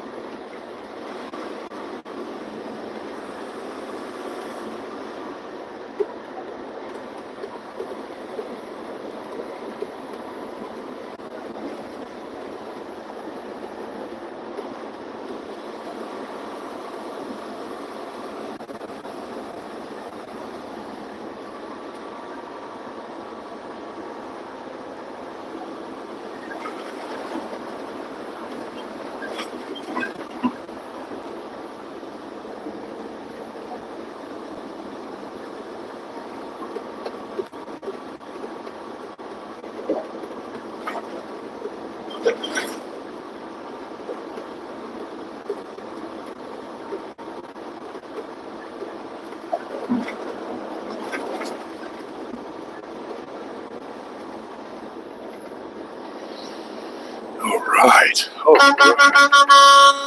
all right, everybody. Welcome. Welcome to Illinois. America. America. America.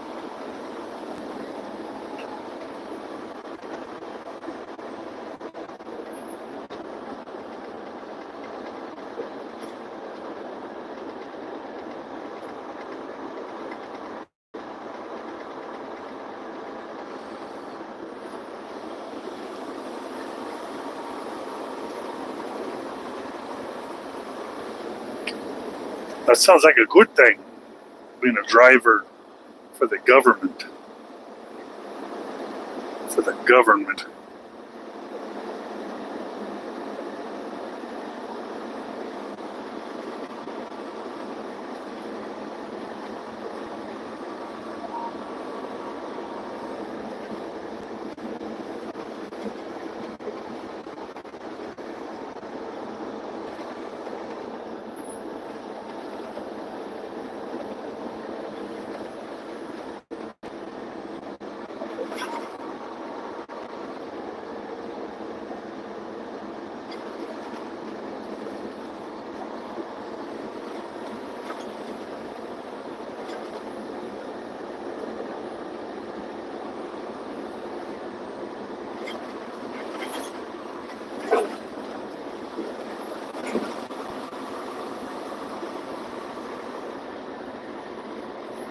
All right,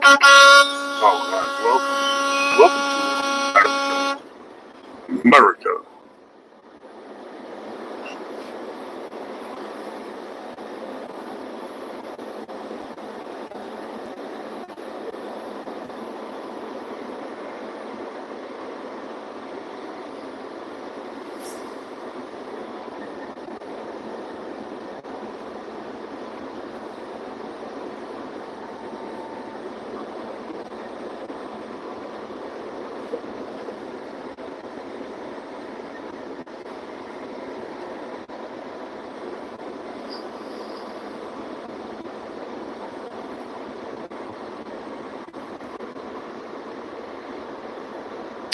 Do I know how to swim?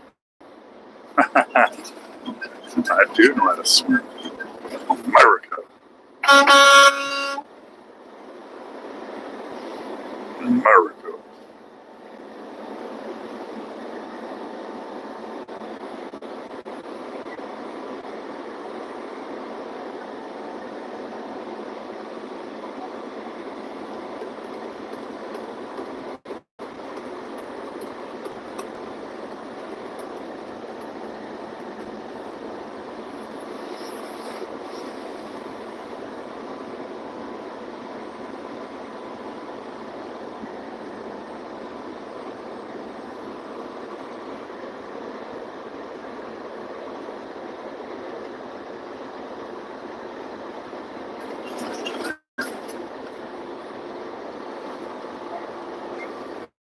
I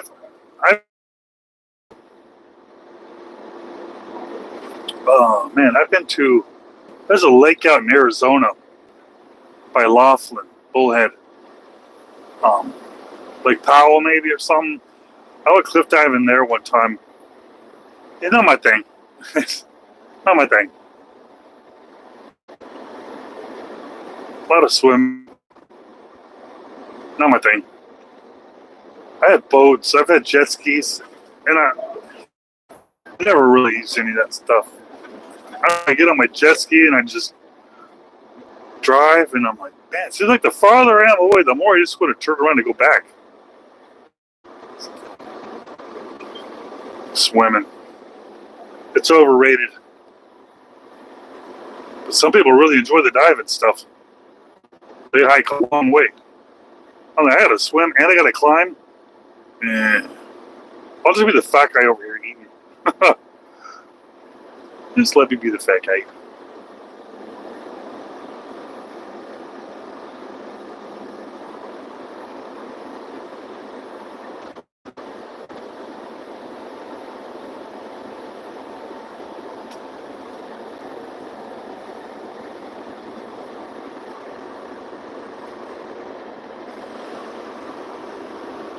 Oh, the biggest bug.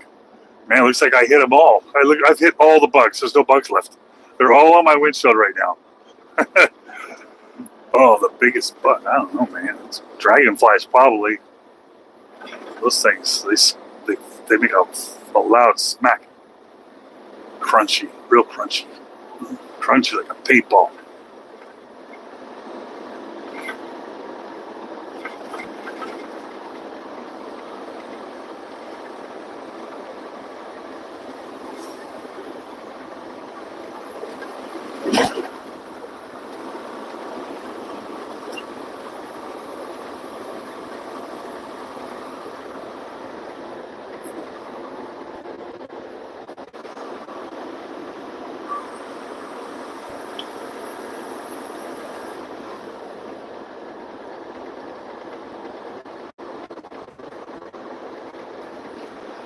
Man, you know, I've been skydiving, and one time I went skydiving. It was a tandem jump, and I was sick, and I'd already paid the deposit and stuff. It was for my buddy, and I went anyway.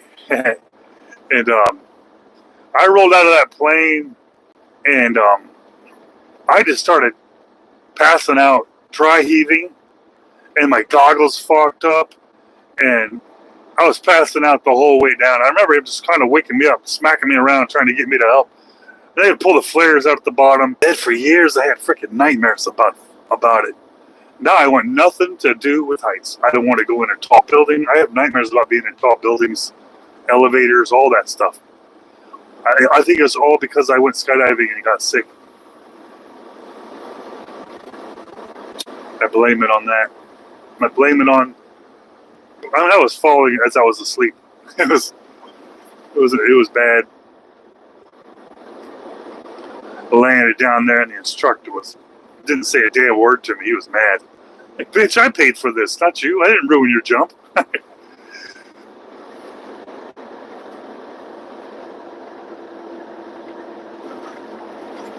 Oh yeah. Shit. Maybe in a couple years. Let me get out of debt first. Some ayahuasca. I know what you're talking about, though. I know exactly what you're talking about. But yeah, I'm driving the truck because life is not. It's not the type of life you want to do that stuff on yet. It will be. It's getting there. It's getting there.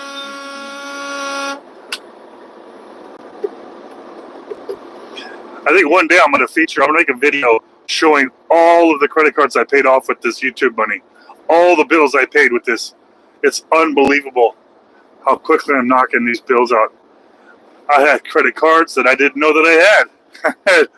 You know, my wife ran all that stuff. It's one of those things where, yeah, it's working.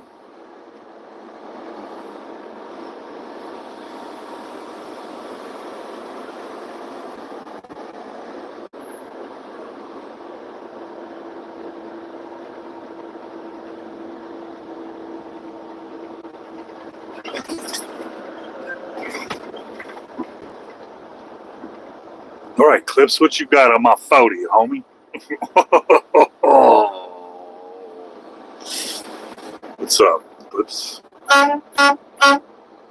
Welcome.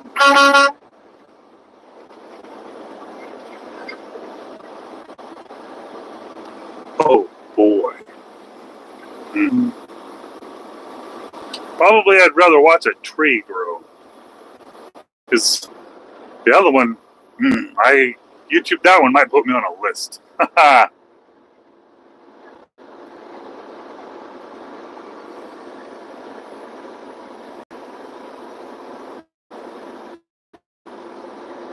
Oh, yeah.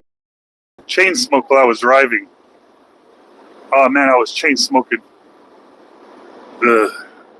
But one day I was at the Mannheim auction. I used to haul cars. You know, after my whole life, I was smoking. And one day I was in Mannheim, Tennessee, I think. I was at the Mannheim auction. And I'm like, that's it, no more. And I didn't smoke any cigarettes. I said, I'm going to switch over to vape. I'm going to buy smoke. It was done. But smoking and 5-hour energies is how I got through it. But I was able to quit that. Man, I never thought I'd be able to quit smoking. I'm like, why would I quit? This is helping me live my life. I don't feel any different. I don't recommend quitting. I don't feel any different. I don't breathe any different. I can't run longer. I can't jump higher. I don't get hotter. All right, welcome to America. Don't be a menace while drinking your juice in the hood. Is that what you're talking about? The comedy? I had buddies that was in that movie. I had some really nerdy marching band friends. They were twins. They were redheads, and they were in that movie. They stick out of school one day to do that. I'm like, how the heck did you get in that movie? And yeah, they were in that movie.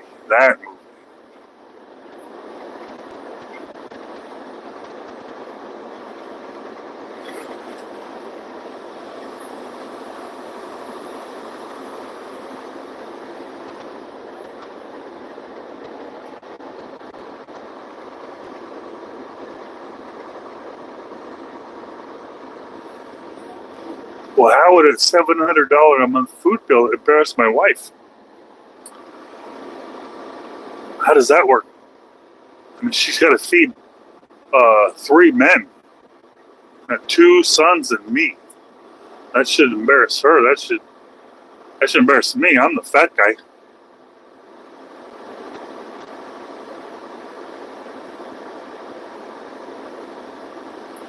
Well, I left yesterday. I've been on the road since yesterday, and I'll be running until I'll probably be running until Saturday before I can head towards home. Oh, John, you are mistaken. I've not always been a trucker. I used to be in the adult industry, and I did keep me a souvenir. Yeah. I've learned not to put my wife on here, though. But that's okay. It's safe to assume that I've got a big old fat chunky wife, but I can assure you, my friend, that is not the case.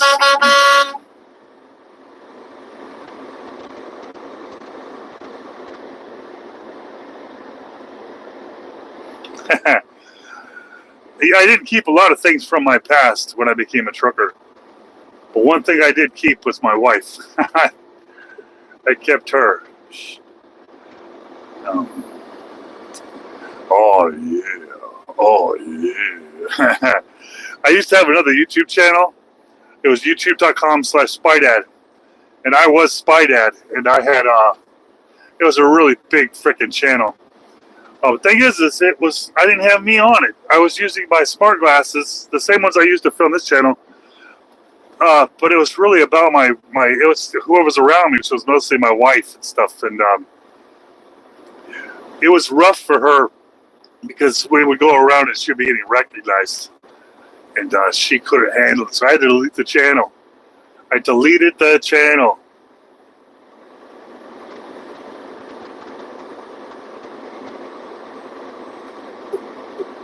Well, that's cool. Oh, yeah. 7.7 million hits. You need some help? I do marketing.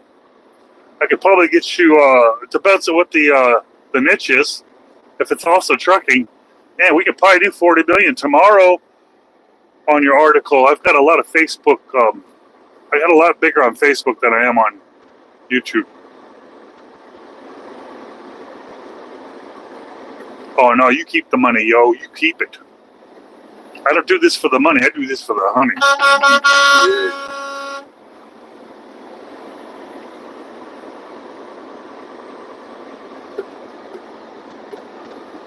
I do this for the lot lizards. Yeah. I get discounts at the truck stop.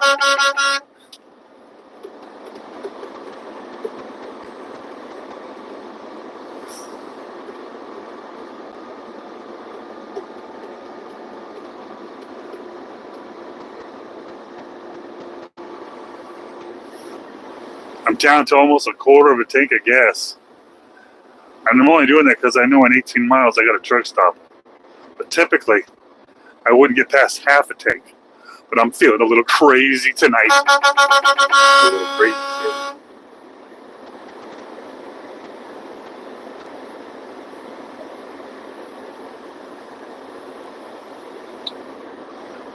Oh, come on, John. Oh, come on, John. How about you donate it to somewhere and send me the receipt so I can use that as a tax deduction? How about that? How about that? You donate it in CompanyDriver's name to the whatever clinic. I'm not sure where yet.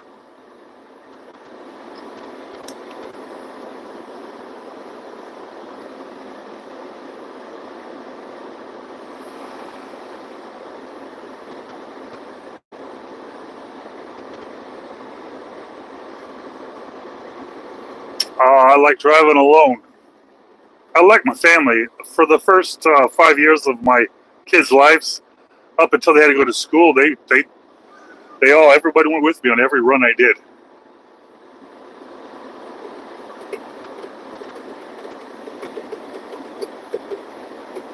Oh, John. Oh, appreciate you.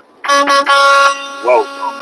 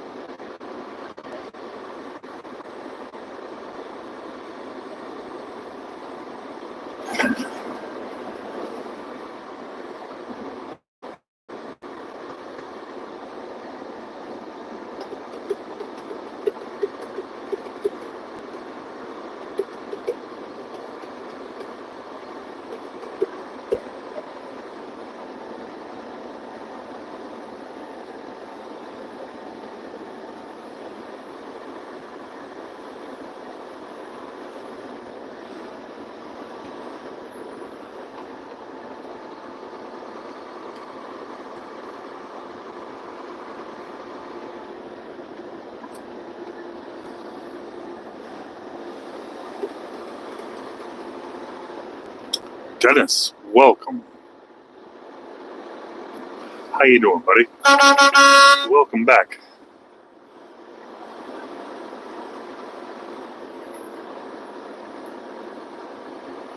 How far? I've driven in Mexico, America, and Canada. That's it. Never South America or anything like that, but I've done Hawaii and all that America stuff. North America. America.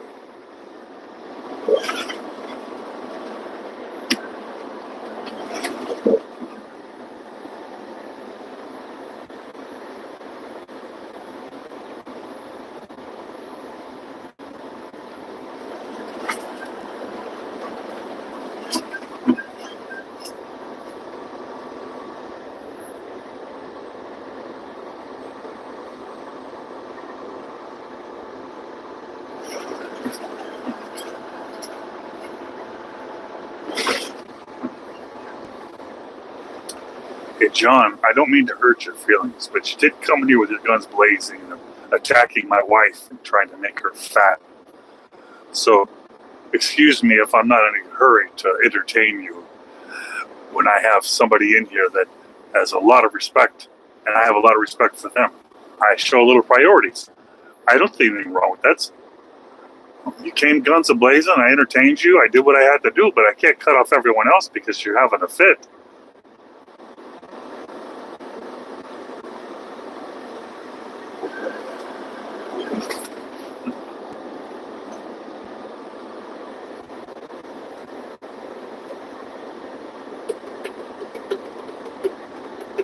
Driving to Mexico was cool.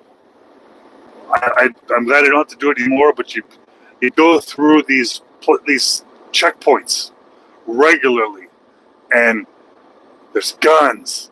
And I remember they look like 10-year-olds and 15-year-olds dressed in military outfits and holding machine guns.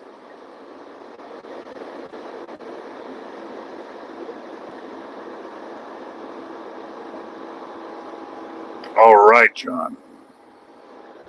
All right, John. All right. I'm sure you are upset for some reason that you have every right to be. And I will do my best to be here for you.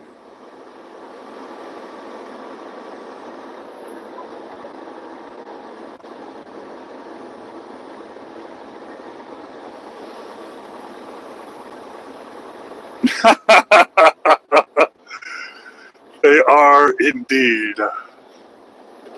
As a matter of fact,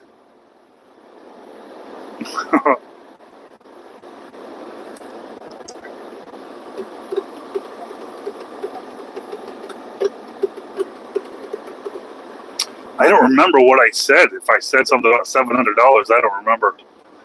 But if it was a video or something, I'm a troll.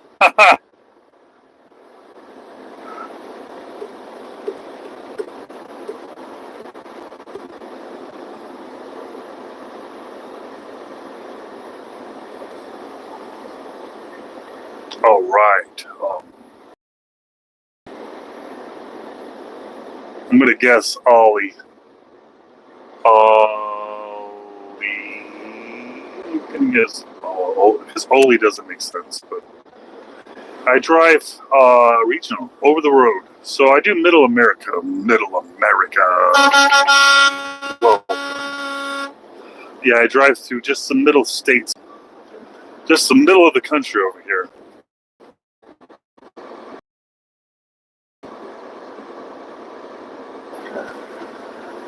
All right. Welcome.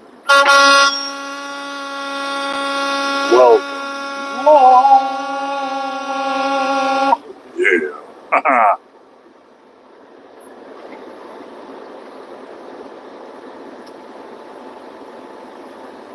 86,000.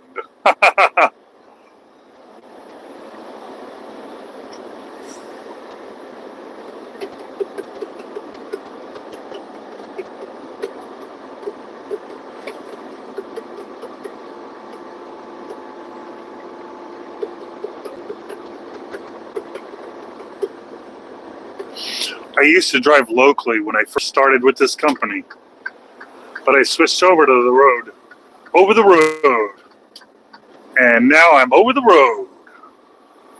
Long haul, baby. Not coast to coast, so that'd be cooler if it was, but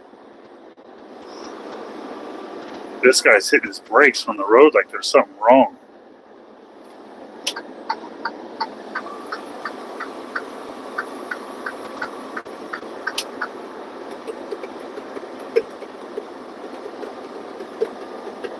Appreciate you out there,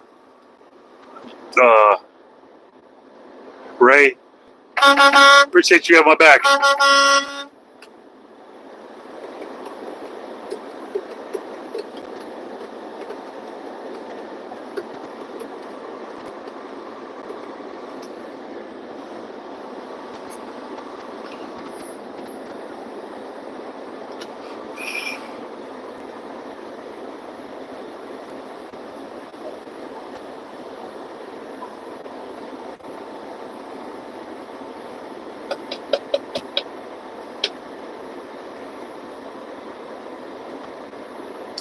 Yeah, he was pushing it. People, they push it.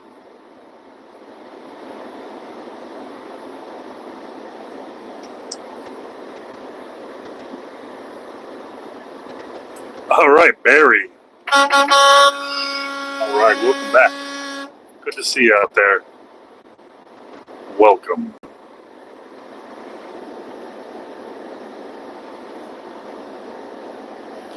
It's 8:30 out here in America.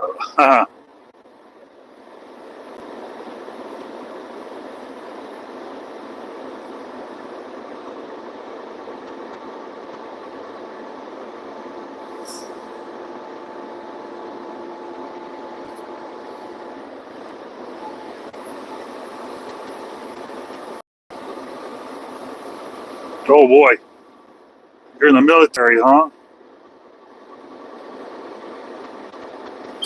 I tell people that they're younger, they haven't gone out to the job market yet. If they become a trucker, they'll come back a man. But the military is a little different. They'll definitely come back a man, that's for sure. A lot of people are too scared to be in the military, so they just stay home and do drogas or something, you know?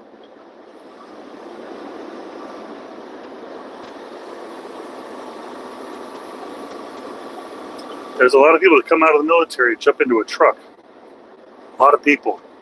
I'm not sure they come out with money and buy a truck or what the hell they do it, but they're out there.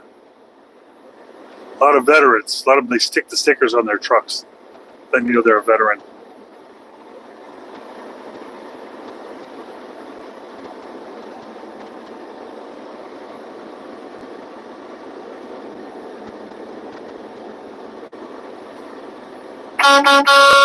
Whoa.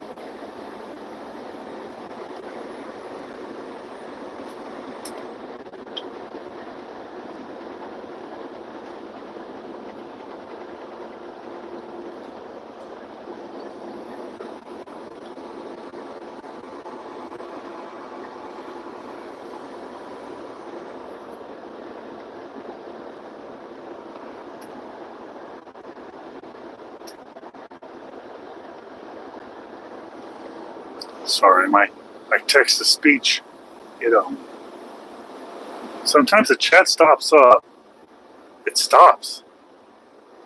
And the way my text to speech works, it relies on what it sees on the screen. I'm not using an API. I wish I knew how to use the API for this. But it's literally, it's like whatever goes under this box, it reads to me. Sometimes the chat's gone, and I miss out on all these wonderful things. All right. Welcome to America.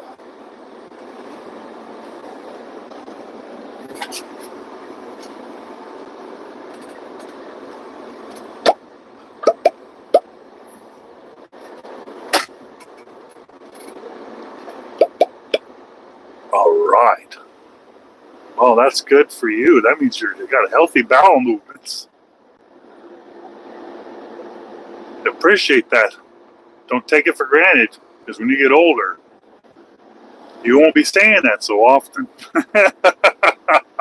Oh, man. Welcome.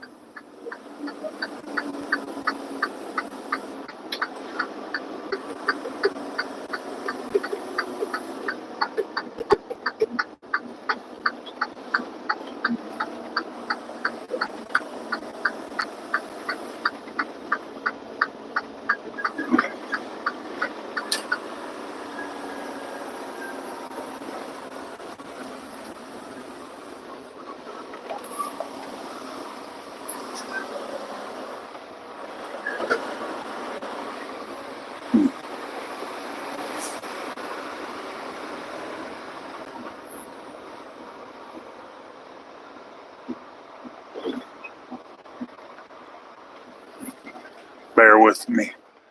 Bear with me for a second.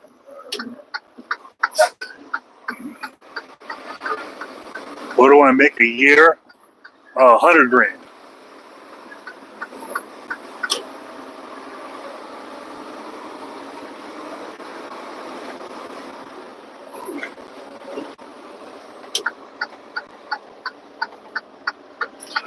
Oh, yeah.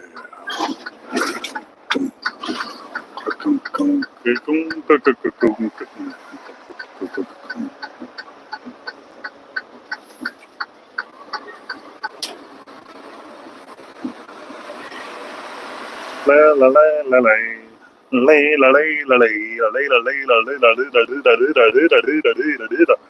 You ever do that as a grown man? Oh boy. Class of 1999. I think the class of 90. Oh, there's a purple frickin' truck over there.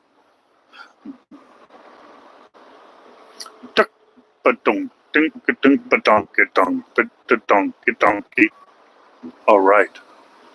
Oh yeah, I need some fuel, please. Wow, this fuel stop over here is ultra mega super packed. All right, no doubt that's okay. As long as there's fuel, I can deal with that.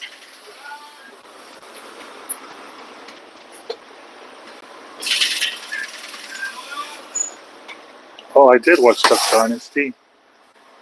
That was a while ago, though. A while.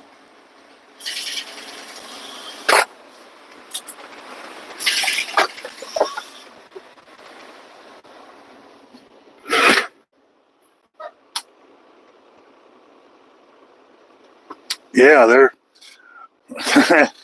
there might be a pretty soon. This truck stop is really, really small. Shocking. For a pilot, it's shocking.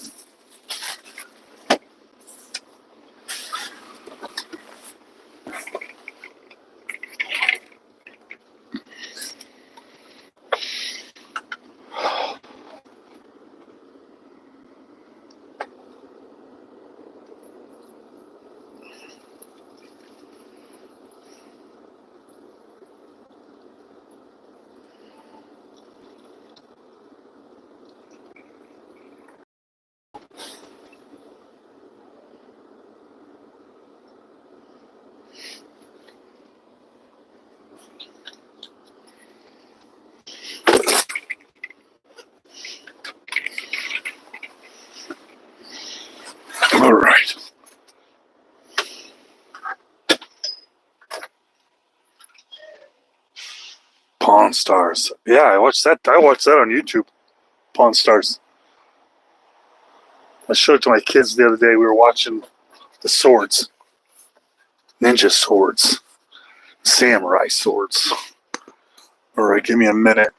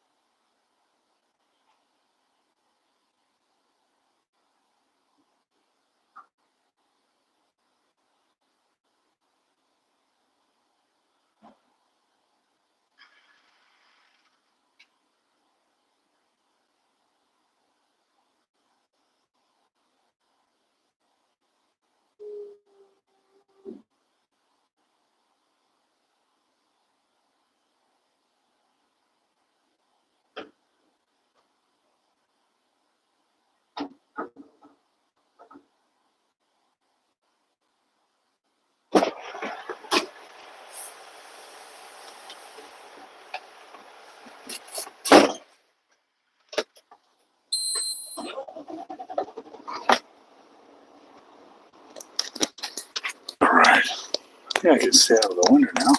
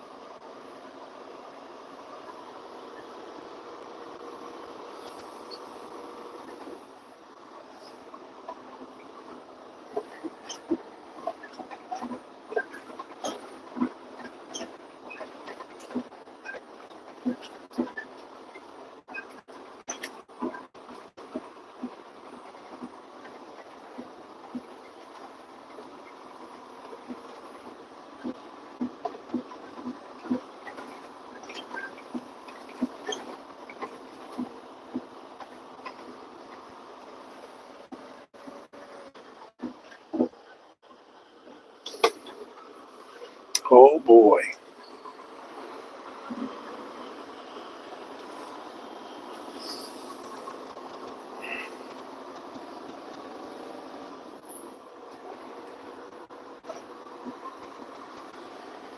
Welcome back. I had to fill up.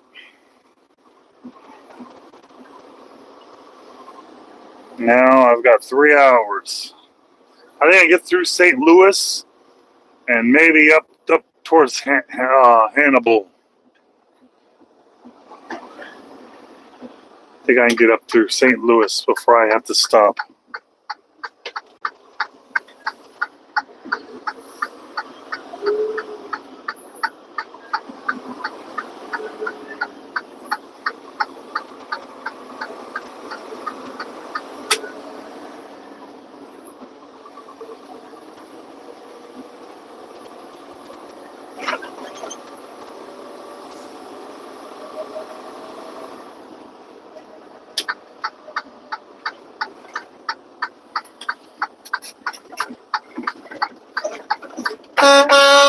Welcome.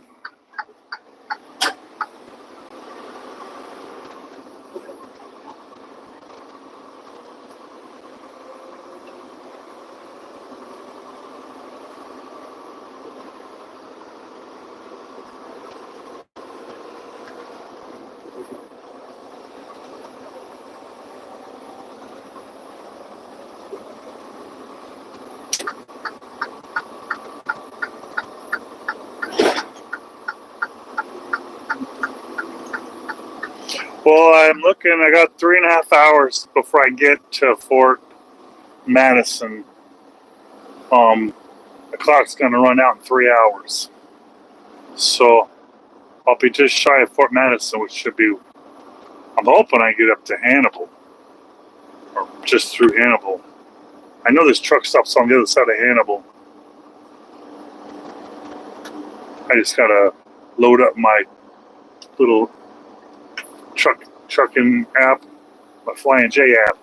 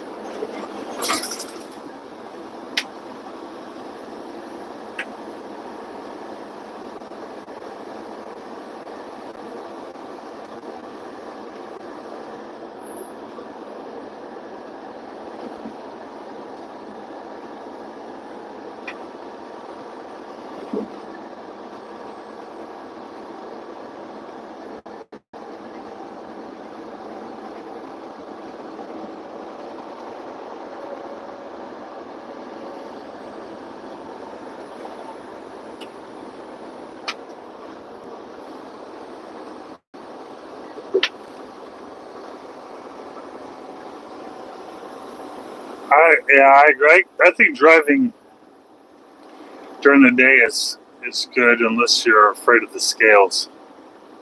I'm always afraid of the scales. I got nothing to hide. I always weigh and everything, but scales they've always been a recurring problem for me.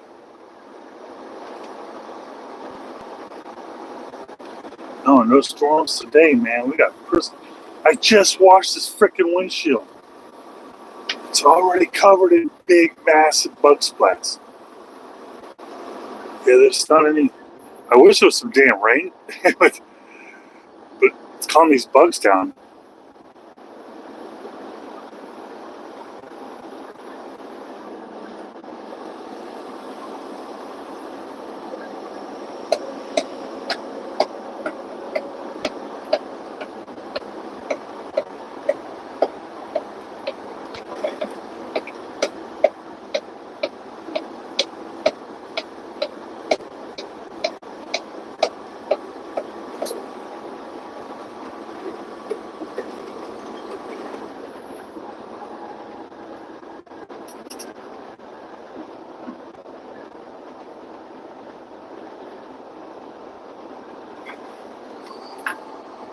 Hey, thanks a lot, Sam. I appreciate you out there. Welcome to the stream. Welcome to America.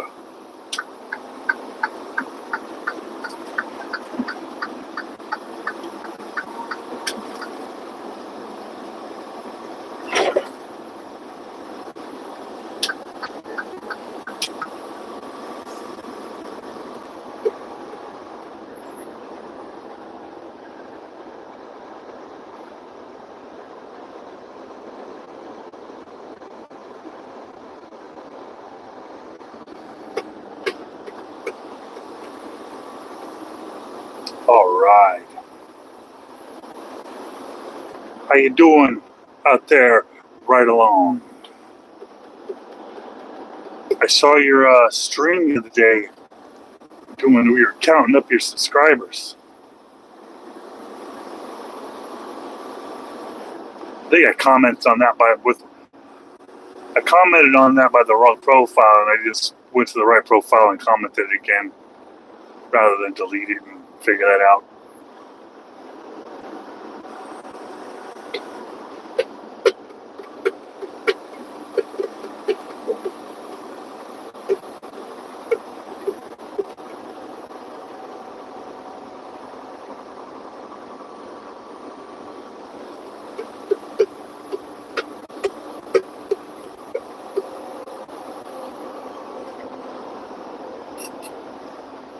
Good. I think the last bunch of times I checked your stream out, you were sleeping or something. It seems like, and I get that with me sometimes. My schedule's on a weird time. But, yeah, I've been getting into the truck stops at about midnight or later last couple runs. So by the time I get to check out some of your stream, you're out of it. Kaputs. All right, we have some traffic coming up here. No Fallon. Holt Fallon. Oh, somebody's doing a U-turn right there. Oh, it's a cop. That's what caused all that mess. The cop was getting out in the middle over there. Highway patrol's out there. Sneaky, sneaky. Gotcha, bitch.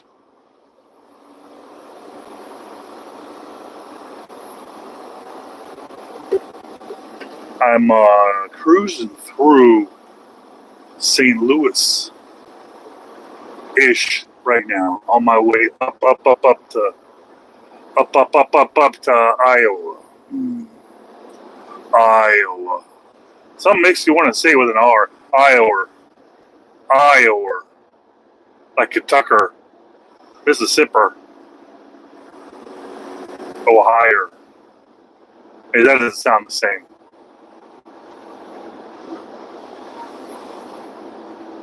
Somebody's got their lights on. Somebody's special.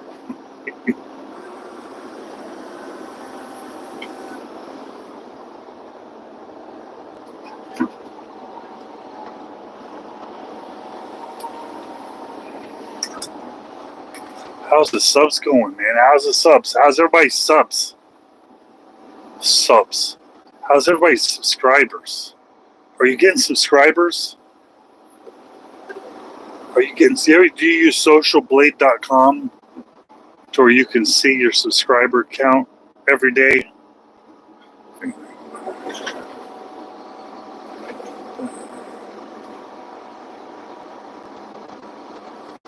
I use Social Blade. It's a website that tells me if I'm cool or not. It says, yep, you're cool today, or no, a long way to go.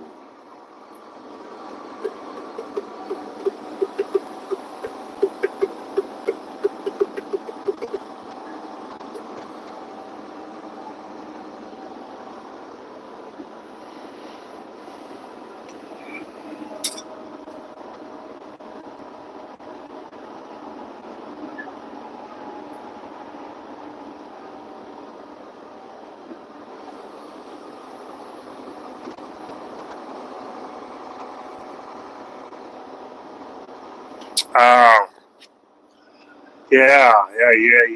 I can see that. I can see that. Upsets the regs.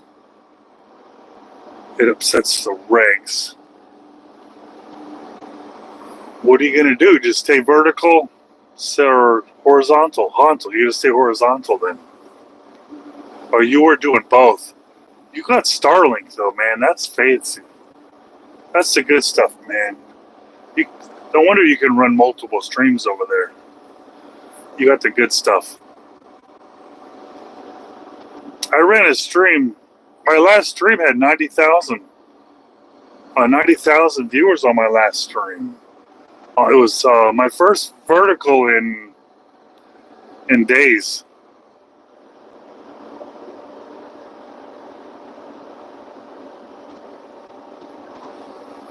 Oh crap. Nothing, huh? Man. Huh. Are you not uploading enough videos, man?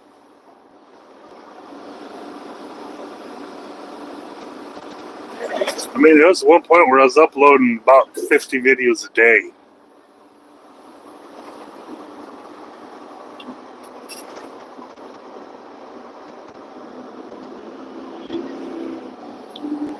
I don't know. Here's what. I'll be honest with you. You have every reason to switch back. But I want to say don't give up on it, though. And just often check. Because like I said, I did it. My last stream was over 90,000 people. And I didn't expect that because it was, it was changing. Things are changing out here. And it's hard to keep up with the changes.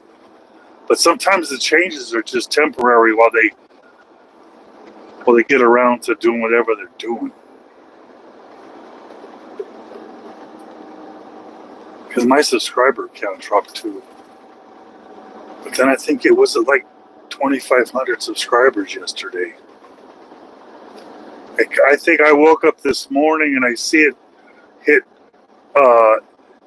84,000, and then it hit 85,000, and it's at 86,000 right now, and I think it'll hit 87,000 about the time that I park over here. And this is in one day. So I'm thinking, if you don't give up on these little things, man, I've been studying the algorithm really. Not that you're not. But what I'm seeing from the algorithm is that I've learned to not give up on any of the patterns that have changed. It's just, I don't think it's permanent. YouTube wants us. YouTube wants us. We are original content on YouTube, and they want us because in the big picture, most of the content out there is just not original.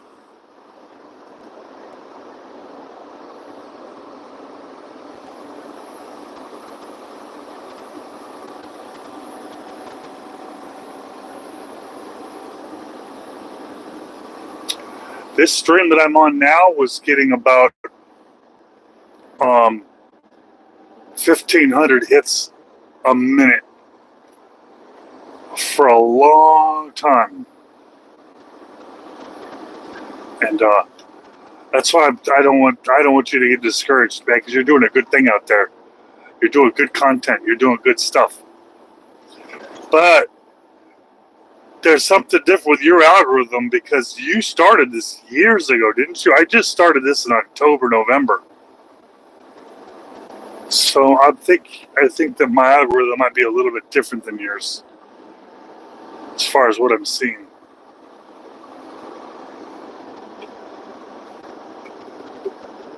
I was looking at your account today. You've been doing this since 2016 or something, right?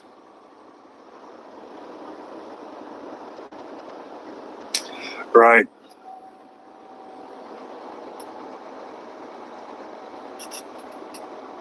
Anti-furry? No, I'm not that polarized, my friend. A lot of times thinking that I think they're gross doesn't mean I hate them, or, you know what I'm saying? I'm not against them. I think they'd be very entertaining. Would I make them stay away from my kids? Yeah, they'll probably have to stay away from my kids.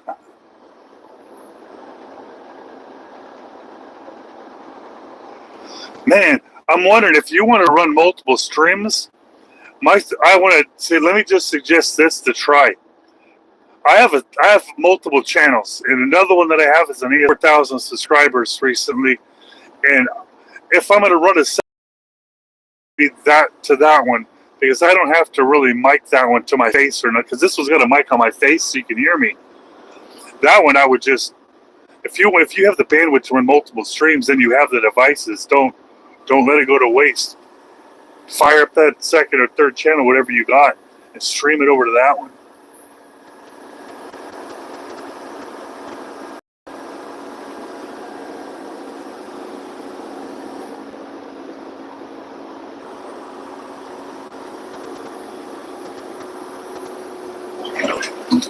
Yeah, you got all that fancy stuff, man.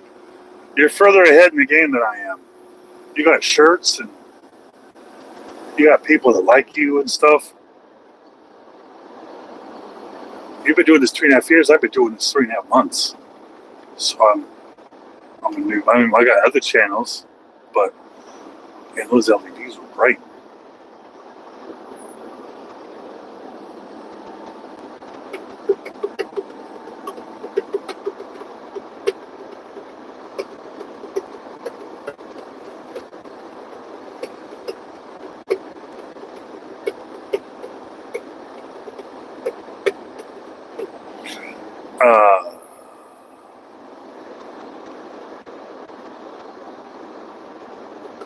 Man, I got a whole drawer full of old cell phones, and I think that that's the smartest thing in the world if you got the bandwidth.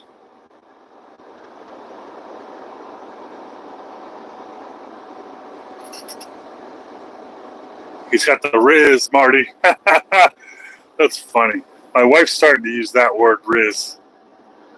I'm like, all right, we can say that word. As long as it doesn't come back to bite me in the butt one day.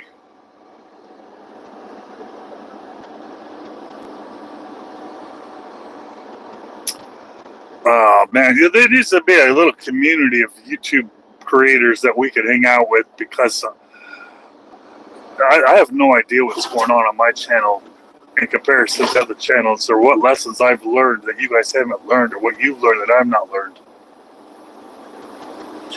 Hey, on the east side of St. Louis out here, Washington Park, there's this strip club called Scarlett's, and every time I pass by it, they got truck parking, man. They got truck parking. If my company wasn't watching me, I would be heading for that place. They got enough parking, like a Walmart-sized parking lot at a strip club.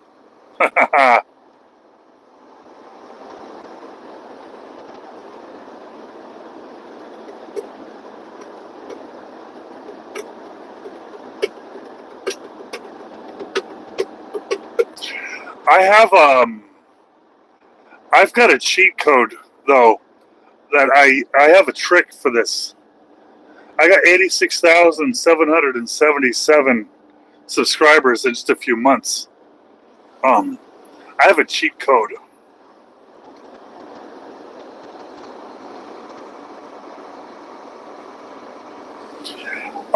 I could help. And it's not an illegal cheat code, it's absolutely legal. It's not legal. I guess it would be a policy violation because it's legally illegal. What is that in the internet these days?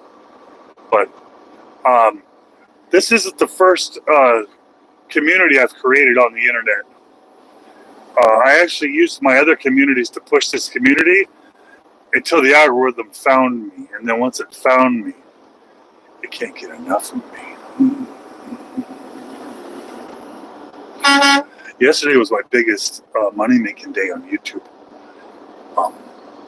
And today was bigger. And hasn't struck me today yet. But I'm like, whoa, this algorithm stuff. So what I did is I built communities on Facebook.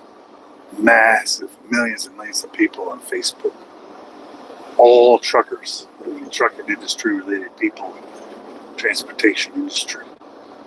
I built them in the form of groups. I've got thousands, but I've got hundreds of groups that are dedicated to trucking industry, from buying trucks to Volvo fans, Freightliner, Peterbilt. I've got millions and millions of people in these groups, and I own these groups. I made these groups. I also built software with the Facebook API that lets me post into these groups in Holt. In order to do that, I have thousands of Facebook accounts, all linked through thousands of proxy servers. And I've got a software that I was able to get over a decade ago that allows me to manage each one of these accounts through their own little cookie bins, their own little cookies and stuff. They do the liking and the following and all that other stuff. I use that as a trick because I can push my content from YouTube out into my Facebook community. And it's not YouTube, it's Facebook. However, it is Facebook in the sense that people are there for entertainment, and I'm pushing them entertainment. This is a tool that I can post.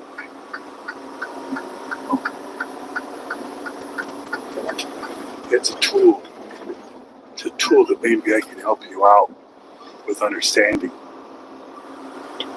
how to use that stuff. I don't even know if what I'm saying is making sense.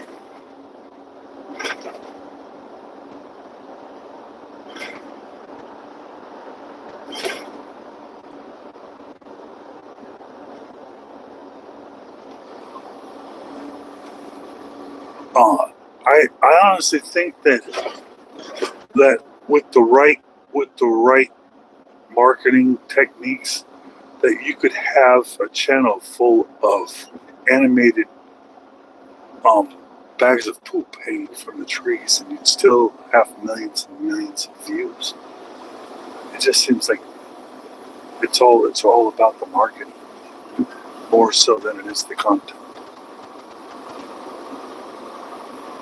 But a lot of the biggest trucking groups on Facebook I own. I'm willing to bet that I own more trucking Facebook groups than anybody else on the planet. I know better because I know I don't have the biggest ones, because I know there's a guy he's got about 400,000 in his group. But I'll tell you, I had some negotiations to buy it from him at one point, and when I got inside to see the data on it, it's ugly. It's all crap, trash people. They're not real people. I have moderators that work my groups that are actually on the payroll, so my groups are good and clean.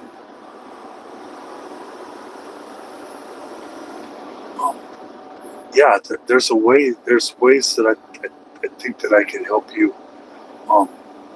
You don't need any help with YouTube. I think that though you could use some help getting clicks to your videos, right? Because you're making good quality videos. It's just you need the eyeballs on those videos. And man, there's ways of doing it. I mean, you don't have to use LinkedIn or Instagram or none of that. You can do it all with just Facebook groups. Facebook groups. So many people, and they love to share. Share.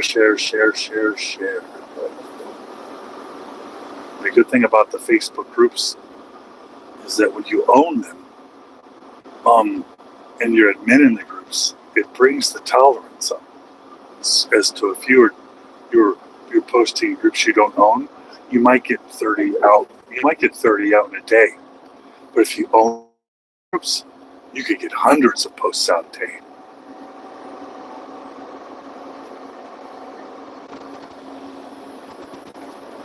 Well,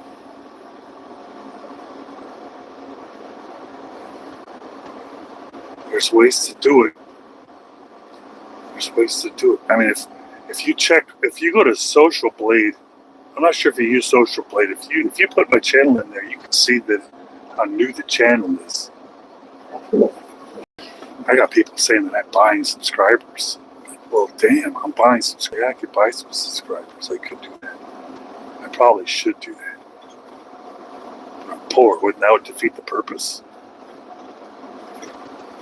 When they see there's 20,000 or 30,000, whatever people hitting the streams, and there's like 2 likes. They're like, you're fake. You're buying likes or something. You're buying subscribers. This is the bridge going into St. Louis. So I went from Illinois into Missouri just now on the 70. No, I'm not on this. It's Tucker. I'll be honest with you. I don't even know what that bridge is called. I couldn't even tell you. There's so many bridges going across right there. Kind of look like the bridge at 80 in Frisco. With those white poles holding it up.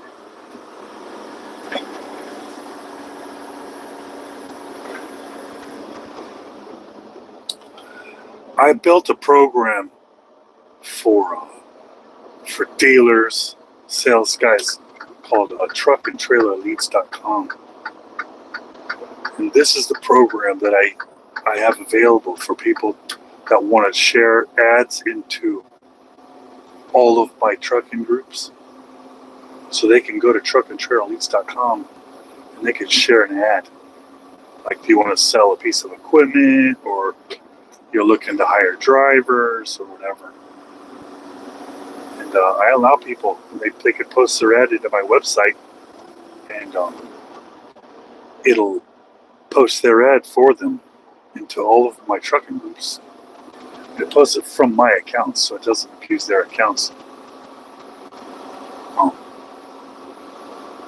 I have another program called advertisekc.com, because I have hundreds of Facebook groups for Kansas City area, and for $15 I let locals post ads into all my hundreds and hundreds of thousands, probably millions of people by now, into those groups.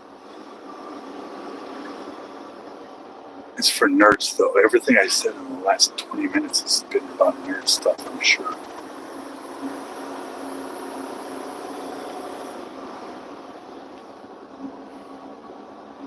It's only nerdy until it starts making money, and then it's cool, right? They start calling you a nerd, and they start calling you their friend. Trust me, I've been there enough times.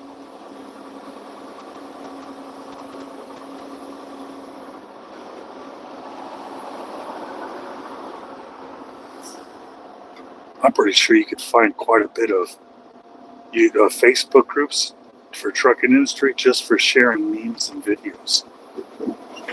And those people, you want to get their attention, because if they like your video or your link, they'll share it. Massive distribution. Jordan.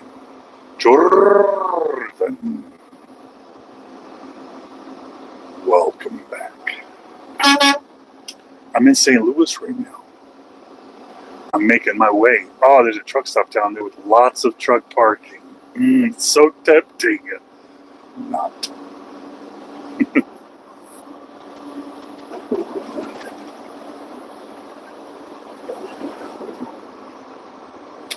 I'm not tired yet, my friend. I've got I had 2.5 hours left on the DOT clock that says I'm allowed to drive. So I think I'm gonna run up until I get out of St. Louis, and I'm gonna get up off the 70.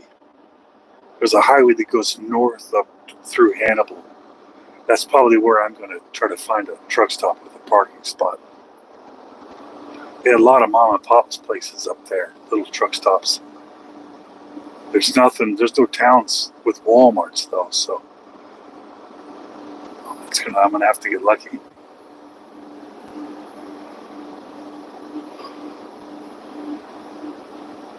Oh boy, they're driving so fast in St. Louis. They complain about why their cars are all beat up and smashed. I can tell you why.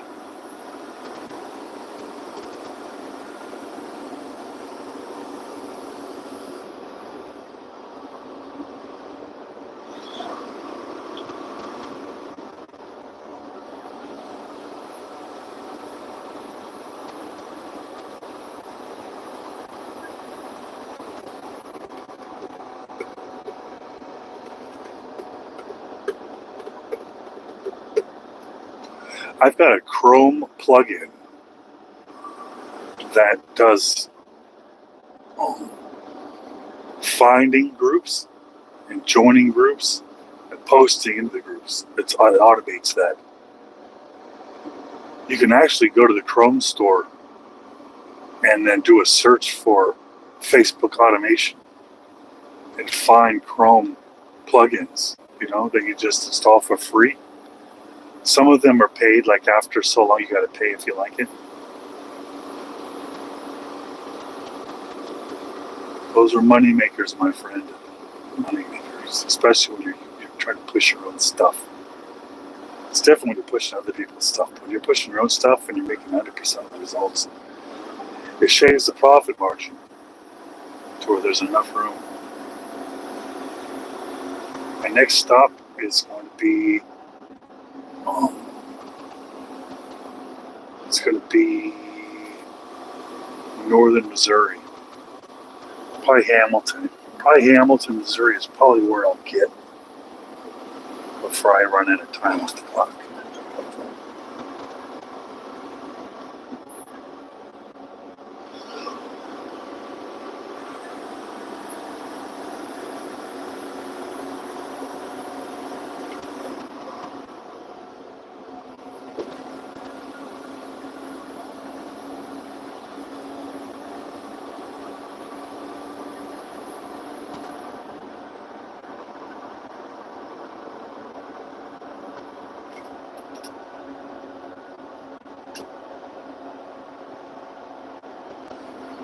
Oh, yeah, Discord. Man, Discord is a different freaking country for sure. I've been on Discord. I used to be able to talk to like software creators through Discord.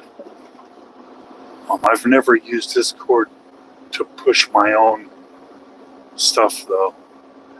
Like I would have to learn the language of Discord before I would try to like spam or whatever you want to call it. Oh shit.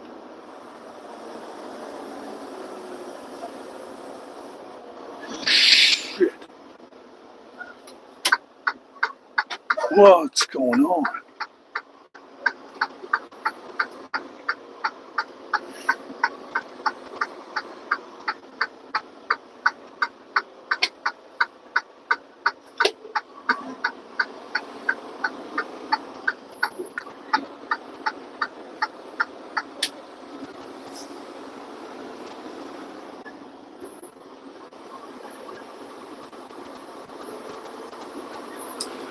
So the Discord, I'm extremely confident. Oh, that was a smashed cars. I'm extremely confident that you'll be able to pull a lot of views out of Discord. However, like I said, it's one of those things. It's a different country. They speak a different language, and so you figured out YouTube all right. Yeah, I'm pretty sure you'll figure that out. It just won't be as easy as like finding a Discord group and then posting a link in there, though. It might be a little more than that, though. Maybe make a video. It'd be cool if you could make a video asking your subscribers if they could assist you with not re-platforming, but expanding, getting you out there. into there, ushering you into Discord. That'd be cool. It'd be a fast track for you.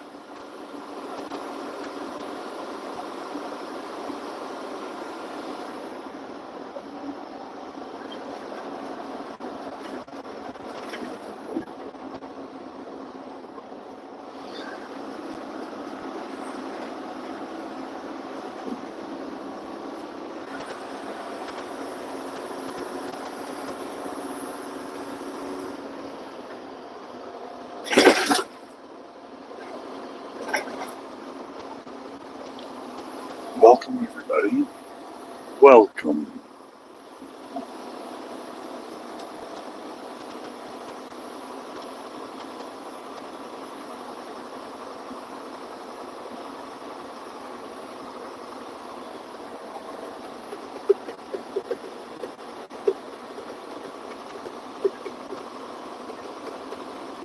I watched a video where this guy marketing, and he makes YouTube videos about marketing, and one of the videos he did was about buying YouTube channels and what is it worth it.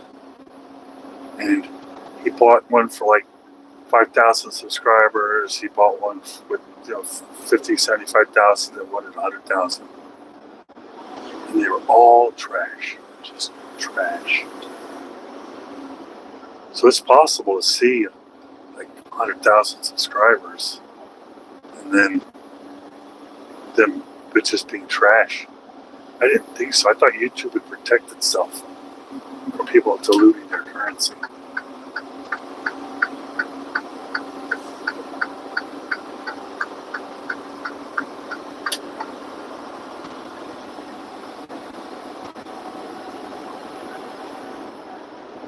Dang, they drive so crazy in St. Louis. Wow.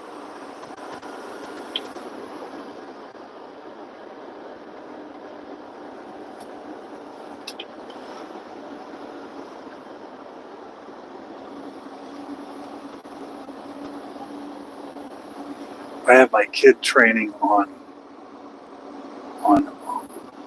video editing because I want more long videos. I got a lot of shorts. I need more long videos. And rather than change my equipment over, because my equipment only shoots shorts, I'm teaching how to make longs out of my shorts. Hopefully by the time I hit 100,000 subscribers, I'll know how to make longs out of my shorts.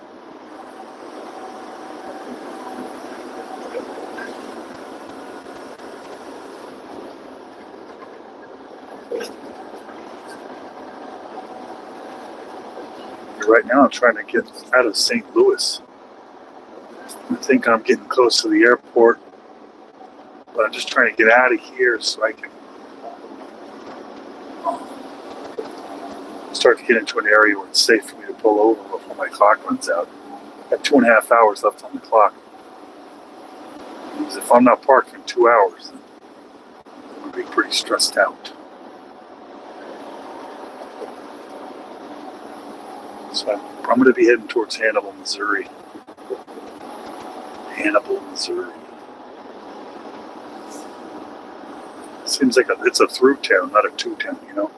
No one ever goes to Hannibal, they just go through it.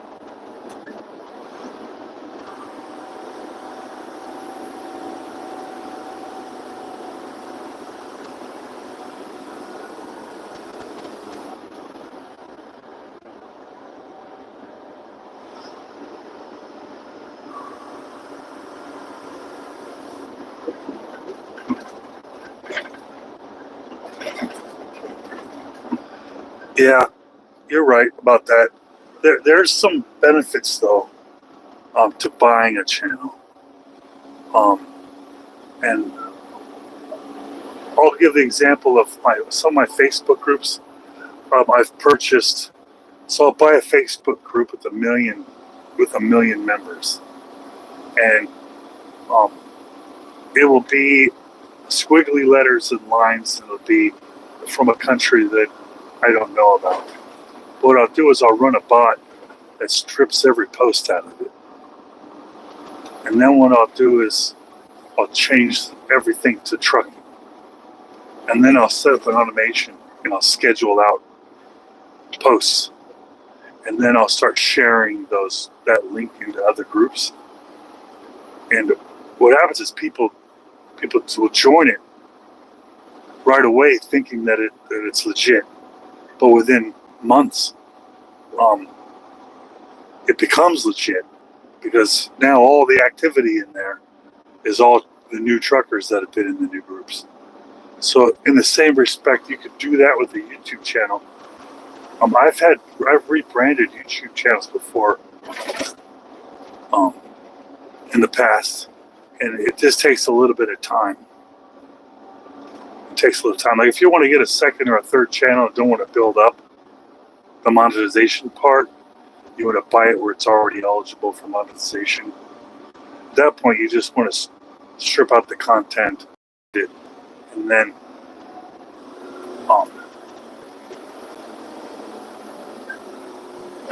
let it ride.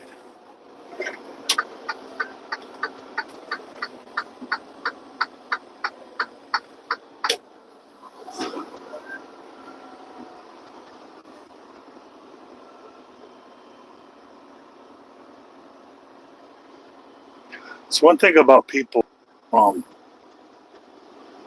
they're pretty malleable. Like when I say, hey, listen, Facebook and LinkedIn, they have the same exact people. There's not different people on LinkedIn. There's not different people on YouTube. But they speak different languages. So when you're on Facebook, people talk like they're in a different country than people that are on LinkedIn. They're the same exact people, though. So you can't go on LinkedIn and talk like you're on Facebook. However, the same content, because it's the same people. So I know that the subscribers for a bought channel won't necessarily be targeted. They won't necessarily be targeted, that's for sure. But some of them won't mind, especially if you got good content, good funny stuff. I just wouldn't recommend buying one unless it's like your third or fourth or fifth channel. It might not go so well. I've seen escrow companies out there that act as the agent and the middleman between the transaction. I've used escrow companies to buy Facebook groups before, buy social media accounts.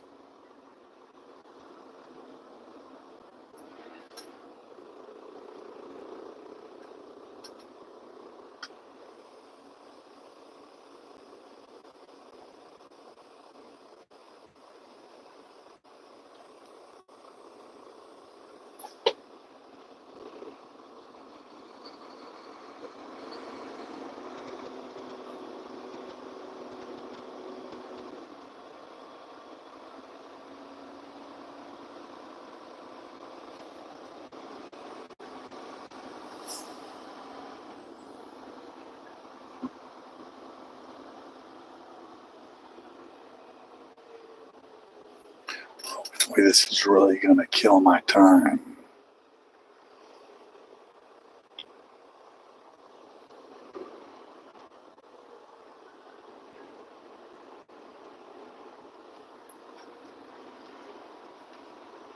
Yeah, it does right along.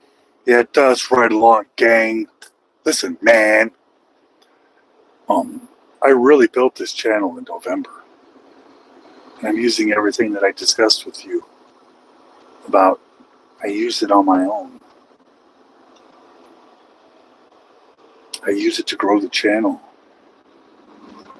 I just don't have any software names in front of me that I can just tell you. I got links to everything now on my PC.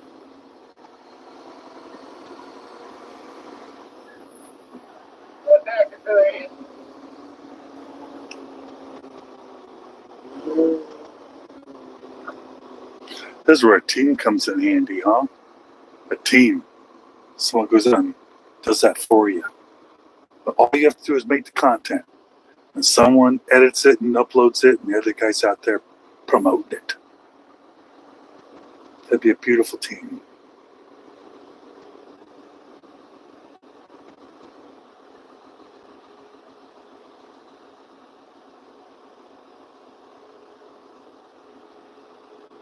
We're on the way.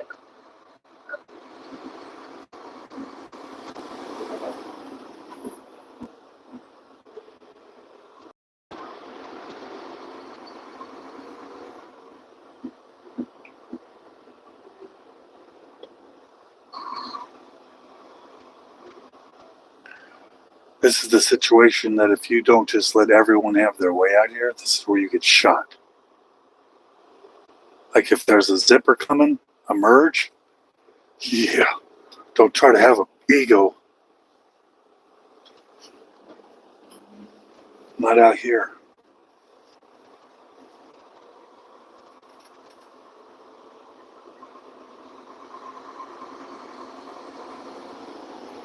Yeah, I don't have a team. Well, I'm building a team, but at the same time, I'm training a team. So all these pieces of the team, I already know all these pieces. I can't do it. I'm driving you how it is. You can't just hire somebody. You got to kind of train them. Because there's no classes for this. There's no school for this.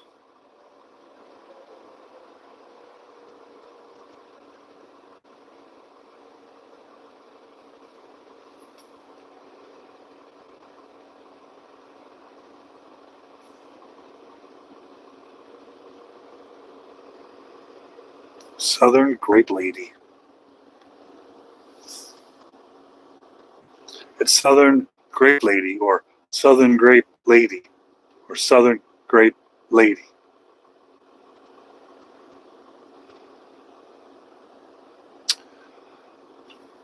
So Barry, the fact that YouTube is trying to take down TikTok means that right now on YouTube, there's a gold rush. Because they're not trying to be stingy with the views for the shorts to take down TikTok. They're being very stingy with the regular videos though. But when it comes down to views for the shorts, they're not being stingy at all. It's a gold rush. If you could just get into that algorithm, it's a sweet, sweet, sweet gold rush. You just got to get in it. You got to get in it and you got to figure it out.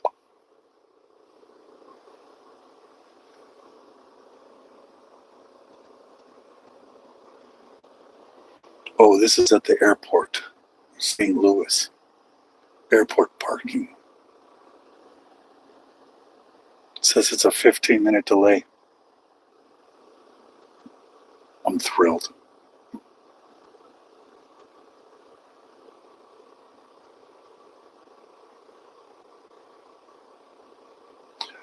Well, I want to say it's our government, right? But we had a government before that wanted to get rid of it, and then the other government said, no, that's not fair.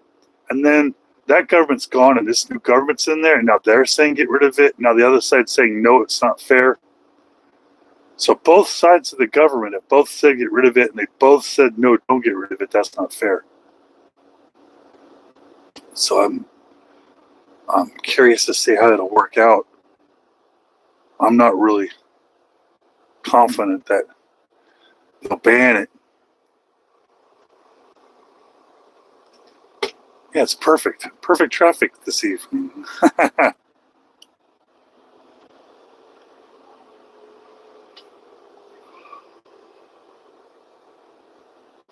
I just cleaned my windshield off, but I hit so many bugs. I screwed it all up again.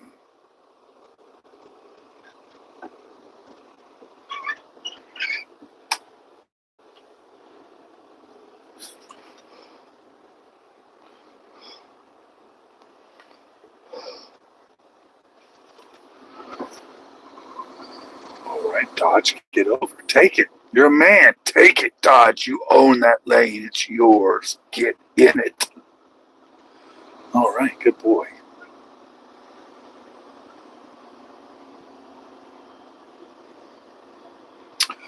Well, from what I understand, Trump wanted to get rid of it, and they said no. They laughed at him because at that point the millennials were voting for the other side, and now the other side wants to get rid of it. And Trump's saying no.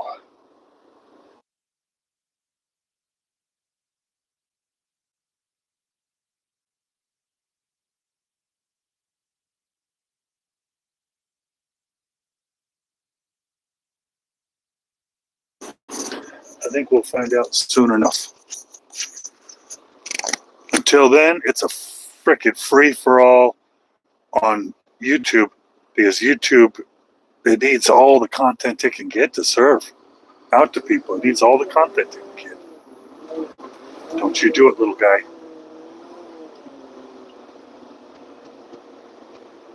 Well, that white car is pushing that red car.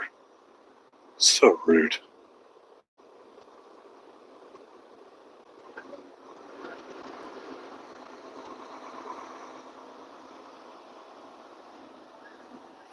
I think Facebook wants it gone. I think YouTube wants it gone.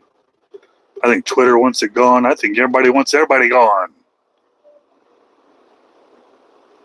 I don't want them to be gone, because if they're going to be gone, then I will be gone. Poof.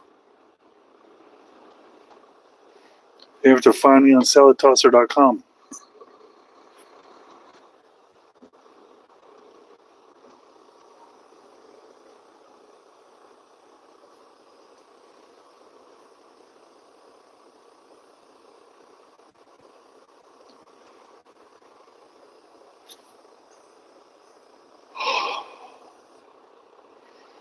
I do remember Napster, the Nutella network.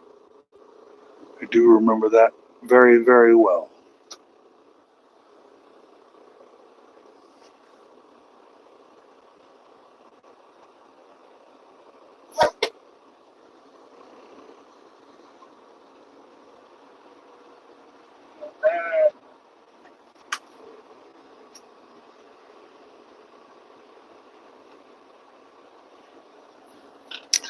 I think TikTok's making, probably not Facebook money, but they're making a lot. I think more importantly, they're influencing the world. That's worth more than money right now. More than money is influence.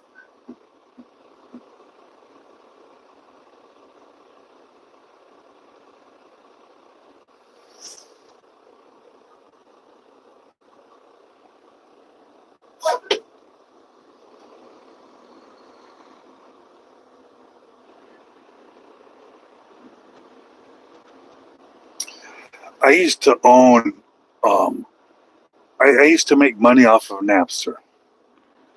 I used to make a lot of money off Napster. Back in the day. Napster, BearShare, all of them. LimeWire, all of them. I was sad to see them go.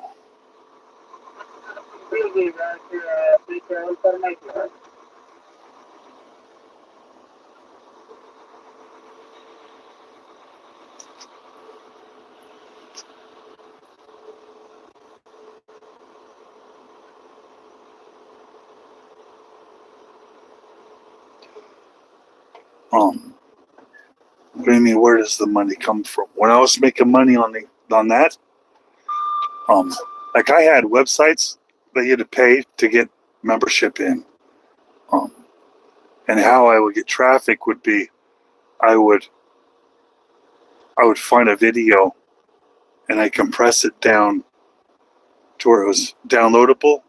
I changed the bit rate, probably low bit rate, MP4s.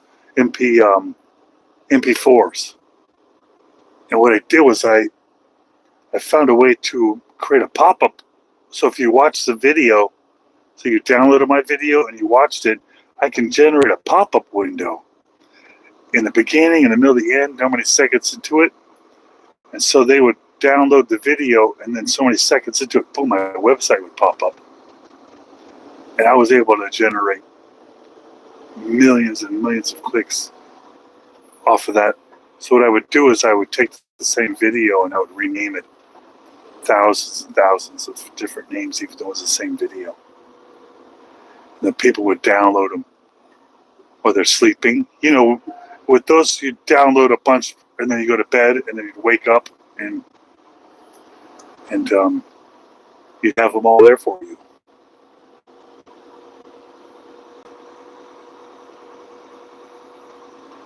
I remember people they'd email me and call me and they would want to do interviews about it. They call it the URL popper. And I'm like, that's a stupid, because I would have called it URL popper. But I used to explain to him, yeah, you can embed pop-ups in MP4s, pop-up windows. You can pop up a software if you do its location on the hard drive, or you can just simply pop up the hypertext transfer protocol rather than the file transfer protocol.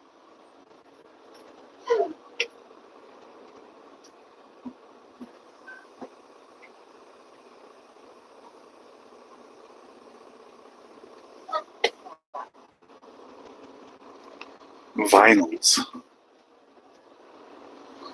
I got um, I got one record,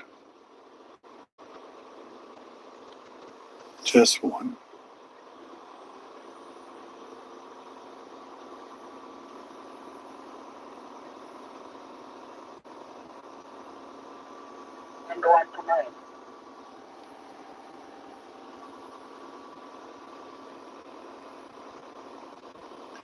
I use AI every day. It can be used for good, and it can be used for bad.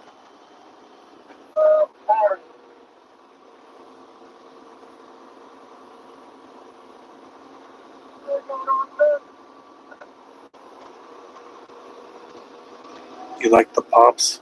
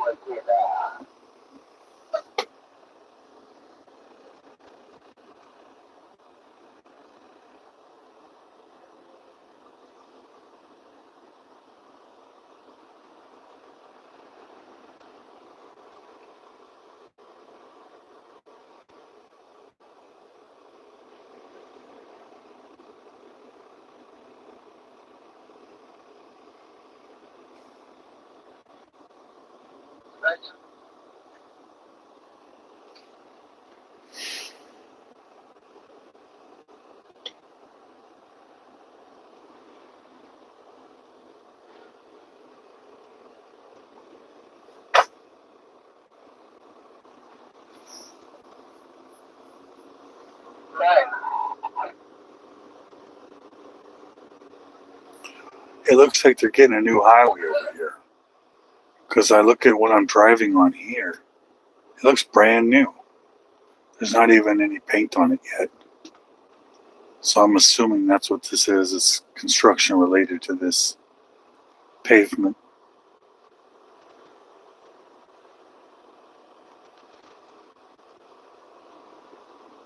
Well, I can see flashing cop lights over there.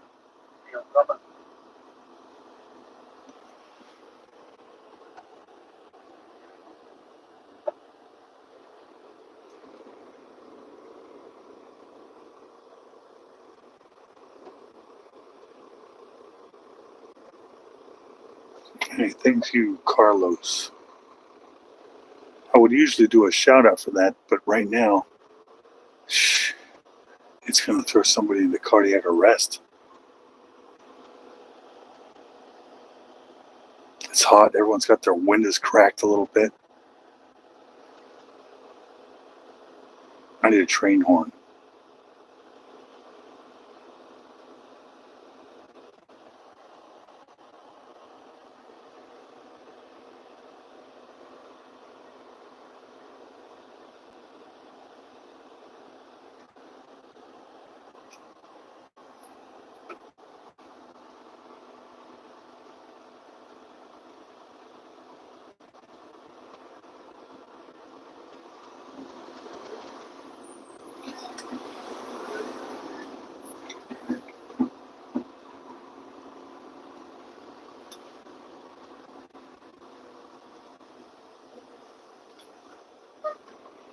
It might be merging down to one lane.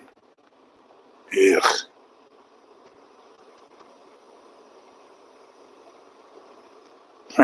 I seen a video of a guy that had a train horn on his big rig, and he honked at a train, and the train honked back. Like, that's cool.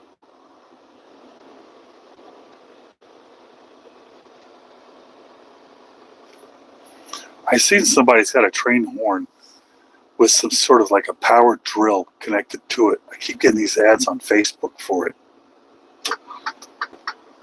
It's like all in one kit. I don't think you separate the horn from the battery pack though. It looks like a power drill. Someone mounted some horns on it.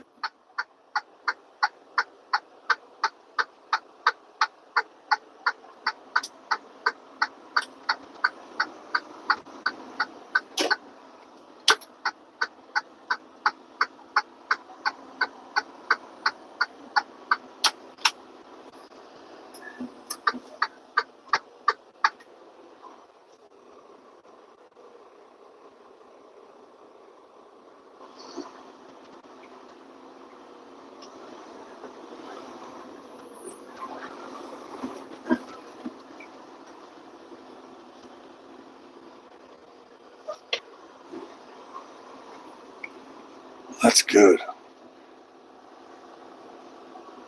That's good. You've already got that up there.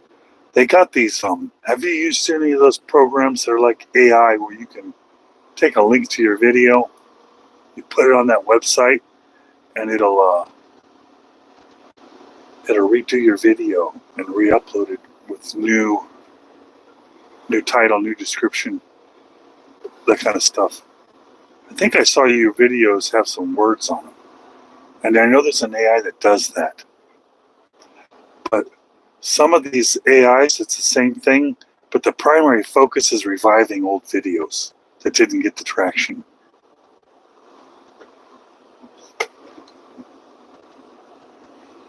I was going to teach one of my sons how to do that stuff too. Revive some old ones. I got over 5,000 videos. And a lot of them need reviving.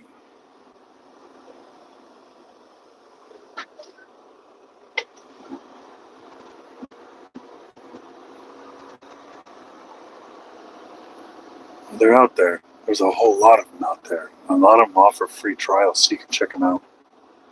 They'll give you like 10 or 15 shorts. What I like to do is go to those services that I put a link to a long stream. And what happens is if you put a link to a long stream in there, its AI will cut out all the good clips.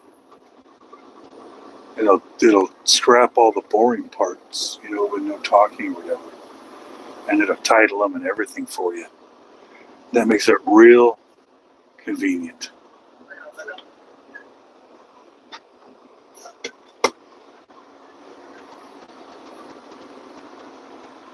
Nice. Real nice, Benny Van. And that's why everyone calls you a POS.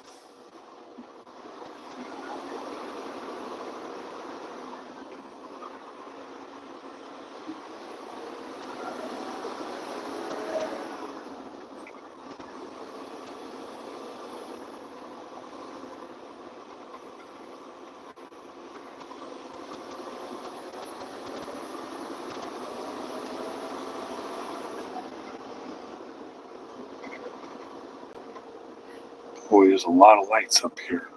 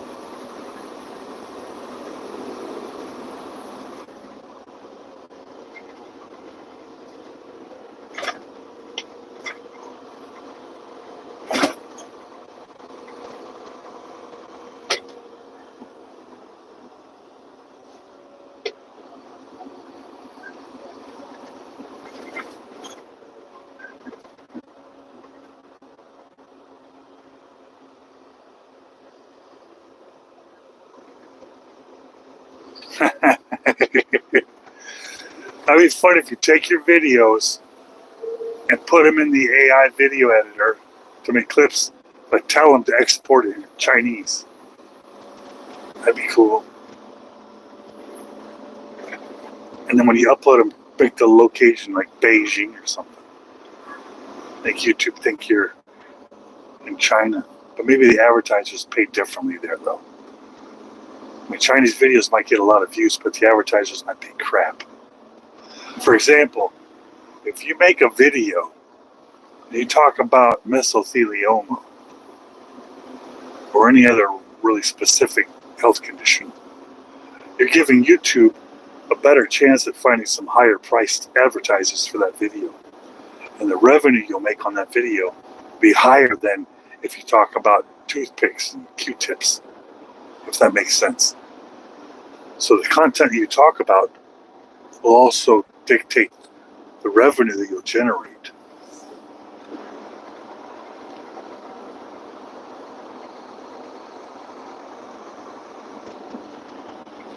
Like a lot of my videos, I use my smart glasses. So when I'm doing my videos, what I'll do is I'll try to make 5 or 6 videos of me just talking about how wonderful these glasses are, and then I schedule them out for the next couple of weeks. But I select products, I attach the products to them, and I use YouTube's products, and I will attach like 30 different smart glasses to the video. It shows on my video, it shows on my conversions for the products. For example, there'll be 4,000 clicks and they'll make almost $6,000. So YouTube's able to generate more than $1 per click in sales off of the videos.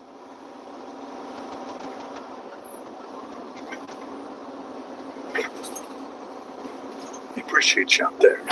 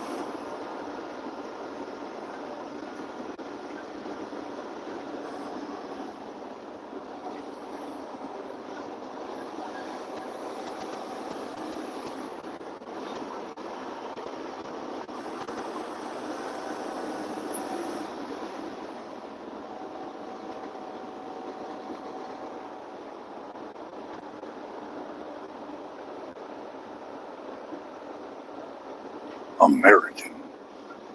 Doubtful. America.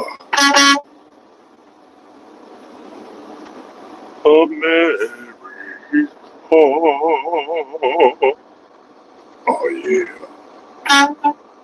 Welcome. Welcome. This bridge up here. There's another bridge I gotta cross. St. Charles. There was a jumper on the bridge. 2-hour delay type thing. And I'm filming it, I'm recording it. I'm like, hey, I'm gonna get this content. And freaking YouTube had a huge problem with that. A huge problem with me wanting to upload a video off the jumper.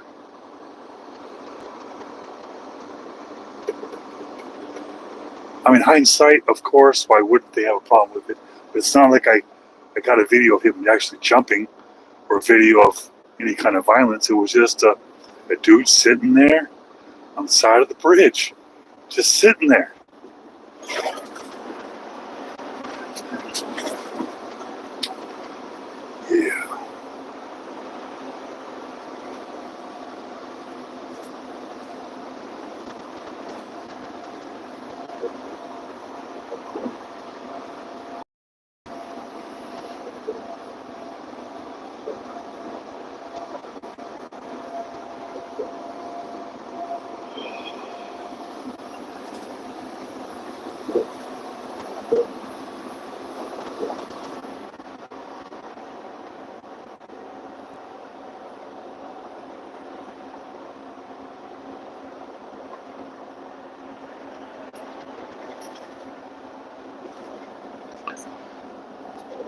I want a Honda Civic money.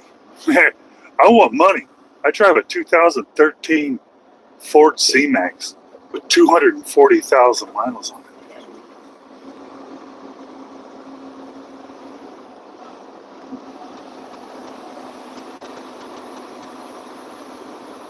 I'm not proud of that. It's just what it is. I'm not bragging about that.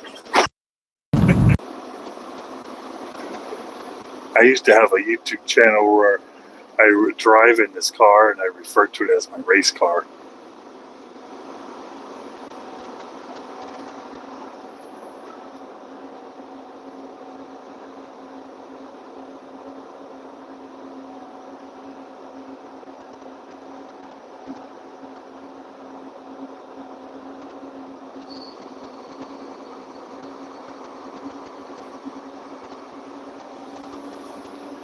Yeah, I'm a troll.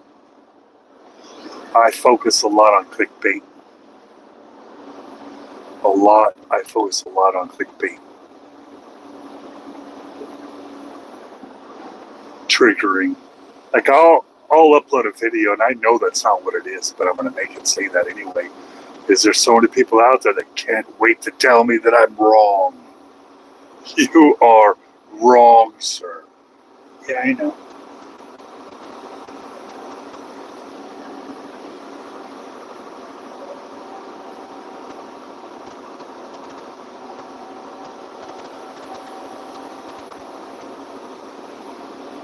All right, I drive a hybrid. I sold my Dodge. I had a Dodge 4500 four-door. It was a cabin chassis when I bought it, and I put a stake bed on it. And I got rid of that for my hybrid Ford C-Max. People used to laugh at me. Like, you used to drive this thing, and now you're driving this. And yep.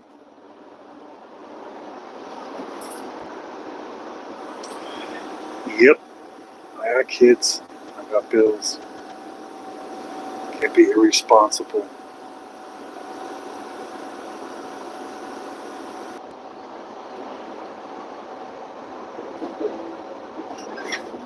State trooper right there.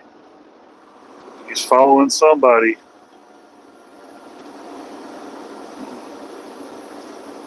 Scary.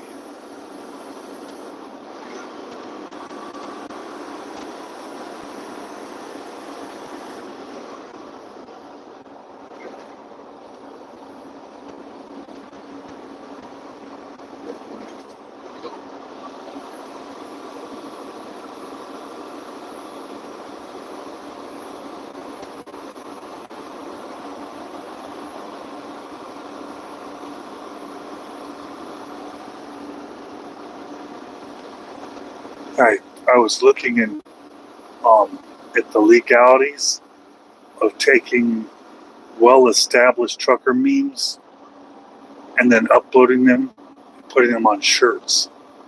And nowhere could I find it being against the law. And I thought, well, that'd be a good way, because I don't have t-shirts yet. That'd be a good way to do that. I did see people put regular memes on shirts, but I don't care about those. I'm just with the trucker stuff.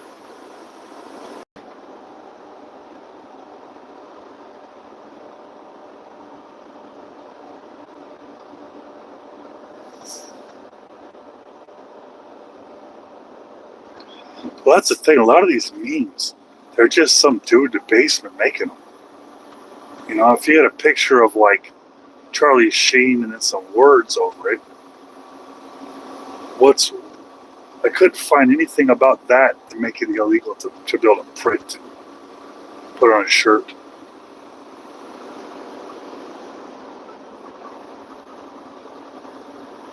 And if you've already got people going to your ride-along gang shopping store, then why not just pack that damn thing full of, just put every meme on everything. Put 5,000 different things in there.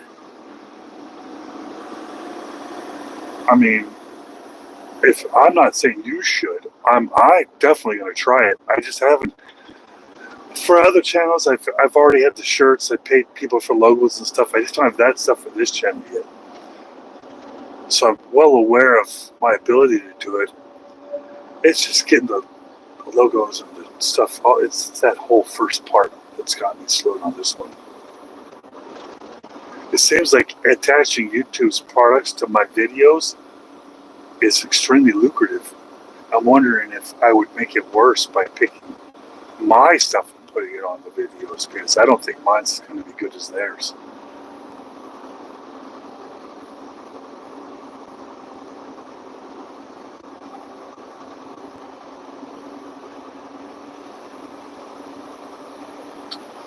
But I remember in the adult industry when Mr. Skin got in trouble, he had all of Hollywood suing him for what he was doing.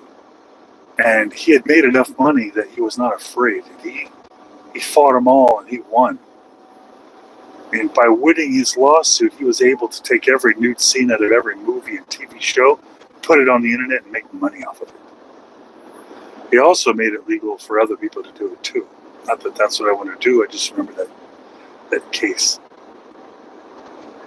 But I'm not selling a movie, I'm not selling that, I'm just...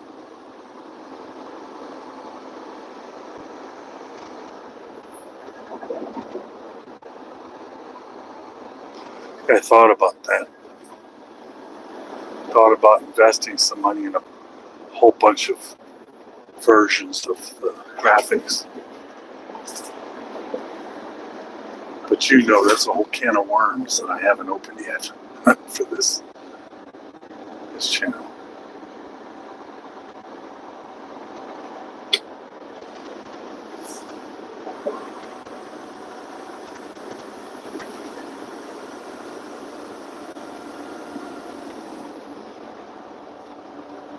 This is dangerous. They got these guys working on the middle of the highway. They got traffic running on both sides of these guys down here. None of them making enough money to be worth this type of risk.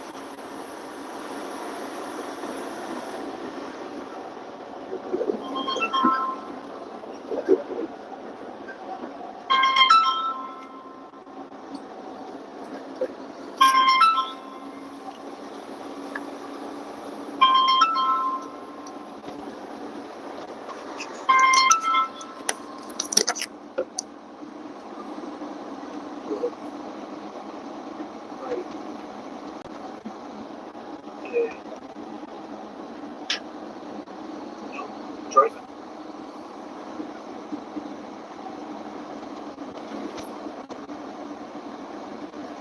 Yeah, usually, but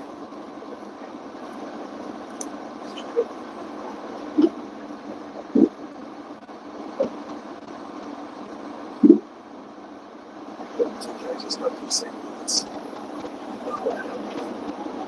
hour and a half left. So, you almost got me.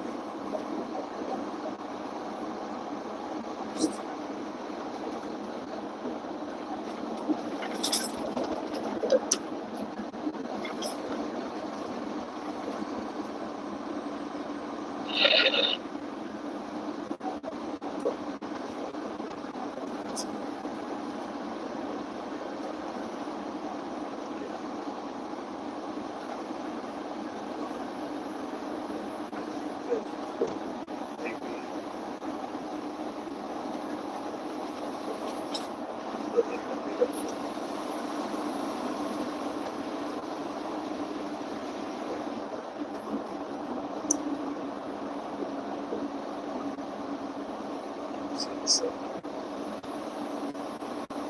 it's 3,000. Yeah.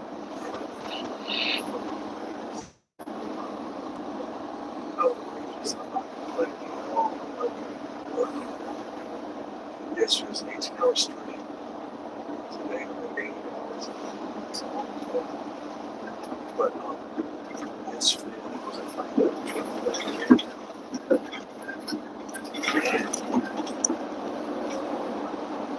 That doesn't purchase anything for that.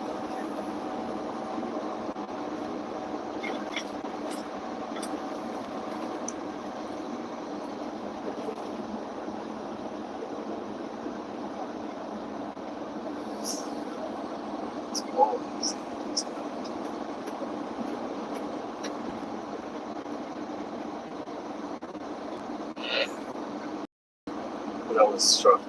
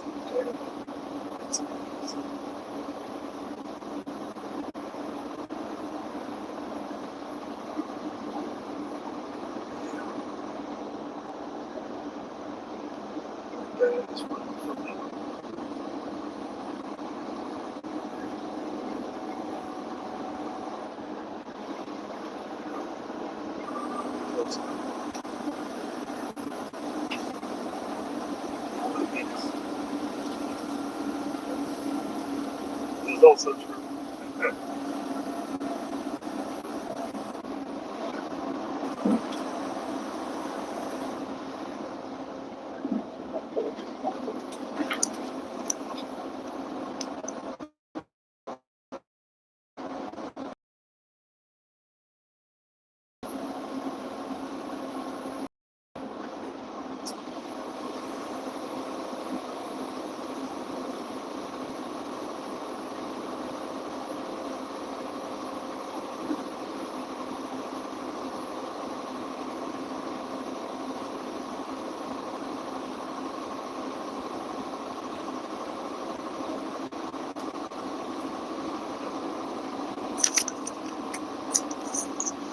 Sorry about that. My wife called. I just need a minute. Hey, it's red.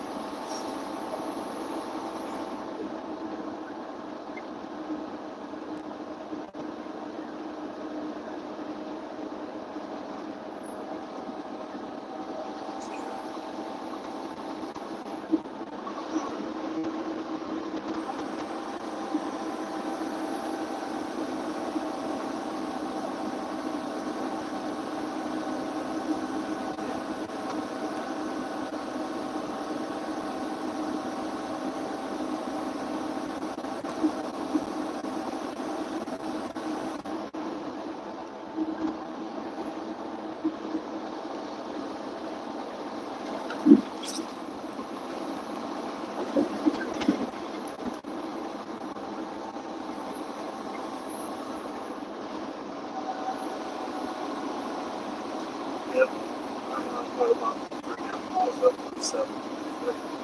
Get off these beats that up north. I think as soon as I start heading north, that's what I'm so,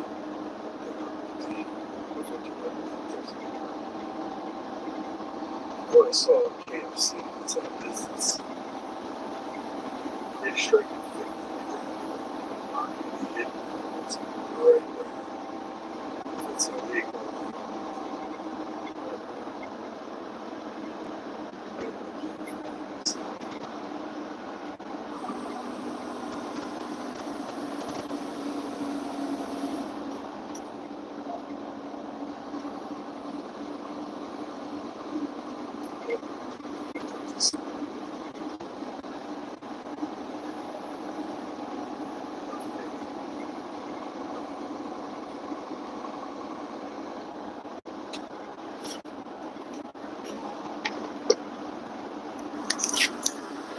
No, it is. Wives. They call. You love them. You gotta talk.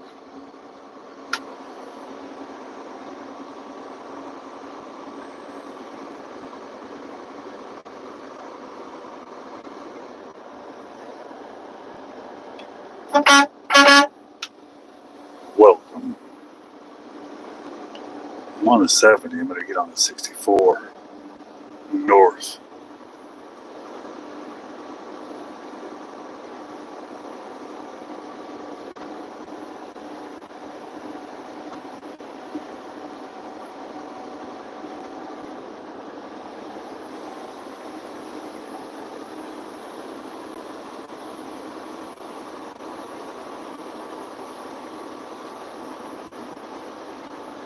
Are there tornadoes out here?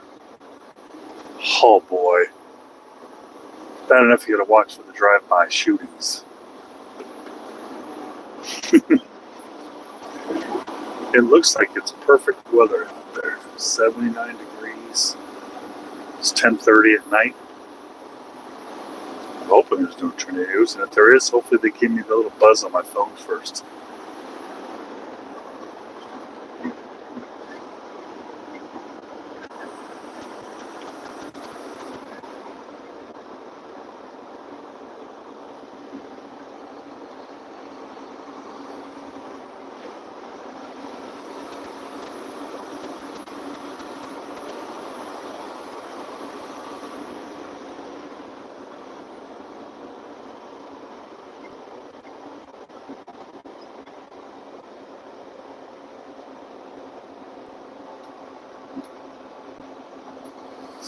Dominator, huh?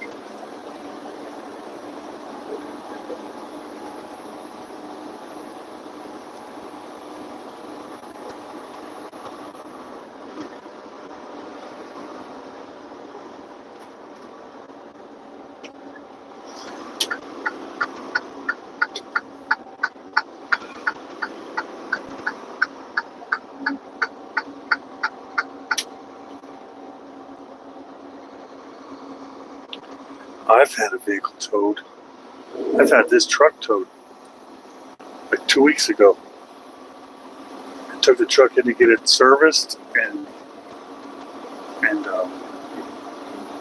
when I pulled out, it started acting funny and it broke down. So I had to get it towed to a dealer.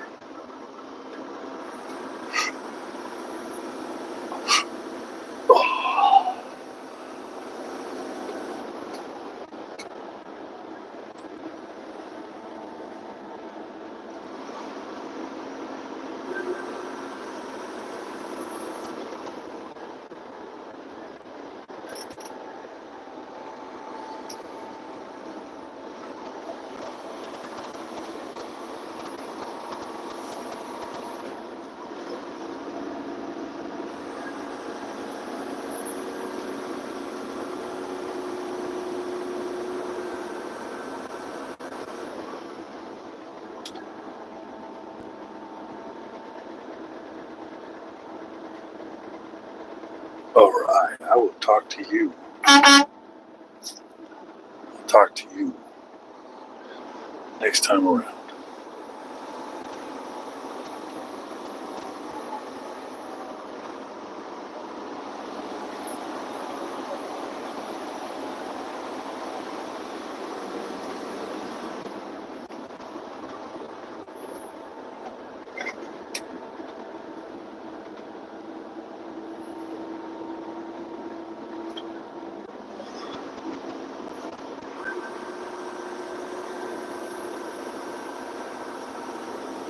All right, we'll see you next time around, my friend.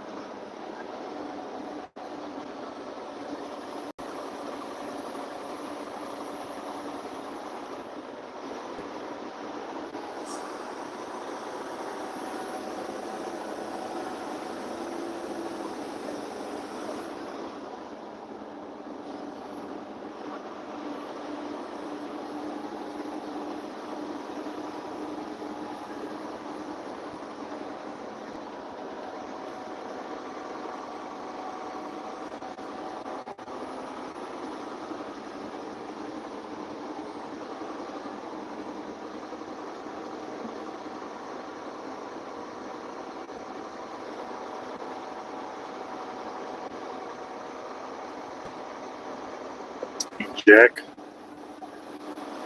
traveling through Missouri right now, north of St. Louis. Looks like the next city ahead of me is Troy.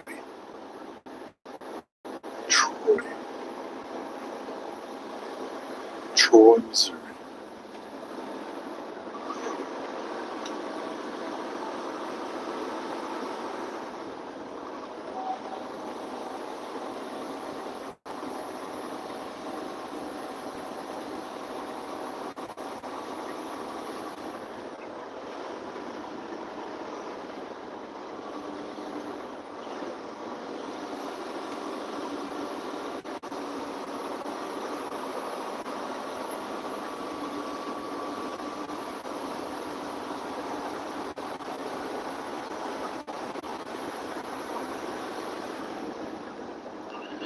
Yeah, I appreciate that.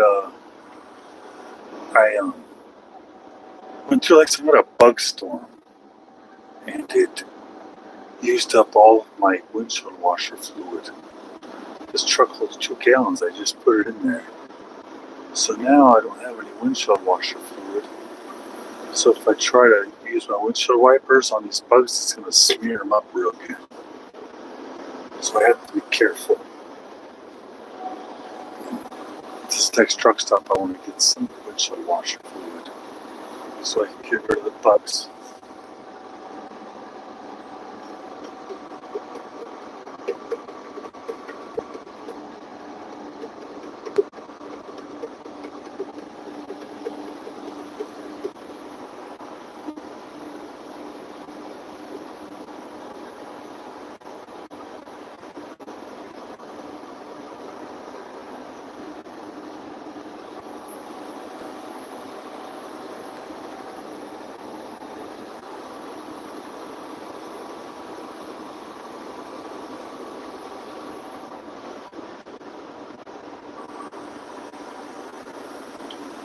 I need some blinker fluid.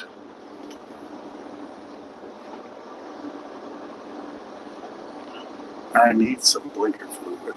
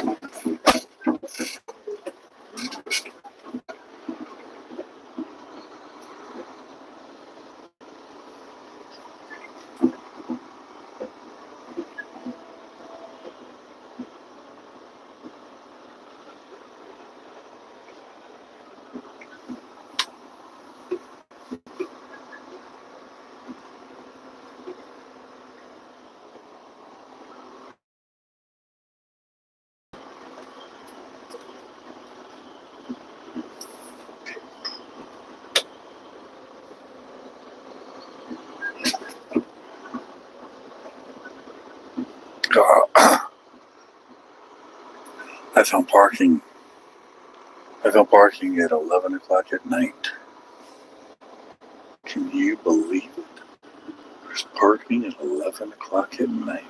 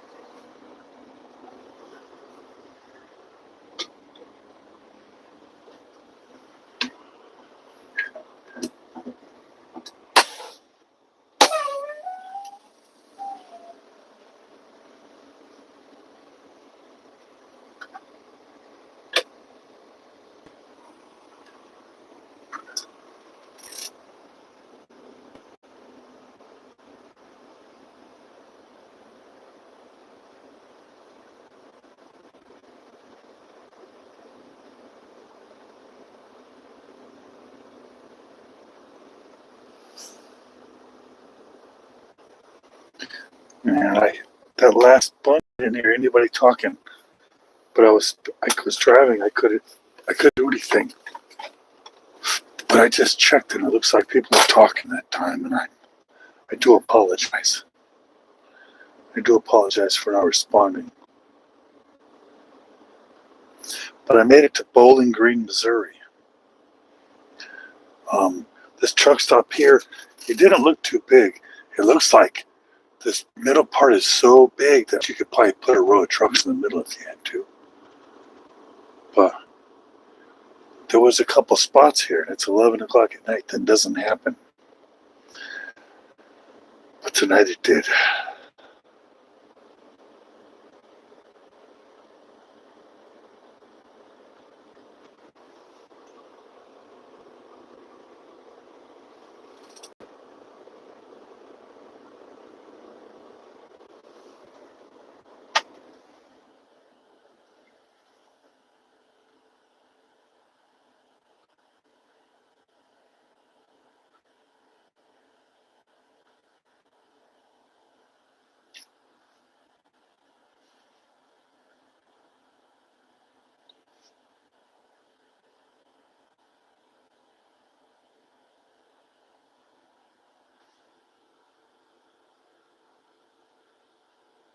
Oh yeah, I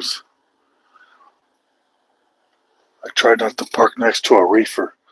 I'm between a yeah, that guy with his headlights on. The guy me on my right side's got his headlights on too. I thought he was going to be a problem because I'm trying to back in and his headlights were on, like he's trying to leave.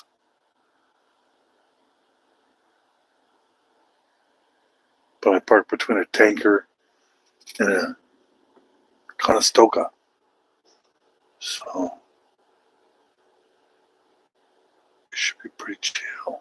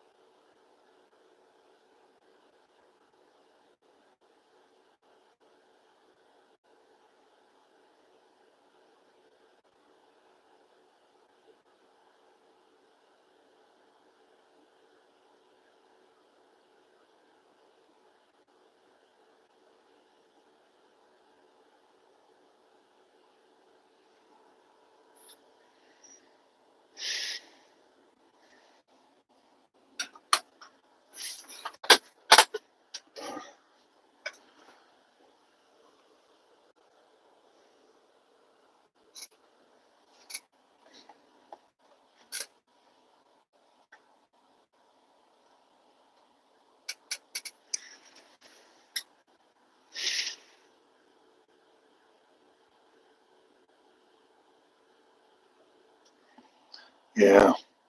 I probably wouldn't have if I didn't know they were already like in here to sleep. There's that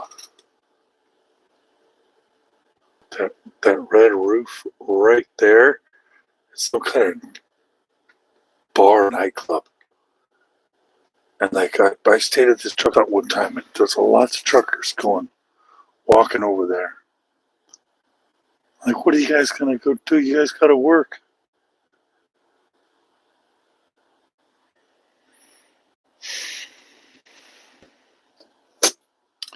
Alcohol.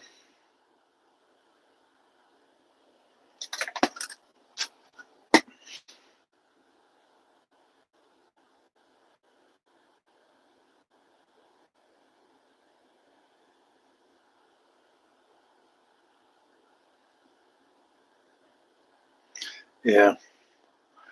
I have no problem with people drinking or anything, but every one of these truck stops right here, but it's mostly at chain gas stations I go to, like fine chain stuff, but they sell beer in there. They got a really big beer section and maybe even hard alcohol in there. It's crazy.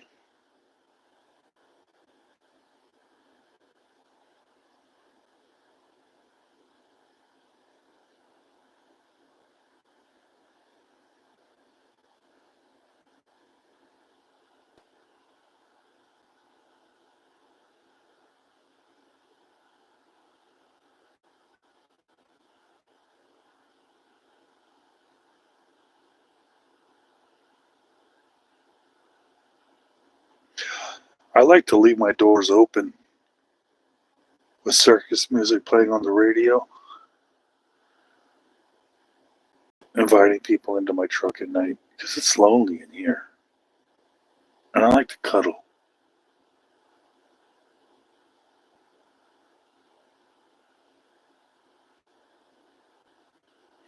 No, to be honest, I'm usually like parked by 2 p.m. I mean, most people are just having lunch, and I'm usually parked. But uh, I'm going to a different place that's got a schedule. When they open and close, so I don't get to choose. Like when I go to Fort Dodge, it's 24 hours. So I usually I start like 2 o'clock or 3 o'clock in the morning, and I can drive for 10, 11 hours. So I'm usually done midday.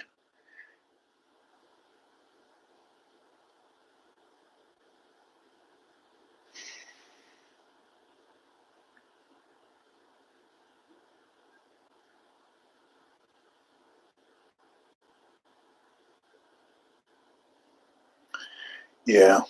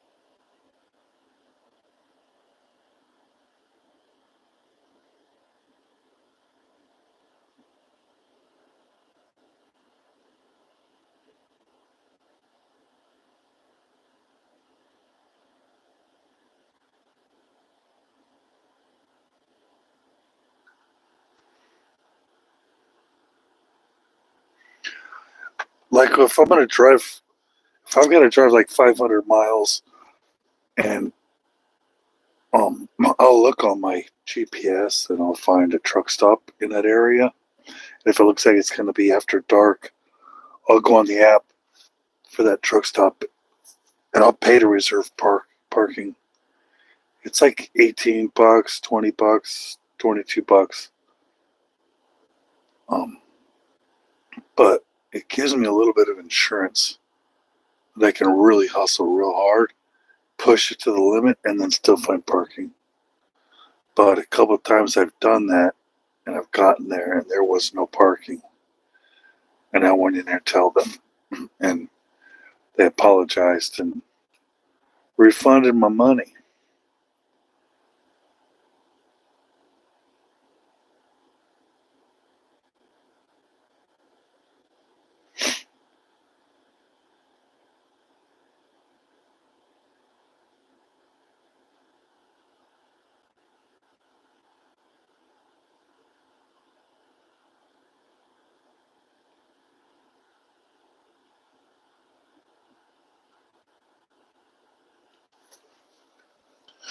Yeah, I make videos about that.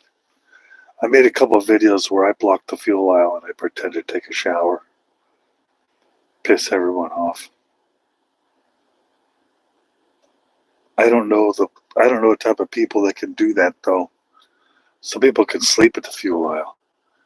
Man, I couldn't imagine that stress. Because you know someone's going to be banging on your door. I don't understand.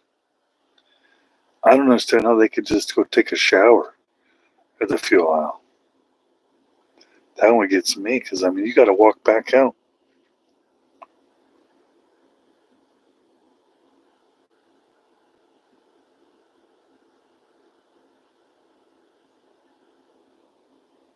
Yeah, I can hear some trucks are running. I could see there are some reefers, but I didn't park next to any reefers.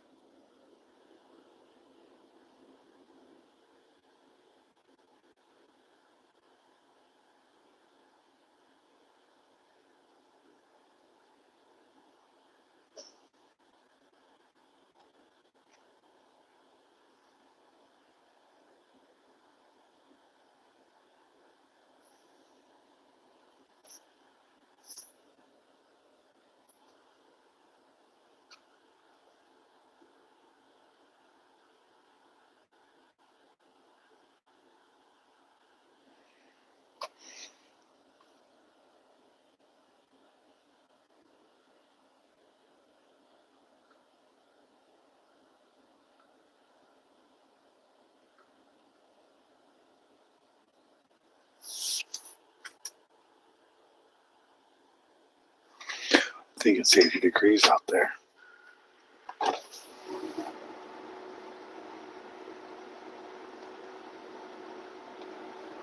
Yeah.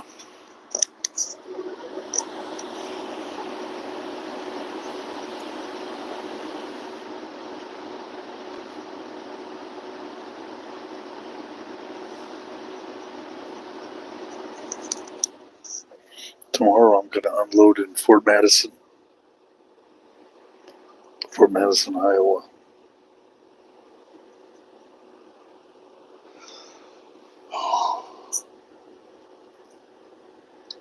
I think I had to do it like 1 p.m. or something. Like 10 o'clock is just starting now. I mean, my 10-hour reset is just now starting now, so I won't be able to move this truck for 10 hours from now. And it's 11, so I'll be able to leave at 10 o'clock in the morning, 9 o'clock in the morning.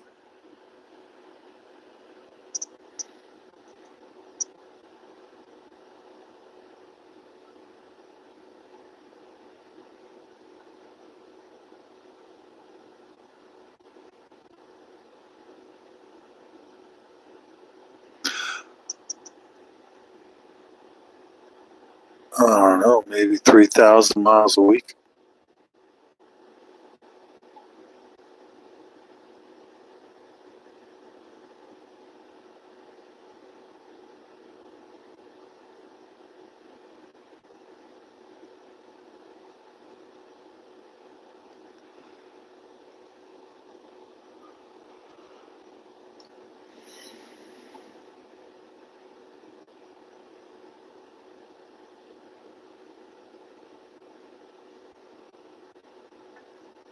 Yeah, that's good money.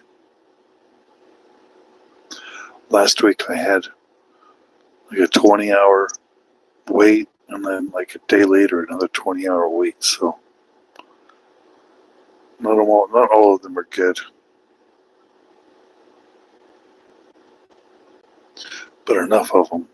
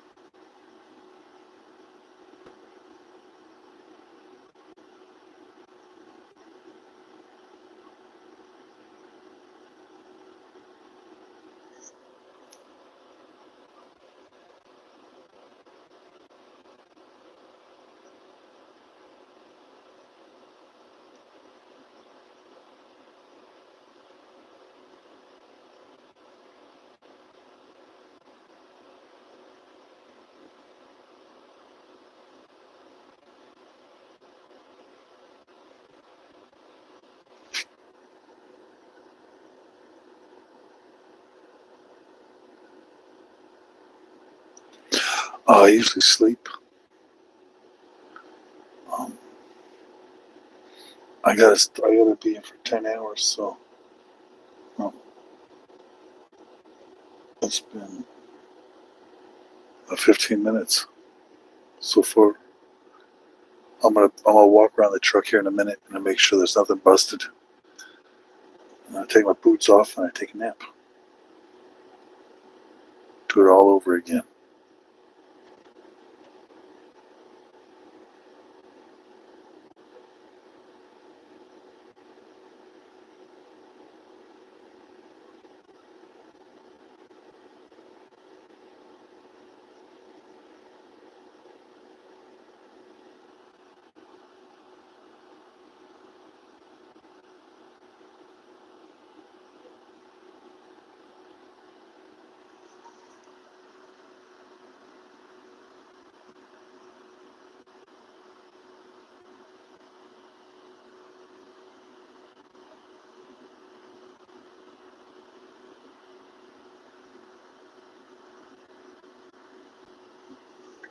What's up, Samir?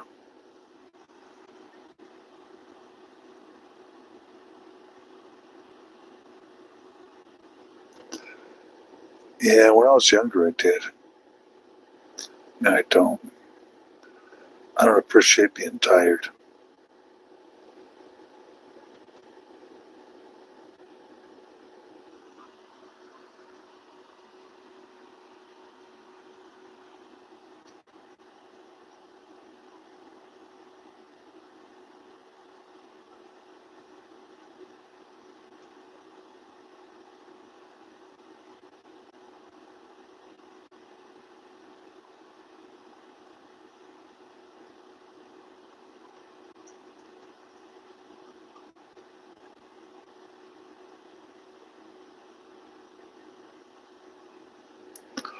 I don't know, Jack. What would you rather do?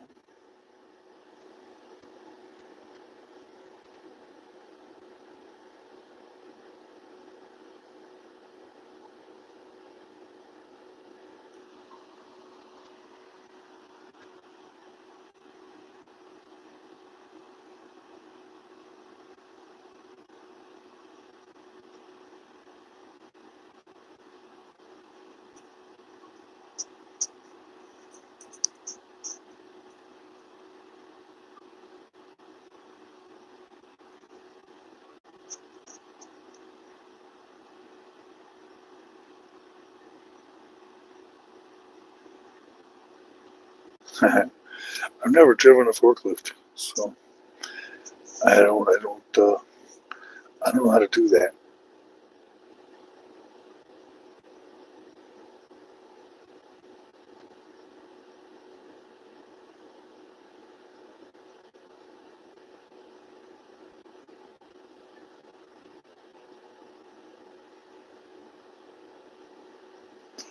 Yeah, it's typically what I do.